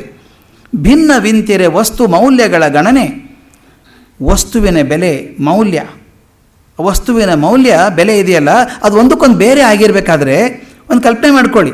ನಾವು ಭಾರತದಲ್ಲಿ ಬಂಗಾರ ಅಂತೀವಿ, ಒಂದು ವಸ್ತುವಿಗೆ ಬಂಗಾರ ಅಂತೀವಿ. ಅದನ್ನು ಯಾವುದೋ ದೇಶದಲ್ಲಿ ಹತ್ತಿ ಅನ್ನೋದಾದರೆ ಏನು ತಮಾಷೆ ಇರುತ್ತೆ ಹೇಳಿ? ನೀವು ಬಂಗಾರದ ಆಭರಣ ಮಾಡಿಸ್ಕೊಂಡಿದ್ದೀರಾ ಅಂದರೆ ಇಲ್ಲ, ಹತ್ತಿದು ಮಾಡಿಸ್ಕೊಂಡಿದ್ದೀವಿ ಅಂತ ಅವ್ರು ಅಂತಾರೆ. ಮೌಲ್ಯನೇ ವ್ಯತ್ಯಾಸ ಆಗೋಯ್ತು. ವಸ್ತುವಿನ ಮೌಲ್ಯದ ವ್ಯತ್ಯಾಸ ಆದರೆ ವ್ಯಾಪಾರ ಮಾಡೋದು ಹೇಗೆ? 1 kg ಹತ್ತಿ ಕಳಿಸಿ ಅಂತ ಅವ್ರು ಹೇಳಿದರೆ ನಾವು ಕಳಿಸಿದ್ರೆ ಹತ್ತಿ ಅನ್ನಲ್ಲ ಅವರು, ಅವ್ರಿಗೆ ಅದು ಬಂಗಾರ ಅಂತ ಅರ್ಥ. ಅದಕ್ಕೆ ಹೇಳ್ತಾರೆ, ಒಂದು ವಸ್ತುವಿನ ಮೌಲ್ಯ, ಒಂದು ಬೆಲೆ ಮಾತು ಎಲ್ಲ ಕಡೆಗೂ ಒಂದೇ ರೀತಿ ಇದ್ದರೆ, ಈಗ ಡಾಲರ್ ಅಂದರೆ ಪ್ರಪಂಚದಾದ್ಯಂತ ಡಾಲರೇ ಅದು, ರೂಪಾಯಿ ಅಂದರೆ ರೂಪಾಯಿನೇ ಎಲ್ಲ ಕಡೆನೂ. ಹಾಗಿದ್ದರೆ ಮಾತ್ರ ವ್ಯವಹಾರ ಮಾಡೋಕ್ಕೆ ಸಾಧ್ಯ. ಪಣ್ಯ ಅಂತಿದೆ ನೋಡಿ ಮಾತು, ಪಣ್ಯ ಅಂದರೆ ವ್ಯಾಪಾರ. ಈ ಜಗತ್ತಿನ ವ್ಯಾಪಾರ ನಡೆಯೋದು ಹೇಗಪ್ಪ? ನೀನು ಹೇಳೋ ಮಾತೇ ಬೇರೆ, ನಾನು ಹೇಳೋ ಮಾತೇ ಬೇರೆ. ವಸ್ತುವಿನ ಮೌಲ್ಯವೇ ಭಿನ್ನಾಗಿ ಹೋಗಿದೆಯಲ್ಲ, ಹೇಗೆ? ಎಷ್ಟು ಚೆನ್ನಾಗಿದೆ. ನಾನು ಯಾವುದನ್ನು ಅತ್ಯಂತ ಶ್ರೇಷ್ಠ ಅಂತ ಕೈಯಲ್ಲಿ ಹಿಡ್ಕೋತೇನೋ ಅದು ಮಣ್ಣು ಅಂತ ವಿಧಿ ಹೇಳುತ್ತೆ. ಅದು ಏನೋ ಪ್ರಯೋಜನ ಇಲ್ದಂಗೆ ಆಗುವಂಥದ್ದು. ನಮ್ಮ ಜೀವನದಲ್ಲಿ ಸಾಕಷ್ಟು ಘಟನೆಗಳು ನೋಡಿಬಿಟ್ಟಿದ್ದೇವೆ ಇದನ್ನು. ನಮಗೆ ಗೊತ್ತಾಗಲ್ಲ, ಭಗವಂತನ ಇಚ್ಛೆ ಅಂತ ಗೊತ್ತಾಗಲ್ಲ. ಒಬ್ಬ ವ್ಯಾಪಾರಿ ಸಮುದ್ರದಲ್ಲಿ ಹೋಗ್ತಾ ಇದ್ದ, ಹಡಗು ತಗೊಂಡು ವ್ಯಾಪಾರ ಮಾಡ್ಕೊಂಬರ್ಬೇಕು ಅಂತ ಮುತ್ತು ರತ್ನ ಎಲ್ಲ ಹಾಕ್ಕೊಂಡು ಹಡಗದಲ್ಲಿ ಹೋಗ್ತಾ ಇದ್ದಾನೆ. ಜೋರಾಗಿ ಬಿರುಗಾಳಿ ಬೀಸಿದಾಗ ಹಡಗು ಹೋಗಿ ಕಲ್ಲಿಗೆ ಹೊಡೆದು ಛಿದ್ರ ಆಗೋಯ್ತು. ಯಾವುದೋ ಹಲಗೆ ಹಿಡ್ಕೊಂಡು ಅವನು ಆ ಉಬ್ಬರದಲ್ಲಿ ಎಳ್ಕೊಂಡು ಹೋಗಿ ಒಂದು ದಡ್ಡೆಗೆ ಹಾಕ್ಬಿಡ್ತದೆ ಸಮುದ್ರದ ತೆರೆ. ಅವನು ಇದ್ದದ್ದು ಎಲ್ಲಿ? ಯಾವತ್ತೂ ಯಾವ ಮನುಷ್ಯನೂ ಬದುಕದೇ ಇದ್ದಂಥ ಒಂದು ದ್ವೀಪ. ಮನುಷ್ಯ ಅನ್ನೋ ಪ್ರಾಣಿನೇ ಬಂದಿರಲಿಲ್ಲ, ಒಬ್ಬನೇ ಹೋದದ್ದು ಇವನಲ್ಲಿ, ಏನೂ ಇಲ್ಲ. ಹೋದ, ಮಾತಾಡೋಕ್ಕೆ ಯಾರಿಲ್ಲ, ಜನ ಹಾಗೆ ಬದುಕೊಂಡ. ಸಂಕಟ ಆಗೋಯ್ತು ಅವನಿಗೆ. ಊಟ ಇಲ್ಲ, ಏನಿಲ್ಲ, ಏನೂ ಇಲ್ಲ ಅವನ ಕಡೆಗೆ. ಹೋದ, ಮತ್ತು ಹಳೆ ಕಾಲದ ಮನುಷ್ಯನಂಗೆ ಮರ ಉಜ್ಜಿ ಬೆಂಕಿ ಮಾಡ್ಕೊಂಡು ಸಿಕ್ಕ ಪ್ರಾಣಿನ ಬೇಯಿಸ್ಕೊಂಡ. ಅಲ್ಲಿ ಆಹಾರ ತೊಗೊಂಬಂದ. ಹಾವು ಚೋಳು ಹೆದರಿಕೆ ಅವನಿಗೆ, ಪ್ರಾಣಿಗಳ ಹೆದರಿಕೆ. ಮರದ ಮೇಲೆ ಕೂಡಬೇಕು, ನಿದ್ರೆ ಇಲ್ಲ, ಎದೆ ಹೊಡೆದು ಹೋಯ್ತು. 1 ತಾಸಾದರೂ ಅಡ್ಡಿ ಇಲ್ಲ. 1 ವರ್ಷ ಹಿಂಗೆ ಇರಬೇಕಾಯ್ತು. ಕೊನೆಗೆ ನಿಧಾನಕ್ಕೆ ಹೊಂದ್ಕೊಳ್ಳೋಕೆ ಶುರು ಮಾಡಿದೆ. ಇನ್ನೇನು ಮಾಡಲಪ್ಪ, ಯಾರು ಕರ್ಕೊಂಡು ಹೋಗ್ಬೇಕು ನಾನು? ಮತ್ತೊಂದು ಹಡಗು ಬಂದು ಕರ್ಕೊಂಡು ಹೋದ್ರೆ ಸರಿ, ಯಾರು ಕರ್ಕೊಂಡು ಹೋಗ್ತಾರೆ ಅಂತ ಹಾಗೆ ಕೂತಿದ್ದ. ಒಂದು ತಾನೇ ಅಲ್ಲಿ ಇಲ್ಲಿ ಗರಿಗಳನ್ನು ತಂದು ಒಂದು ಗುಡಿಸ್ಲು ಹಾಕ್ಕೊಂಡ. ಮತ್ತೆ ಸಿವಿಲೈಸೇಷನ್ ಶುರು. ಅಲ್ಲಿ ಒಂದು ಗುಡಿಸು ಹಾಕ್ಕೊಂಡು ಅಲ್ಲಿ ಮನೆ ಮಾಡ್ಕೊಂಡು ಬರ್ಕೋಕೆ ಶುರು ಮಾಡಿದ. ಒಂದು ದಿವಸ ಗುಡಿಸ್ಲೆಲ್ಲ ಮಾಡ್ಕೊಂಡು ಕಷ್ಟಪಟ್ಟಿದ್ದಾನೆ. ಗುಡಿಸ್ಲ ಮಾಡೋಕೆ ಸುಲಭ ಆಗಿಲ್ಲ ಅವನಿಗೆ, ಏನೂ ಸಾಮಗ್ರಿ ಇಲ್ಲ. ಮಾಡ್ಕೊಂಡು ಒಂದು ದಿವಸ ಆಹಾರ ತೊಗೊಳಕ್ಕಂತ ಹೋದಾಗ ದೂರದಿಂದ ಹೊಗೆ ಕಾಣಿಸೋಕೆ ಶುರು ಆಯಿತು. ಓಡ್ ಬಂದ, ಅಯ್ಯೋ ನಾನು ಗುಡಿಸ್ಲಿಕ್ಕೆ ಏನಾಗಿದೆ ಅಂತ. ಆ ಬೆಂಕಿ ಯಾವಾಗಲೂ ಇರಲೇಬೇಕಲ್ವ, ಆರಿಸಿ ಮಾತು ಕುಜ್ಬೇಕಲ್ಲ ಅವನು. ಹಂಗಿಟ್ಟಿದ್ದ. ಅದು ಯಾವುದೋ ಒಂದು ಗರಿ ಅಂಟ್ಕೊಂಡು ಇಡೀ ಗುಡಿಸ್ಲು ಬೆಂಕಿ ಹತ್ತು ಉರಿತಾ ಇದೆ. ಸಂಕಟ ಆಗೋಯ್ತು ಅವನಿಗೆ. ಏನು ಜನ್ಮ ನಂದು, ಇಲ್ಲಿ ಬಂದು ಬಿದ್ದಿದ್ದೇನೆ ದ್ವೀಪದಲ್ಲಿ. ಹೇಗೋ ಕಷ್ಟಪಟ್ಟು ಒಂದು ಗುಡಿಸ್ಲ ಕಟ್ಕೊಂಡ್ರೆ ಅದು ಸುಟ್ಟಾಕಿದ. ದೇವರಿಗೆ ಕಣ್ಣೇ ಇಲ್ಲ, ನನಗೇನೂ ಮಾಡಲಿಲ್ಲ ದೇವರು. ಹಡಗು ಹೊಡೆದು ಚೂರು ಮಾಡಿ ಹೊರ ಕಳಿಸಿದ ಅಷ್ಟೇ. ನಾನು ಕಷ್ಟಪಟ್ಟು ಒಂದು ಗುಡಿಸ್ಲ ಕಟ್ಕೊಂಡ್ರೆ ಅದನ್ನು ಸುಟ್ಟು ಹಾಕ್ಬಿಟ್ಟ. ಭಗವಂತನಿಗೆ ಕಣ್ಣಿಲ್ಲ ಅಂತ ಇಡೀ ಗುಡಿಸ್ಲು ಸುಟ್ಟು ಬೂದಿಯಾಗಿ ಹೋಗ್ತಾಯಿತ್ತು, ಹೊಗೆ ಬರ್ತಾಯಿತ್ತು. ಎಚ್ಚರ ತಪ್ಪಿ ಸಮುದ್ರ ದಂಡೆಗೆ ಬಂದು ಬಿದ್ದ. ಎಚ್ಚರ ಆದಾಗ ಸಪ್ಪಳ ಕೇಳಿಸ್ತಾ ಇತ್ತು ಅವನಿಗೆ. ಏನು ಸಪ್ಪಳ ನೋಡಿದರೆ ಯಾವುದೋ ಒಂದು ಸಣ್ಣ ನಾವೇ ಬರ್ತಾ ಇದೆ. ಇಲ್ಲಿ ದೂರದಲ್ಲಿ ಹಡಗು ನಿಂತ್ಕೊಂಡಿದೆ. ನಾವೇಲಿ ಜನ ಬಂದು ಇವು ನೋಡಿದರು. ಒಬ್ಬನೇ ಇದೆಯಲ್ಲಪ್ಪ ಈ ದ್ವೀಪದಲ್ಲಿ, ಯಾರೂ ಮನುಷ್ಯರಿಲ್ಲ ಅಂತ. ನಾನು ಸಿಕ್ಕಾಕೊಂಡು 1 ವರ್ಷ ಆಯ್ತಪ್ಪ ಅಂತ ಹೇಳಿದವನು. ಬಾ ನೀನು ಪಾರು ಮಾಡ್ತೀವಿ ಅಂತ ಕರ್ಕೊಂಡು ಹೋದ್ರಂತೆ. ನೀವು ಹೇಗೆ ಬಂದ್ರಿ ಅಂತ ಕೇಳಿದಂಥವನು. ನೀವು ಹೇಗೆ ಬಂದ್ರಿ ಇಲ್ಲಿ? ನಾನು ಎಷ್ಟು ವರ್ಷ ಪ್ರಯತ್ನ ಮಾಡ್ತಾ ಇದ್ದೀನಿ, ಪಾರಾಗಬೇಕು ಅಂತ ಆಗಿರಲಿಲ್ಲ. ನಾನು ಇದ್ದೇ, ನಿಮ್ಗೆ ಹೆಂಗೆ ಗೊತ್ತಾಯಿತು ಅಂತ. ಅವ್ರದ್ದು ಹಡಗಿನಲ್ಲಿ ಹೋಗ್ತಾ ಇದ್ವಿ, ಹೊಗೆ ಕಾಣಿಸ್ತು. ಹೊಗೆ ಕಾಣಿಸಿದ ತಕ್ಷಣ ಇಲ್ಲಿ ಮನುಷ್ಯರಿರೋ ದ್ವೀಪನೇ ಅಲ್ಲ, ಯಾವ ಸಿಕ್ಕಾಕೊಂಡಿರಬೇಕು. ನಮ್ಮನ್ನು ಗಮನ ಸೆಳೆಯೋದಕ್ಕೆ ಹೊಗೆ ಹಾಕಿದ್ದಾನೆ ಅಂತ ಬಂದ್ವಿ ನಾವು ಅಂತ. ಹಾಗೊಂದು ಮೊಳಕಾಲು ಊರಿ ಹತ್ತನಂತೆ. ಭಗವಂತ ನೀನು ಈಗ ತಾನೇ ಬೈದಿದ್ದಪ್ಪ, ನೀನು ಕಣ್ಣಿಲ್ಲ ಅಂಥೇಳಿ. ನನ್ನ ಮನೆ ಸುಟ್ಟದ್ದು ನನಗೆ ಶಾಪ ಅಂದ್ಕೊಂಡಿದ್ದೆ, ಅದೇ ವರ ಆಯಿತು ನನಗೆ. ಶಾಪ ಅಂದ್ಕೊಂಡದ್ದು ಅದು ವರ ಆಗಿರುತ್ತೆ. ಅದಕ್ಕೆ ಹೇಳ್ತಾರಲ್ಲ, ಅವನ ವರ ಮಣ್ಣೆನ್ನುವೆ ನೀನು. ಯಾವುದೋ ಒಂದು ಸಾಧನೆ ಅಂತ ಅಂದ್ಕೊಂಡಿರ್ತೇವೆ ನಾವು.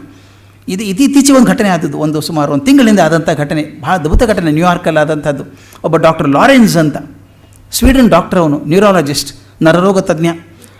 The best in the world ಅಂತ ಹೇಳ್ತಾರೆ, ಜಗತ್ತಲ್ಲಿ ಅತ್ಯಂತ ಶ್ರೇಷ್ಠ ನರರೋಗ ತಜ್ಞ ಅವನು ಅಮೇರಿಕಕ್ಕೆ ಕರೆಸಿದ್ರು, ನ್ಯೂಯಾರ್ಕಿಗೆ ಕರೆಸಿಬಿಟ್ಟು ಅವನು ಎಷ್ಟು ಚೆನ್ನಾಗಿ ಆಪ್ರೇಷನ್ ಮಾಡ್ತಾ ನೋಡಬೇಕು ಅಂತ ಆಪ್ರೇಷನ್ ಮಾಡುವಾಗ ಟೆಲಿಕಾಸ್ಟ್ ಮಾಡ್ತಿದ್ರು, ಡಾಕ್ಟರ್ಸ್ ಎಲ್ಲ ನೋಡಲಿ ಅಂತ. ಅಂಥ ದೊಡ್ಡ ಡಾಕ್ಟರ್. ಅವನಿಗೆ ಎಷ್ಟು ಪ್ರಸಿದ್ಧ ಅಂದರೆ ಅವನು ಸೆಕ್ಯೂರಿಟಿ ಬೇರೆ, ವಿಪರೀತ ಸೆಕ್ಯೂರಿಟಿ, ಹೊರಗೆ ಬಿಡಬಾರ್ದು ಅಂತ ಹೋಟೆಲಲ್ಲಿ ಇಟ್ಟಿದ್ರು. ಅವನು ಸಾಕಾಗಿ ಹೋಗಿತ್ತು. ಮೊದಲ ವೈದ್ಯ ಅವನು. ಇದೆಲ್ಲಪ್ಪ ಜನ ಸುತ್ತಮುತ್ತಲ ಹೊರಗೆ ಬಿಡಲ್ಲ ನನ್ನ ಅಂಥೇಳಿ ತಾನು ಡ್ರೆಸ್ ಮರೆಸ್ಕೊಂಡ್ಬಿಟ್ಟು ಪಾರಾಗಿ ಹೊರಗೆ ಬಂದುಬಿಟ್ಟ. ಸ್ವಲ್ಪ ಫ್ರೆಶ್ ಆಗಿ ಅಡ್ಡಾಡ್ಕೊಂಬೋಣ. ನ್ಯೂಯಾರ್ಕದಲ್ಲಿ ಅಡ್ಡಾಡೋಂಗಿಲ್ಲ ಪರಿಸ್ಥಿತಿ ನಂದು, ಸುತ್ತಲ ಸೆಕ್ಯೂರಿಟಿ ಗಾರ್ಡು. ಪಾರಾಗಿ ಬಂದು ನ್ಯೂಯಾರ್ಕದಲ್ಲಿ ಬಂದು ಒಂದು ಓಣಿಗೆ ಬಂದಂತೆ. ಬಂದಾಗ ಜೋರಾಗಿ ಮಳೆ ಬರೋಕ್ಕೆ ಶುರು ಆಯಿತು. ಮಳೆ ಬಂತಲ್ಲ, ಪಾರ ಆಗಬೇಕು ಅಂಥೇಳಿ ಯಾವುದೋ ಮನೆ ಬಾಗಿಲು ತಟ್ಟಿದ. ಸರ್ ಬಾಗಿಲ ತೆಗಿತೀರಾ ಅಂತ ಕೇಳಿದ.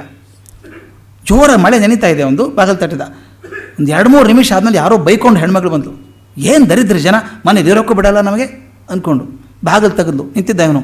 ಅಮ್ಮ ತುಂಬ ಮಳೆ ಬರ್ತಾ ಇದೆ, ಒಂದು 5 ನಿಮಿಷ ಒಳಗಿರ್ಬೋದಾ ಅಂತ ಕೇಳಿದ ಅವನು ಲಾರೆನ್ಸ್. ಓಕೆ, ಸಾಕು ಹೋಗ್ರಿ, ನಮಗೆ ಬೇಕಾದಷ್ಟು ಸಾಕಾಗಿದೆ ಪ್ರಾಬ್ಲಮ್ ಮನಸ್ಸಲ್ಲಿ, ಮನೇಲಿ ಸಾಕಷ್ಟು ತೊಂದರೆ ನಮ್ಮ ಮನೆಯಲ್ಲಿದೆ, ನೀವೊಬ್ಬರು ಕೂತ್ಕೊಂಡು ಹೋಗ್ರಿ, ನೀವು ಬರಬೇಡಿ ಹೋಗ್ರಿ ಅಂತ ಪಟ್ಟನ್ನು ಬಾಗಿಲು ಹಾಕೊಂಡ್ಲಂತಾಕೆ. ಆತ ಹೋದ. ಆಕೆ ಯಾರು ಅಂದರೆ ಯಾಕೆ ಕಷ್ಟಪಡ್ತಾ ಇದ್ಲು ಅಂತ ಬರೆದಿದ್ದಾರೆ. ಎಷ್ಟು ಚೆನ್ನಾಗಿರೋ ಘಟನೆ ಅದು. ಆಕೆ ಒಬ್ಬಳೇ ಮಗಳು, ಆಕೆಗೂ ದೊಡ್ಡ ನರರೋಗ ಕಾಡ್ತಾ ಇದೆ. ನ್ಯೂಯಾರ್ಕ್ ಡಾಕ್ಟರ್ ಹೇಳಿದ್ರಂತೆ, ಹೇಗಿದ್ದರೂ ಲಾರೆನ್ಸ್ ಬರ್ತಾ ಇದ್ದಾರೆ, ಆತ ಮನಸ್ಸು ಮಾಡಿದರೆ ಮಾತ್ರ ನಿನ್ನ ಮಗಳು ಬದುಕಬಹುದಿದೆ, ಬದುಕೋಕ್ಕೆ ಸಾಧ್ಯ ಇಲ್ಲ ಅಂತ ಹೇಳಿದ್ದಾರೆ. ಆಕೆ 3 ದಿವಸದಿಂದ ನ್ಯೂಯಾರ್ಕ್ದಲ್ಲಿದ್ದಲ್ಲ ಹೋಟೆಲಲ್ಲಿ ಹೋಗಿ ನಾನು ಅಪಾಯಿಂಟ್ಮೆಂಟ್ ತೊಗೋಬೇಕು ಅಂತ 3 ದಿವಸ ಹೋಗಿದ್ದಾಳೆ. ಅಪಾಯಿಂಟ್ಮೆಂಟ್ ಸಿಕ್ಕಿಲ್ಲ ಆಕೆಗೆ. ಆ ಟೆನ್ಷನ್ ಆಗಿದೆ ಮನೆಯಲ್ಲಿ. ಮನೆ ಮುಂದೆ ಲಾರೆನ್ಸ್ ಬಂದು ನಿಂತಿದ್ದಾನೆ, ಬಾಗ್ಲ ಬಡ್ದು ಒಳಗೆ ಕೊಡ್ತೀರ 5 ನಿಮಿಷ ಕೂತ್ಕೊಳ್ಳೋಕ್ಕೆ ಅಂತ ಕೇಳಿದ್ದಾನೆ. ಆಕೆ ಎಲ್ಲಿ ಕಿರಿಕಿರಿ, ಹೋಗ್ರಿ ನೀವು, ತೊಂದರೆ ನಮಗೆ ಬೇಕಾದಷ್ಟಿದೆ ಅಂತ ಹೊರಗೆ ಹಾಕಿದ್ಲು. ಭಗವಂತ ವರ ಅಂತ ಕೊಟ್ಟದ್ದನ್ನು ನಾನು ಶಾಪ ಆಗಿದ್ದಲ್ಲ ನನಗೆ ಅಲ್ವಾ. ಆದ್ದರಿಂದ ಅದಕ್ಕೆ ಹೇಳ್ತೀವಿ, ಹೊನ್ನೆಂದು ಜಗದಿನಿ ಕೈಗೆ ಕೊಂಡುದನು ವಿಧಿ ಮಣ್ಣೆನ್ನುವನು, ಅವನ ವರ ಮಣ್ಣೆನ್ನುವೆ ನೀನು. ಭಿನ್ನ ಇಂತಿರೆ ವಸ್ತು ಮೌಲ್ಯಗಳ ಗಣನೆ, ವಸ್ತುವಿನ ಮೂಲ ವ್ಯತ್ಯಾಸದಲ್ಲಿ ಅದರ ಅಳತೆಯಲ್ಲೇ ವ್ಯತ್ಯಾಸ ಇರಬೇಕಾದ್ರೆ ಈ ಪಣ್ಯಕ್ಕೆ ಗತಿಯಂತೂ ಮಂಕುತಿಮ್ಮ. ನಾವು ವ್ಯವಹಾರ ಮಾಡೋದು ಹೇಗೆ, ನಾನು ಯಾವ ರೀತಿಯಿಂದ ಹೇಳ್ತೇನೋ ಅದೇ ರೀತಿಯಲ್ಲಿ ತಾವು ನೋಡ್ತಾ ಇದ್ದರೆ ಒಂದೇ ಪಣ್ಯ, ಒಂದೇ ಮೌಲ್ಯ ಆದಂಗೆ ಆಯಿತು. ಇಬ್ಬರು ಬೇರೆ ಬೇರೆ ರೀತಿಯಿಂದ ವಿಚಾರ ಮಾಡ್ತಾ ಇದ್ದರೆ ಈ ವ್ಯಾಪಾರ ಆಗೋದಿಲ್ಲ ಅನ್ನೋ ಪ್ರಶ್ನೆಯನ್ನು ಕೇಳ್ತಾರೆ. ಮುಂದಿನ ದಿನ ನಾಳೆ ಗಮನಿಸೋಣ. ನಮಸ್ಕಾರ.